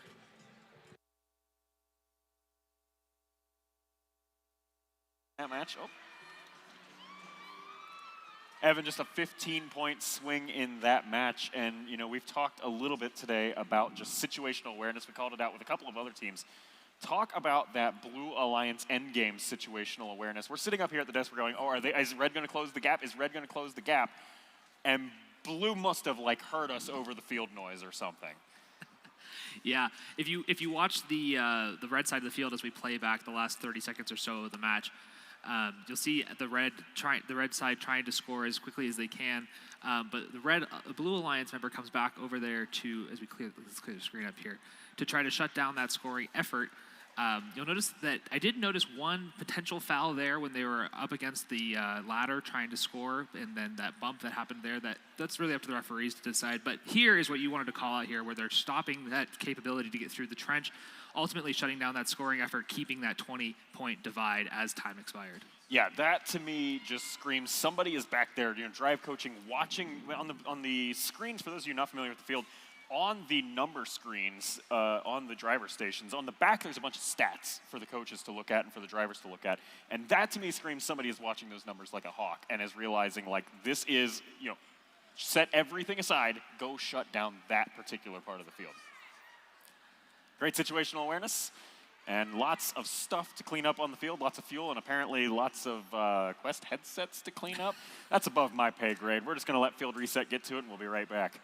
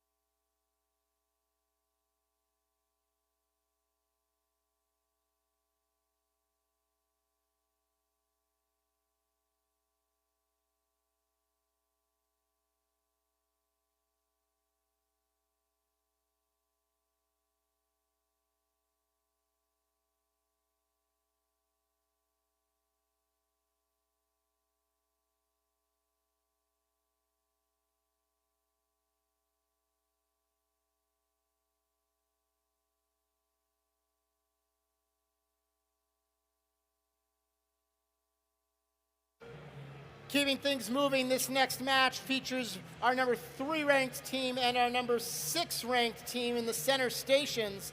Let's meet them and their partners. First up on the Red Alliance, it's 4061. A 4-H team for Pullman, Washington, the Cyborgs. That number 3 seed in the middle is 4450. From Olympia, Washington, the Olympia Robotics Federation. And if you don't have a pulse, they don't know what to do. It's 3663. There's CPR, Cedar Park Robotics. The Blue Alliance is led off by Team 9450. From Winneville, Washington, the Velocity Raptors. Currently sitting in the number 6 position, 4488. Millsboro, Oregon, Shockwave. And last but certainly not least, give it up for 1425. Louisville, Oregon, Error Code 0.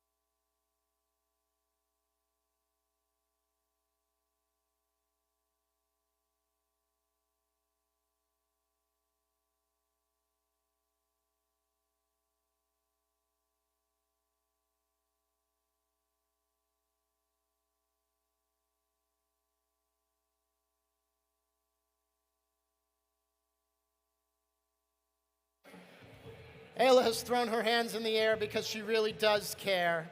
So we'll play our game. Let's get drivers behind the lines. This match begins in 3, 2, 1, go! Figure our lovely key volunteers and field crew. Was a bit of a collision there at center field between CPR and I believe Error Code 0. 1425. No worse for wear as they make their way back towards the Blue Alliance side of the field. They're joined by the Velocity Raptors. They take up their position at the top right of the field, up by the Blue Alliance's outposts. Fuel scored in various places as drivers hit the controls, and by roughly double the points, the Red Alliance currently in the lead, 68-37. And that means the Blue Alliance will have their first turn. They have first dibs on the hub activation. Error code 01425, they look to be playing some defense up against ORF. They're trying to stop them from passing this fuel over and preparing for this Red Alliance shift, or at least trying to, prevent or limit their opportunities to do that. Slow them down a little bit is the words I'm looking for there. And with that preparation in mind, they're now ready to send over to the Red Alliance side of the field for a Red Alliance shift. Error code 01425 in the blue bumpers again, trying to defend and slow down that machine there. Looks like they're focused on the Olympia Robotics Federation, one of only 2 red machines in Red Alliance territory. The other seems to be possibly following 9450, the Velocity Raptors. That little Raptor makes its way out of Red Alliance territory back underneath the Blue Alliance trench. They line up and try to fire some shots towards that Blue Alliance hub. 70 seconds left on the clock, and we are in our 4th of the 6 total shifts here in our teleoperated mode. 4488 Shockwave with their fun orange and yellow lights, or, flame lights. They make their way around the Blue Alliance hub. Just as time expires, now all 3 Blue Alliance robots out of their offensive zone. 9450 Velocity Raptors, they're trying to sweep up fuel from just in front of the Red Alliance hub, and unfortunately it looks like ORF, the Olympia Robotics Federation, with a full hopper of fuel, unfortunately disconnected on the Red Alliance side. You can see some flashing lights there in both the red center and front driver stations. 2 non-functional robots, unfortunately, at the end of the last 30 seconds of the match. We look to the Blue Alliance side as looks like error code 0 continuing to prevent that 3rd Red Alliance robot. I believe that's 4061, the Cyborgs. Trying to get them out of Blue Alliance territory. There's a bit of a risky spot for them as they maneuver around. They've got to make sure to not hit any robots that are in contact with that tower. Like Shockwave, they make their way around toward the front of the hub. Some final pushing and shoving, and unfortunately, that is the end of our match.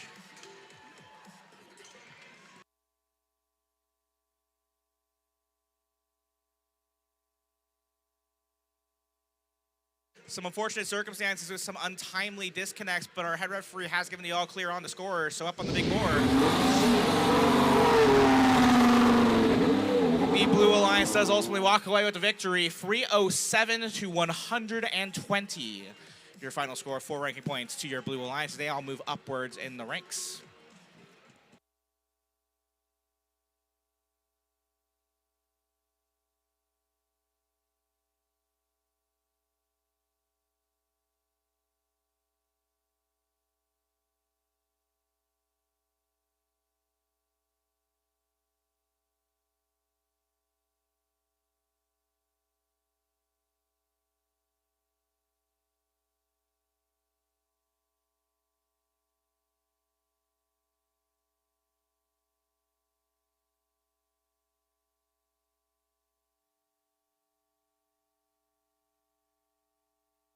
All right, we've had a lot of really exciting matches here, and as we start winding things down, we do want to go ahead and just show off some of the teams that we're not going to see again until tomorrow morning. Our friend Kevin in the pits has an interview with Team 955 Control C.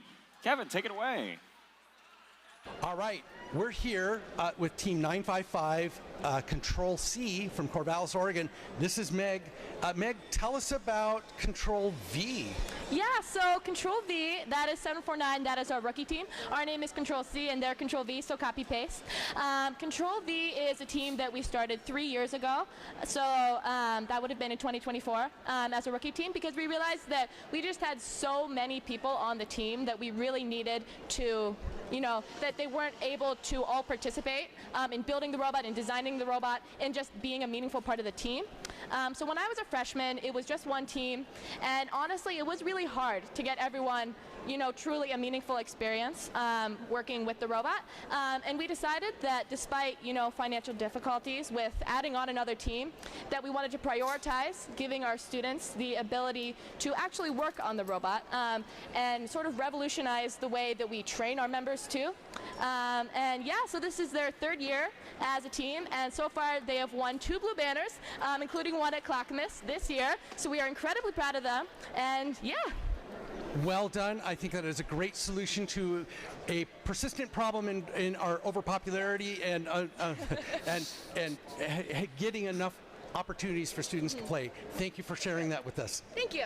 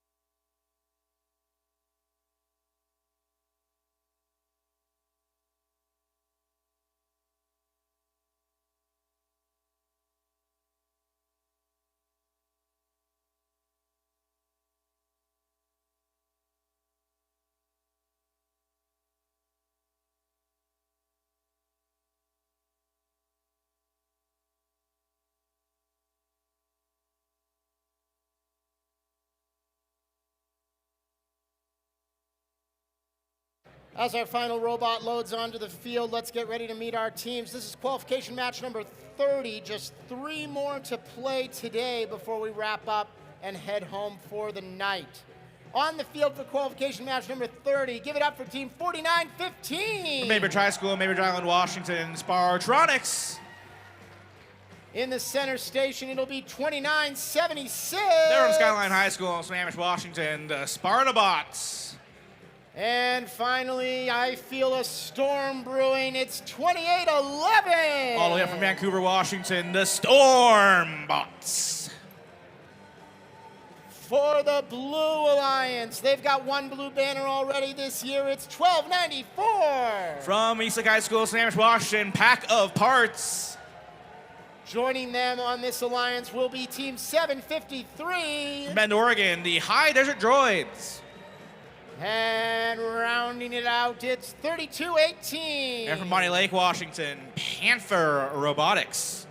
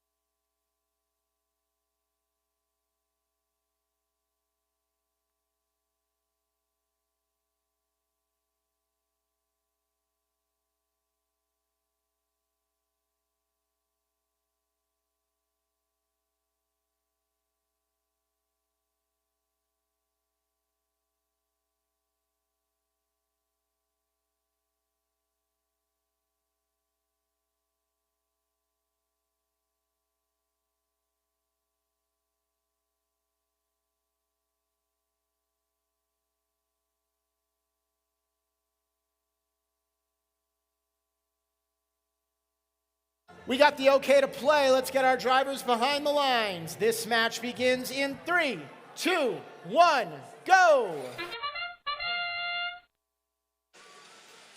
Here we go with qualification match number 30 on the docket.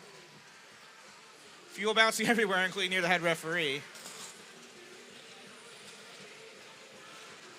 Robotics working away, and looks like 2811 has a claw out, but they do not end up off the floor on this occasion. Hopefully we can look forward to that later on in the match, or matches, plural.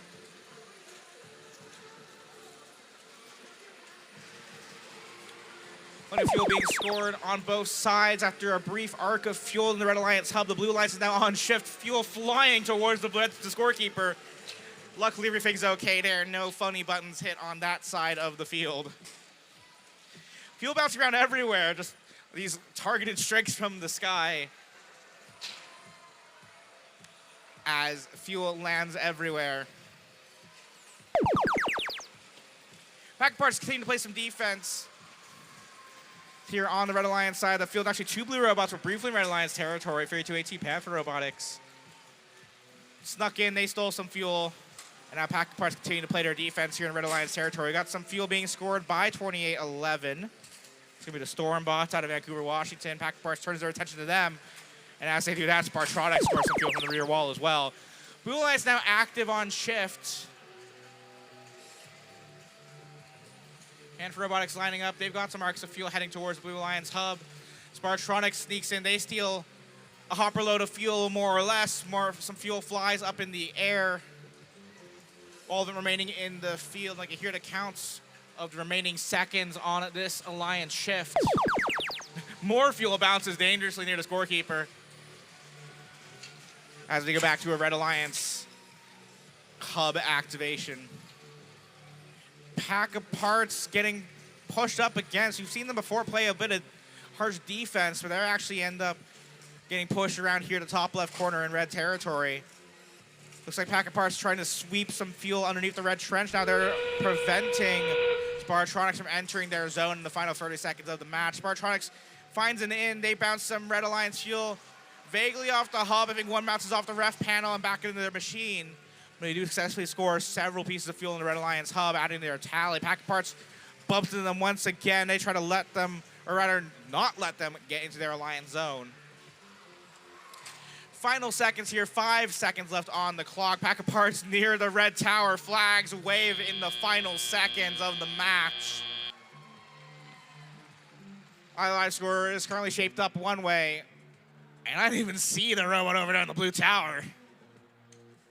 We'll have to see how our referees call that one in a moment.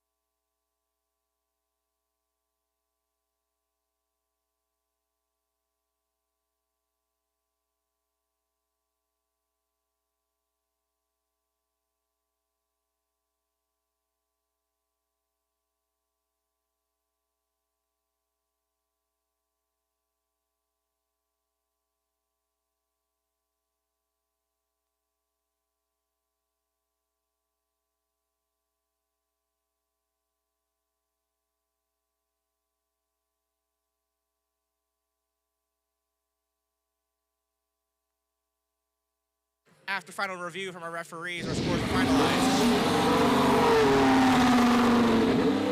Red Alliance ultimately does walk away with the victory there, 306 to 237, their final score, 4 ranking points to your Red Alliance. We will note the 10 tower points for a successful climb, I believe assessed at level 1.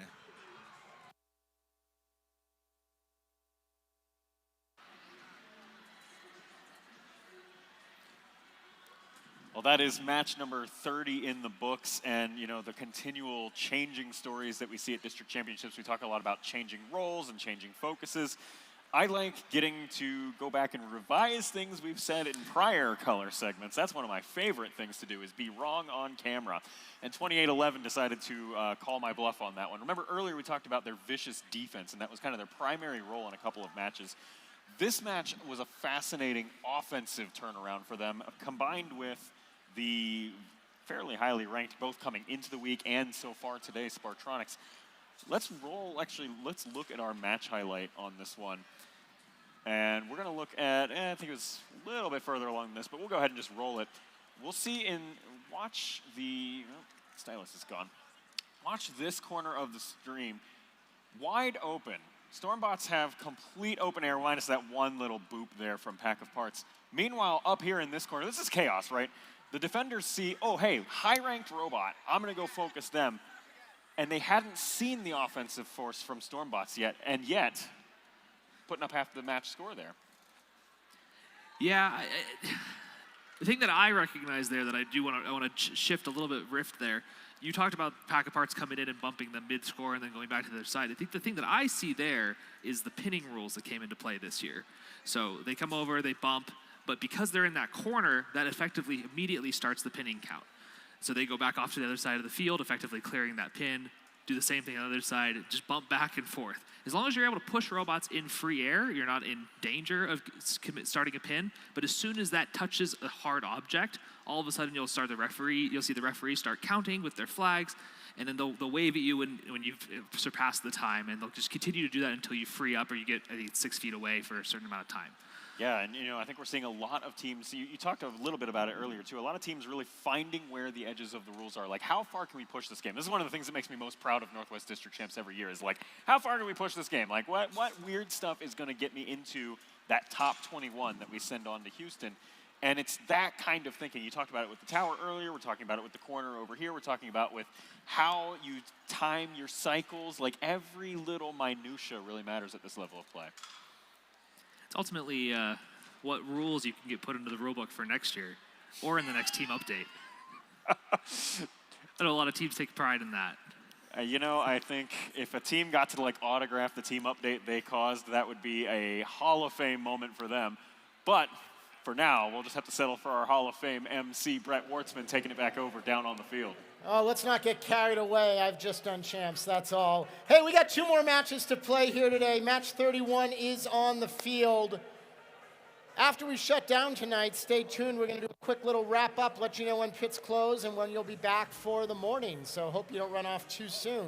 Let's meet our teams. First up, still sitting pretty at the number 2 seed. It's 44-69. They're from Thomas Jefferson High School in Federal Way, Washington, RAID, Radar Artificial Intelligence Division. Next to them, they're black and white and blue all over. It's 1983. For the Red Alliance, the 4-H team, Skunkworks Robotics. And finally, in the third station, it's 488. That's Team Xbot from Seattle. We make our way over to the other end of the field, shaded in blue, where we find ourselves face-to-face with Team 8248. Also from Seattle, the Chain Lynx. Somewhere around here, I can't see them. They're hard to spot. It's 4089. Stealth Robotics from Duval. And finally make some noise for 5468. From Bend, Oregon, that's Chaos Fury.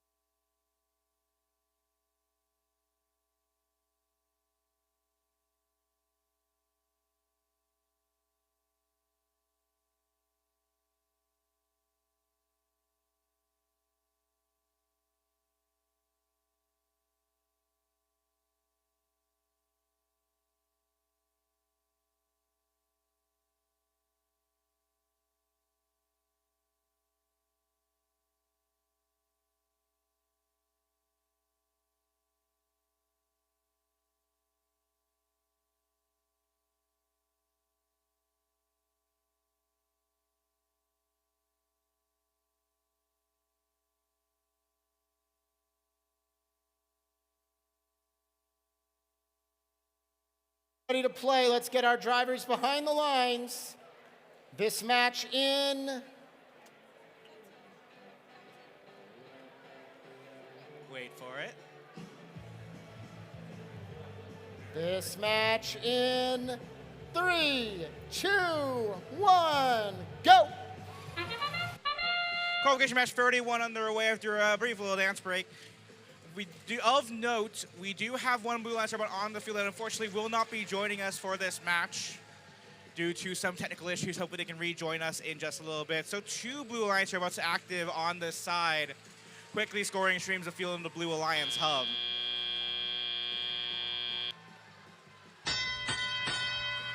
Blue Alliance currently in the lead. They scored 100 pieces of fuel in that shift, or in that autonomous rather. So in our transition shift, Red Alliance will work to catch up, and they've got now a 25-second Alliance-specific shift to add to their tally as well.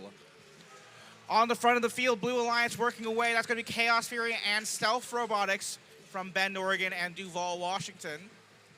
An alliance of the 2 states here, the PW District, working together to get fuel out of neutral zone and into Blue Alliance territory for later scoring in their hub.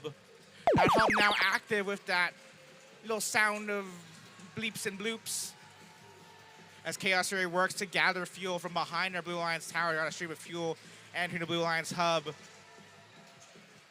4089 as well working away. Stealth Robotics scoring from that bottom right corner as well. Red Alliance hoping to gather some fuel.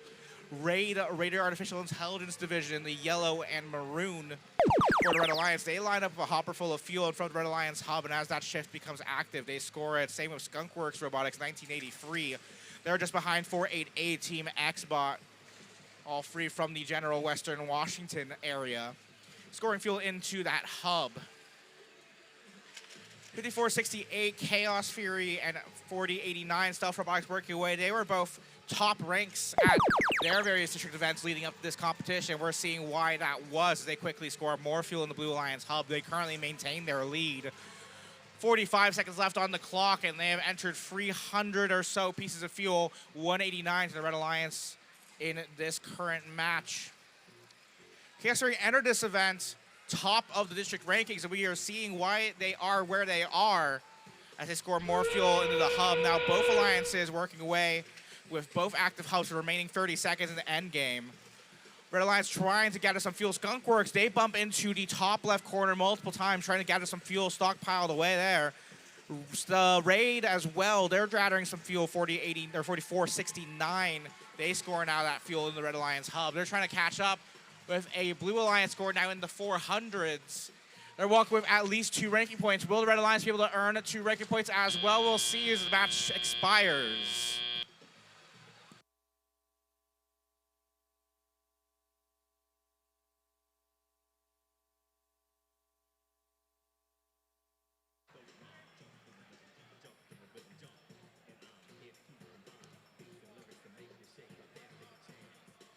Two Blue Alliance robots versus 3 Red Alliance robots. They were at a slight disadvantage in that match, but with some ultimate power, they do take the win. They overcome their disadvantage, and the Blue Alliance is walking away with the win, 473 to 311. Both Alliances walk away with the energized ranking point, but Blue Alliance does earn 5 total ranking points.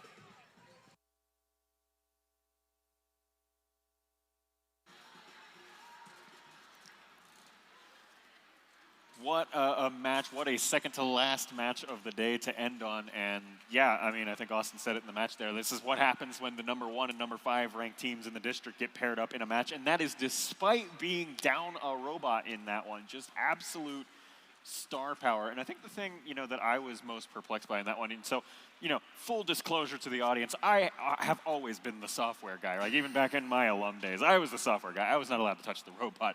Evan, you do touch you build the robot, and, what does it take to make a machine that can launch fuel with that level of speed and accuracy that we see out of that Chaos Theory machine? Because I'm sitting here watching this. They can crawl around behind the tower. They can go any corner of the field, over any bump, whatever. If there is fuel in their way, no fuel left behind, it's going to the hub, nearly 100% accuracy. How do you even build something like that? Yeah, it's not all the mechanics of the robot. It is a lot on the code. So I do want to give you credit as well. You have to make sure the Limelight knows where the robot is and do all the calculations to make sure the fuel is going to land where you want it. But you're right. The mechanics behind it of making sure that you've got a good, reliable flywheel system that departs the energy from the motors to the fuel in a reliable and consistent way is really important. Most of these robots have 3 main mechanisms, right? Or maybe 4. There's the pickup from the ground, your feeder, whatever you want to call it. Then there's some sort of a hopper mechanism, and you've got a couple of different ways for conveying the fuel from that hopper to your launcher.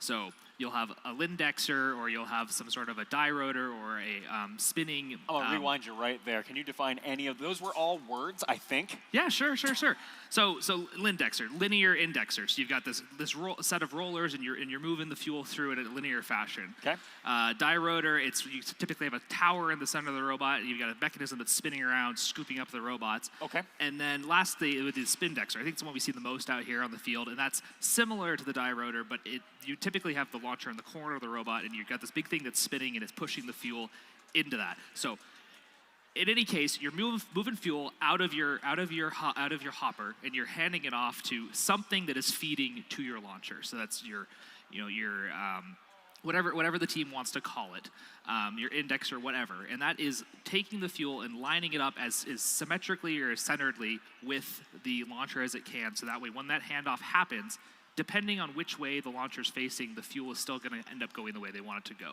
So you'll see teams that hand that off completely coaxially, so completely in line at the center of rotation of the launcher. There's a couple of different ways to do it, but it's really important to make sure that as your launcher rotates, you're not affecting how the ball is going to come out, which makes your robot a lot more reliable. And you got a lot of good demonstration of that out here on this match, but also from all the teams out here on the field. Yeah, absolutely impressive machines all around. Just did a deep dive on that type of mechanism. Really want to learn more about the hardware that powers these robots. But first, we have one more qualification match left to play, and we're going to send it right back down to the field to Brett Wertzman. That's right, Josh. That's right, Evan. It's our last match of the day! Don't worry. There's plenty more robot action tomorrow. We'll tell you all about that in a little bit. Let's meet our final sextet of teams that will compete here on Thursday afternoon. Leading off for the Red Alliance, give it up for 2471. They're from Camas, Washington, Team Mean Machine. Their alliance partners in this match will be Team 997. From Dallas, Oregon, Spartan Robotics. And finally, rounding out this all-Southern Washington, Oregon alliance, it's 957. Albany, Oregon, Swarm. That's South and West Albany Robotics Maniacs. The blue end of the field. I'm never going to get this right, but I'm going to try. We'll play along. Give it up for 2926. And from Wapata, Washington, the Robo Sparks. I'm in the ballpark. I'll work on it. Next to them, seated third, if I saw correctly last time, it's 2910. From Mill Creek, Washington, Jack in the Bot. And last but certainly not least, wearing some very fine hats, it's 3674. From Battleground, Washington, the Clover Bots. Works better when I don't have all the pins on there. We're good.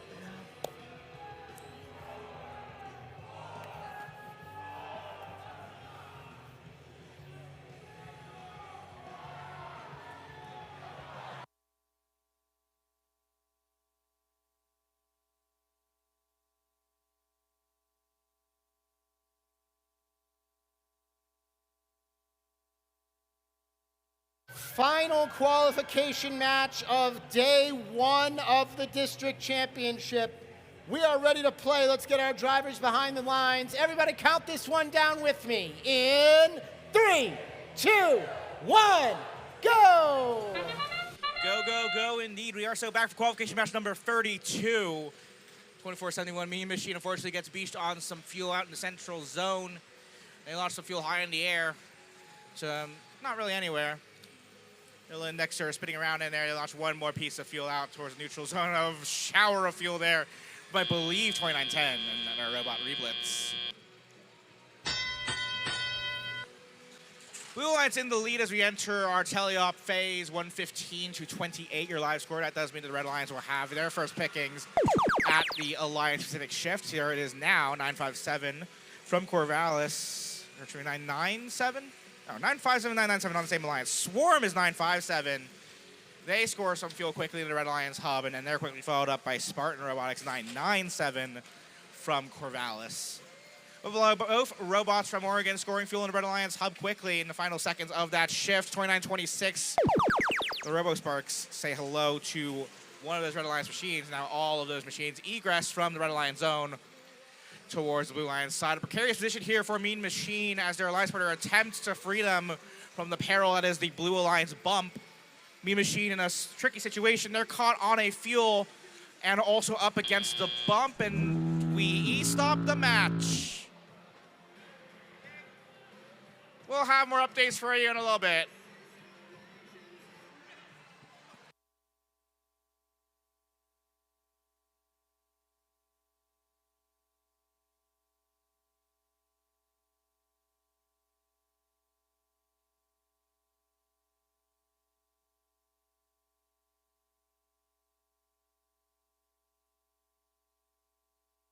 Oh, that's a fun.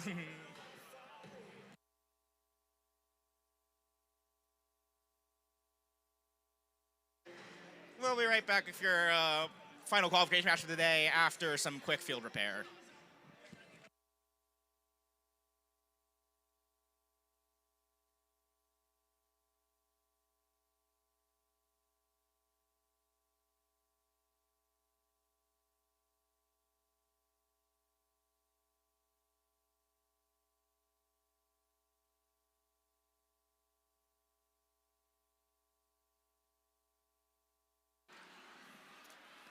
Well, Evan, you know, for all the discussion we've had about structural integrity of robots, it turns out zip ties and plexiglass panels maybe not a great track record on that one front today. You know, the thing that's pretty interesting about that, there's, I think, 3, potentially 4 different strengths of zip ties that we use out here on the field. There's the ones that are used primarily just for holding up wires inside of mechanisms. There are ones for holding main structural components together, and there's ones that hold the field walls together. So they've got these, I forget what the different pound ratings are, but they use different zip ties in different places depending on what they're going to be exposed to. But during that match, if I understand correctly, if you look over to the blue hub, there's a piece of Lexan polycarb that's facing inward towards the neutral zone that one of the robots, it might have been 2910, I'm not sure, but one of the robots basically came along and caught a corner of that and just sheared all the zip ties at once. And so you might know, you know, just working with, especially you work with swerve-heavy robots, which we know, like, so most of the robots at this point are, right? And you work with very fast-driving robots, right? Like, what kind of force are we talking about? When these robots hit walls, field walls, other robot bumpers, right? Like, we've had to improve the bumper rules over the past couple of years due to the forces. We've had to change how practice fields work, or now they're called test fields work, due to the forces involved in these robots. Like, have you ever run those numbers and just, like, do you have anything on that? I know better than to make a fool of myself on stream and try to say numbers, but you're absolutely Twitch right. chat immediately comments, oh no, you're wrong, you're wrong, you're wrong. No, you're absolutely right. A couple of years ago, we limited how many motors you can have powering your drivetrain down to 4, right? You used to see a lot of 8 sim used to be the meta at one point, 8 right? sim, 6 sim. Maybe that's way back in the day. There's a lot of teams out there that don't even know what a brushed motor is, Josh. Oh. I hate to break it to you. All right, next topic. When I talk to my students about what motors we're using, they ask me if the motors are enabled to use FOC or not, which is field orienting control, which is all mixed into how these new brushless motors work and how they're able to draw the most amount of power out of them at stall or whatever it is that they're trying to do in order to get as much power as they can to rip zip ties off the field, right? That is definitely the objective that we set out for. That's like in the kickoff. Oh boy, okay, so we have a note here. Yeah, if you are not in the, Brett, hold that back up. If you are not in the last match of the day, we're asking that you please leave the pits as soon as you can. Start packing things up, winding it down, because the pits will be closing. So again, if you are not in, well, literally this replay, go ahead and start packing up your pits. And that's also a good time to get some bookkeeping out of the way about a thing that'll be happening here in the venue after this replay. It'll be 10 minutes after the replay. We'll be dimming all the lights in here, so don't freak out when it goes pitch black. If you're still in here, we're going to do some lighting tests for show purposes. So just keep calm. And Evan, do you have anything else that, anything else I need to learn about the Newton force rating of zip ties? I think we probably should. I think we probably should wrap it up. And I think there's some teams out there that are itching for a dance song. We'll let them have it.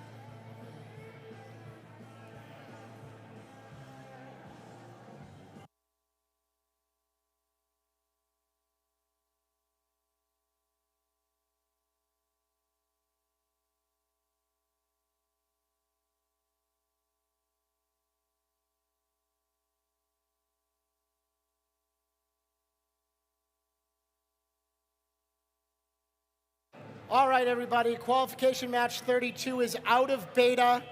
We are ready for the real official release. Let's get it right this time. Drivers behind the lines. We go in 3, 2, 1, go!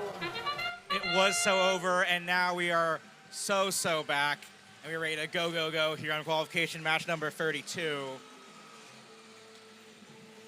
Autonomous mode underway. 2910 Jackbot, they run into their alliance partner. That's going to be the Cloverbots, Team 3674. Both robots make it home as they launch just a volley of fuel into the Blue Alliance hub. Tele-up mode engages, and we've got 2 minutes and 15 seconds or so on the clock. We're in a transition shift in the final moments. Red Alliance does again take the first Alliance shift. They are slightly behind, 154 to 56, your current tally, but plenty of time for either Alliance to add to their score. Got a fun LED panel on the side of 957. Swarm Robotics. It's showing a logo or something. I can't quite tell. It's flickering in and out. I'm not sure if that's intentional or potentially some consequences of robot collisions here. Either way, we're on our way now to the Blue Alliance side for their turn at launching fuel into the hub. 7574 to Cloverbots. They land a couple pieces of fuel in the Blue Alliance hub. That's going to add a couple more points to their score. 997, the Spartan Robotics of the Red Alliance. They launch fuel all the way across the field, passing it to their alliance partners for later use on their turn. 3 seconds left in the Blue Alliance shift. Jackbot with some final scoring.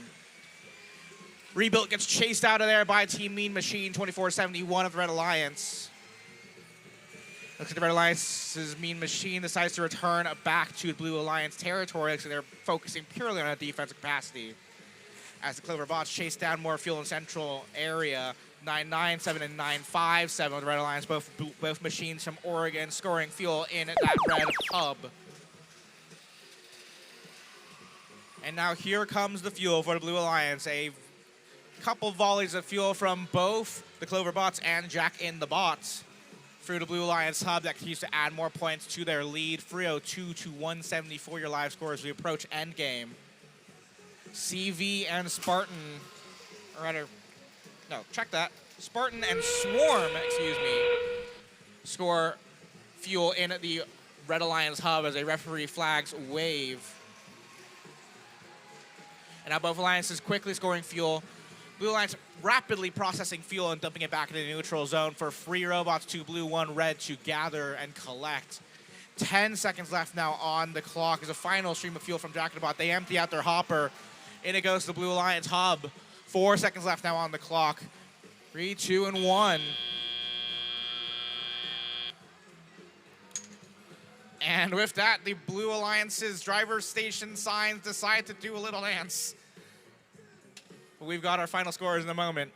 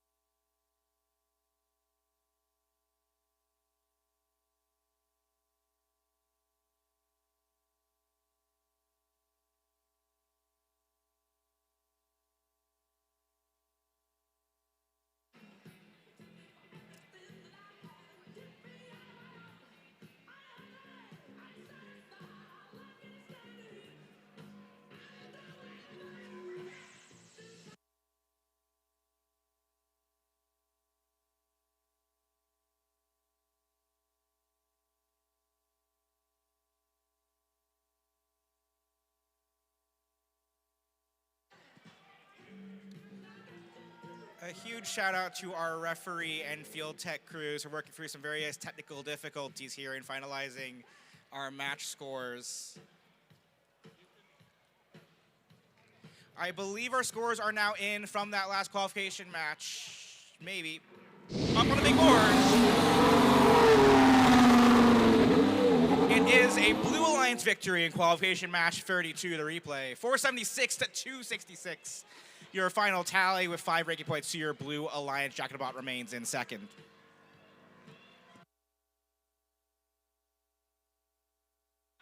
Well, what an intense way to end our qualification matches there. Just a defense showdown, really, for a minute there. Lots of different strategies about how do we try to restrict this suddenly very in-your-face, powerful offensive machine that Jack and the Bot has rebuilt and brought.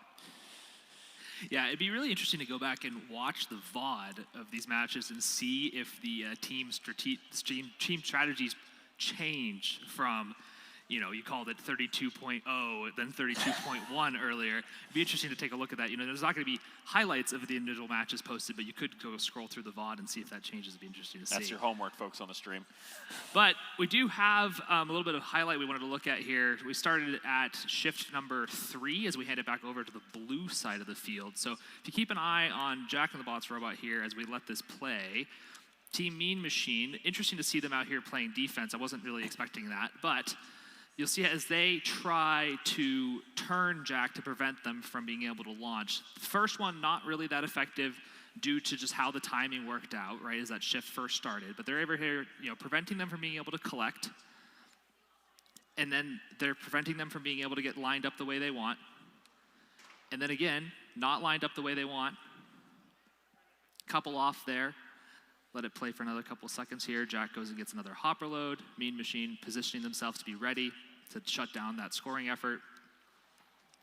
And, you know, I think really, like, whether or not, right, they didn't quite get the win out of that one, right? But that shows an understanding of, like, what really matters in these types of games. And this tends to be the case with launching games, is really the cycle time. You're talking a lot there about, like, just taking a second off here, a second off here, a second off here, right? Right. We don't know particularly why they shifted to defense, neither here nor there, right? But they at least understand the role there is be a disruptor. You don't have to stop everything. You just have to stop the bleeding. Powerful defensive strategy. Who do we have up here with us? Oh, hey, guys. How you doing? Just some guy. It's Brett. Please welcome Brett back to the desk. Hey, fun day. What do you think? We had a good time here on our first day. We're about ready to wrap things up. Thank you to everybody in the house for being here with us. Thank you to you on the stream for watching us. Pits in the building are now closed. We're going to have everybody packing up here. Building will open at 8 o'clock tomorrow morning. Opening ceremonies at 9 o'clock tomorrow morning. And we hope to see you all both in person and online back there. Evan, Josh, what else do you got for us? Just a reminder of the lights flickering here in the next couple of 10 minutes. Make sure people are safe as they exit the building and get their pits packed up and home safe. And I'll end on the optimistic note. I have been really thrilled to see what our teams have brought to the table today. This has been a very exciting first 32 matches. We have a bunch more to go, 68 more. I am really excited to see what our teams bring tomorrow and see if we can really set a new standard of rebuilt gameplay here in the Pacific Northwest and broadly, as most regions, all regions that run districts are running their district championships this week. I'm definitely looking forward to our high score attempt. I forget what the match is tomorrow, but there's one that we're definitely in the contender position to break that high score record. So this guy literally has an Excel sheet of like all of the matches ready to go for his homework, and that is why we bring him up here to the desk. All right. Well, thank you, everybody. Thank you, Josh. Thank you, Evan. Thank you to Natalie and Jake and all of our crew here. We will be back tomorrow morning. Especially Austin. And Austin, yes. Sorry, Austin. All right. Have a good night, everybody. We'll see you tomorrow. Good night. Get out of here, folks.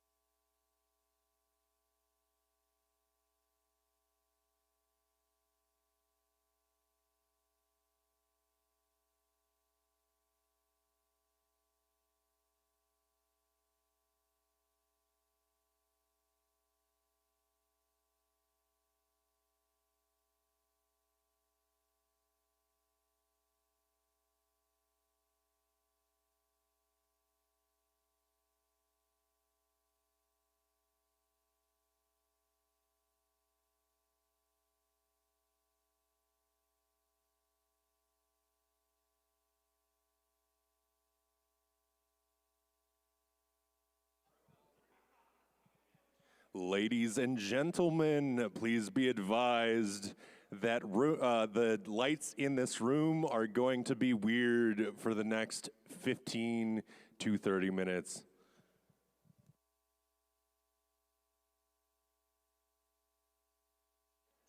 There may also be flashing lights. If you are sensitive to said flashing lights, please exit this room. Thank you.